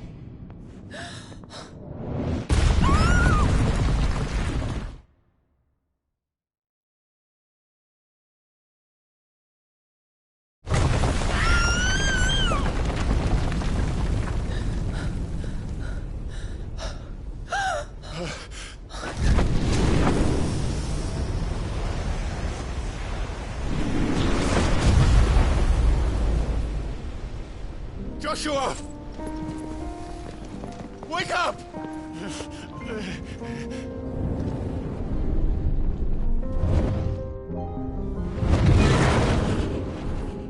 I am a shield of Rosaria.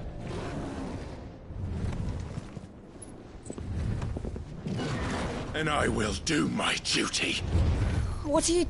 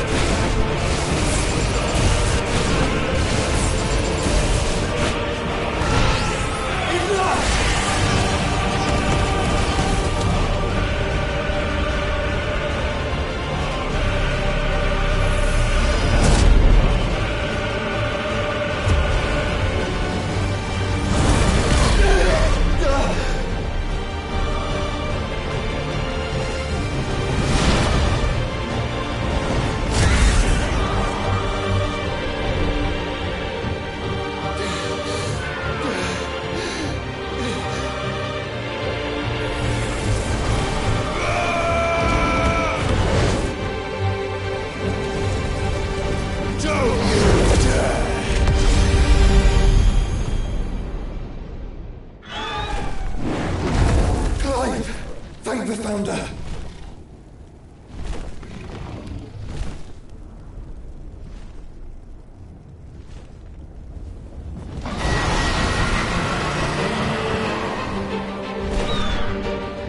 It's now or never, Joshua.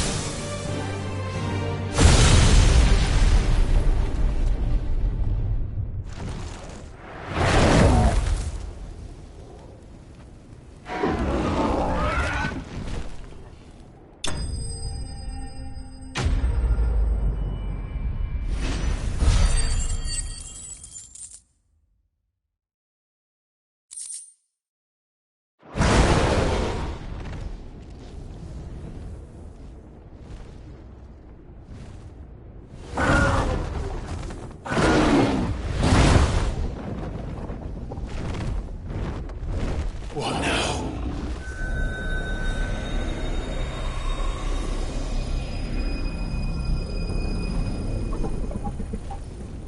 This is drinking the ether. We have to stop him.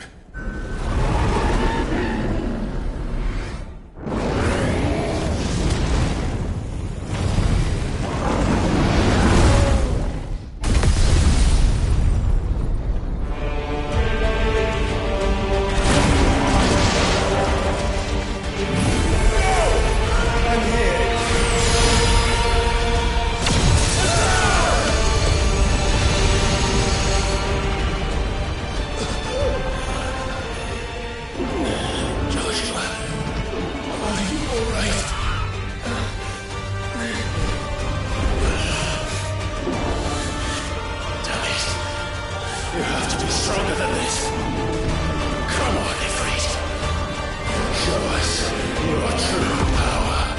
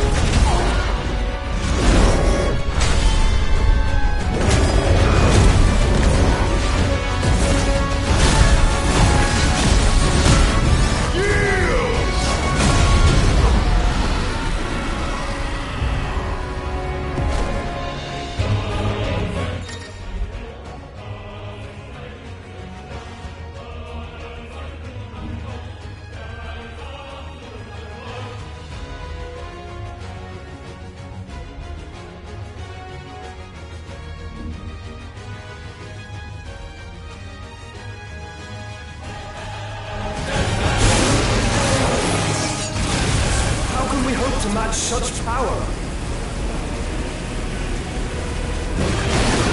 By trusting in our own.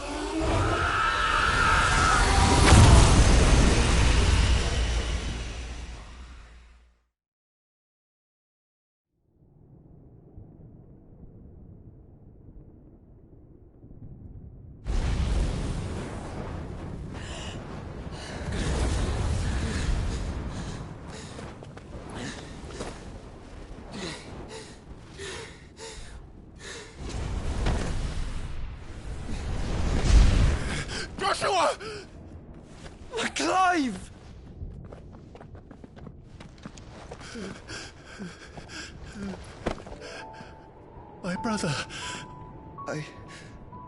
I'm sorry. I'm so sorry. You're alive. We both are. Nothing else matters.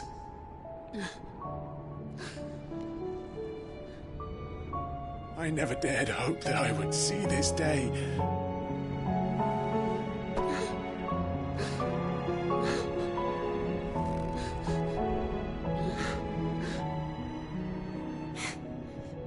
Reunited at last. Jill.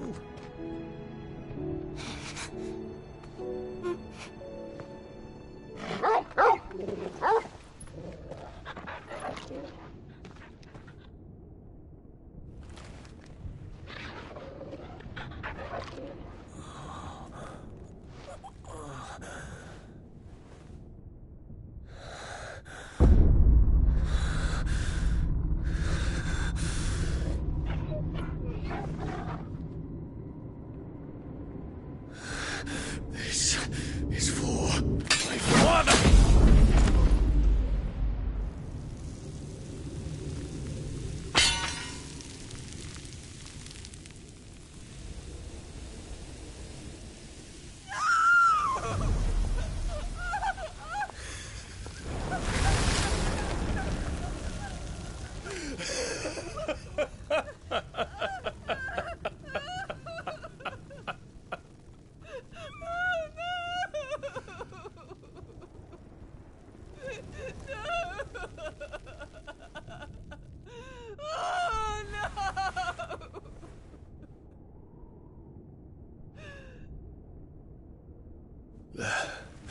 It is done.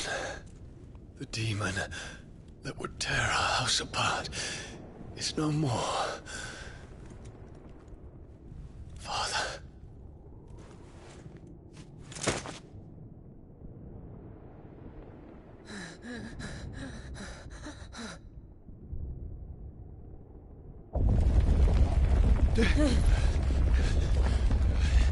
The Mother Crystal.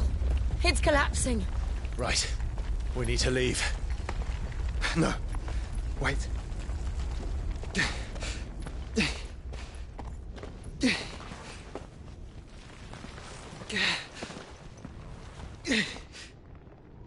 I owe him a debt.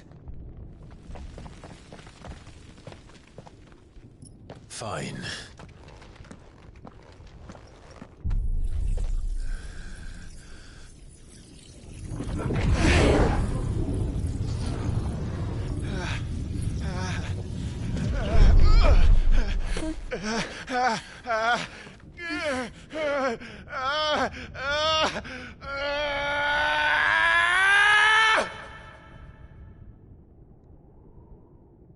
You there. What section? Don't reinforce walls. Situation. Report, Captain. Can nothing be done to call them off? I regret not, Your Radiance. The Dragoons answer to none but His Imperial Highness. The Council is powerless to intervene. We're hearing reports of rebel Madness is this, Dion. throughout the neighboring districts.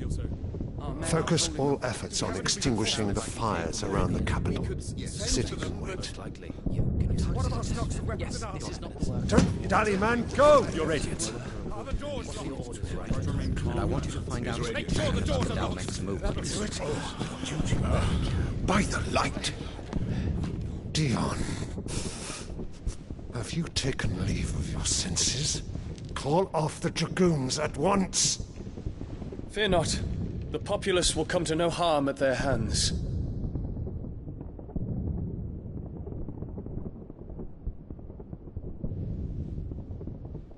I am here to save you, Father. Save me? A creeping darkness hides in the heart of Sanbrek. It stems from your wife, the traitorous Annabella.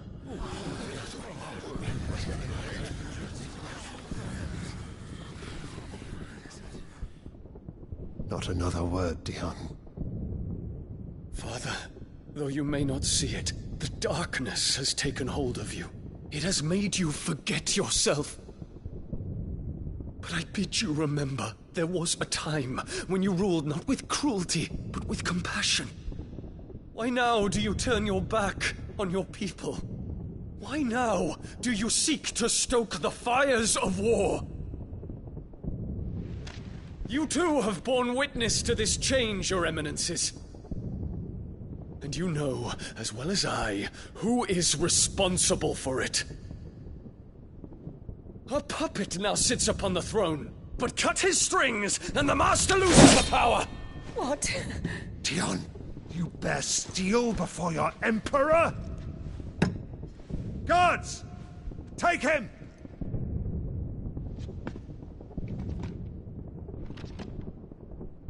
For every citizen who falls, another can be bred. For every home that burns, another can be built. Those were your words. But when the last of your citizens has fallen, and all of their homes have been reduced to ash, what will become of your empire, of its rulers, of your god? As the mother crystals crumble one by one, and the blight sweeps in to claim all that we hold dear, our people look to their emperor for protection. Yet he labors not to secure their futures, but to seize what is left of the twins for himself. Even if it should come at the cost of everything his loyal citizens have labored to build. Dion, you must understand. A small price to pay, is it not? You've been blessed with great power, Dion. Enough to win me the world. So go, claim Valisthea for me, brother.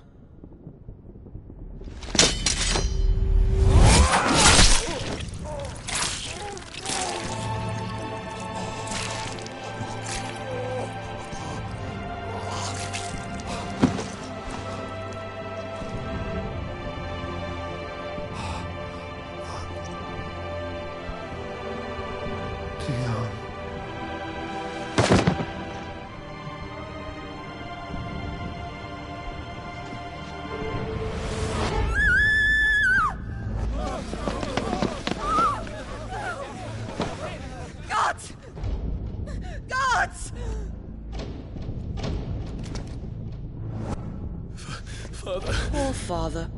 How he doted on his children. That he would die to protect me was plain. It was but a matter of when. You planned this? You did well to endure so long. But you broke in the end, as I knew you would. And now Muthos approaches. Put him to the proof. I would see if he breaks. Go, Bahamut. Kinslayer.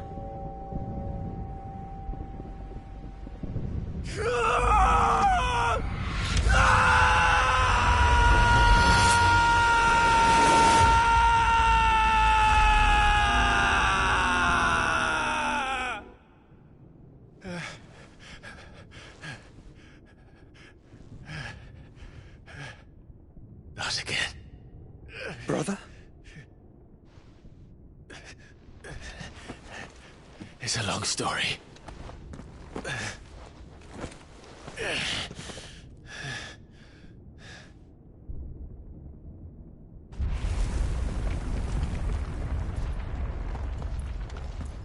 You cannot stay here, Mother. Come. Take my hand.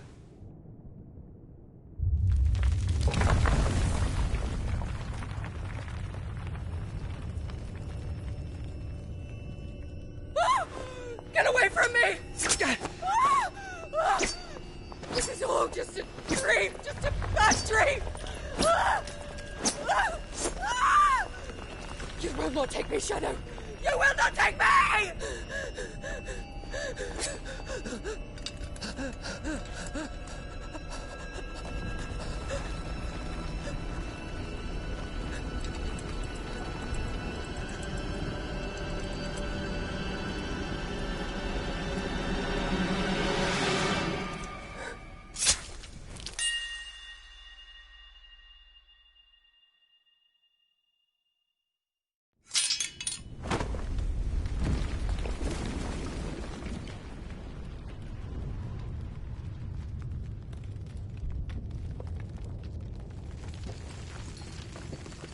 Mother.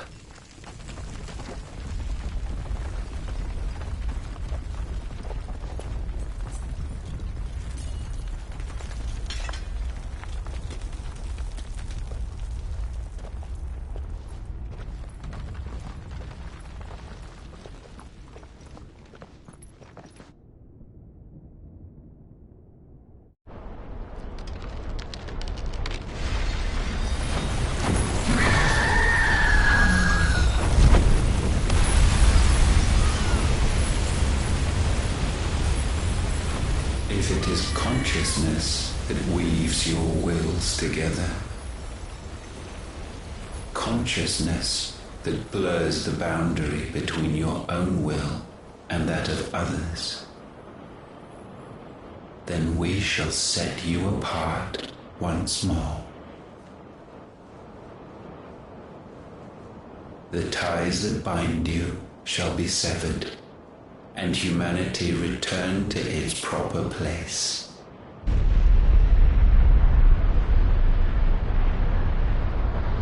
By primogenesis shall a new age of reason begin.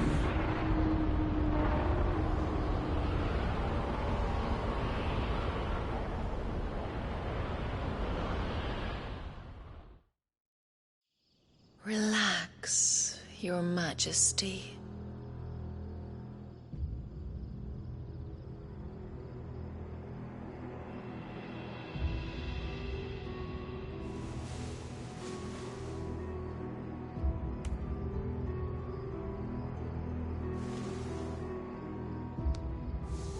Don't you want to play? It's been a long time. If that is your wish. Men, you are as meek as all the others.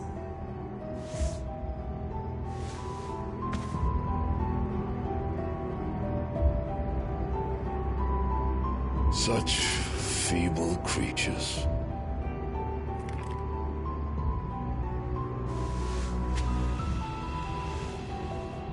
Gifted the power of icons, yet slaves to fickle emotions which usher you to your doom.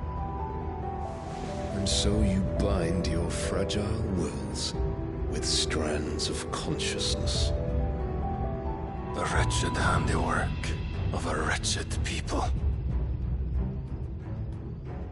The sons of fire were united at last, and for but a moment their flame burned bright. Soon Muthos shall become our perfect vessel. And then shall the world be remade.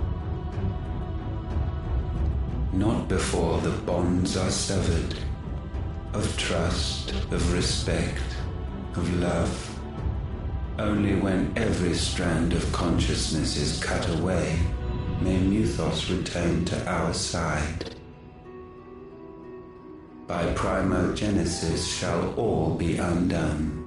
Mankind shall be rid of his wretchedness, and Muthos of his will. But while he yet clings to it, he has the power to forge bonds anew, and so we bid you. Find Muthos, and sever every one. To destroy that which has no physical form. You ask the impossible. There is nothing your black blade cannot cut, Odin. We shall unite with Muthos, and bring forth a new world. So long as our vessel remains unclaimed by humanity. It shall be done, Master. My will is yours.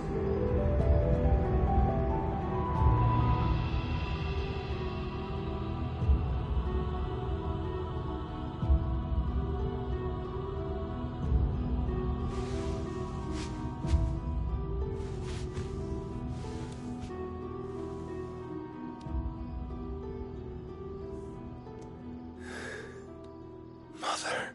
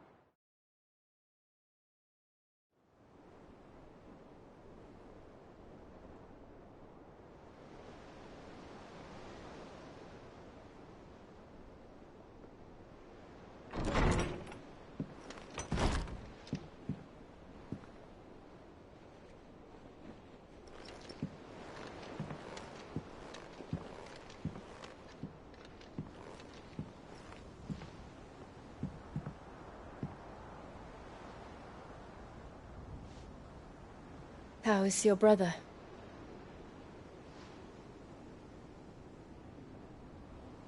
Asleep since I returned from the Dominion. Taya says he should be back on his feet soon enough. For a while, at least. She discovered something on his chest. A swelling, circled in stone.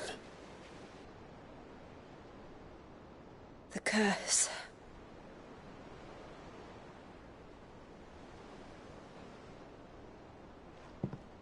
For every mountain we climb, another rises up to greet us, doesn't it?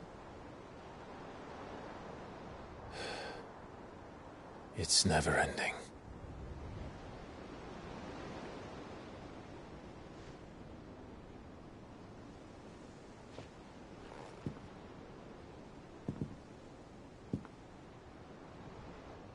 Even the sky seems to have grown tired of it all.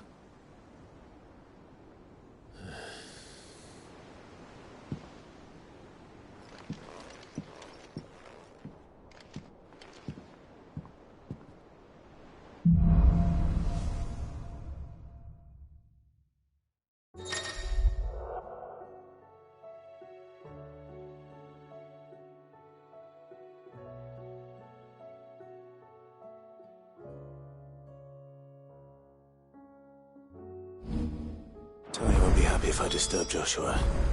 While he rests, I might as well see what Otter has to say.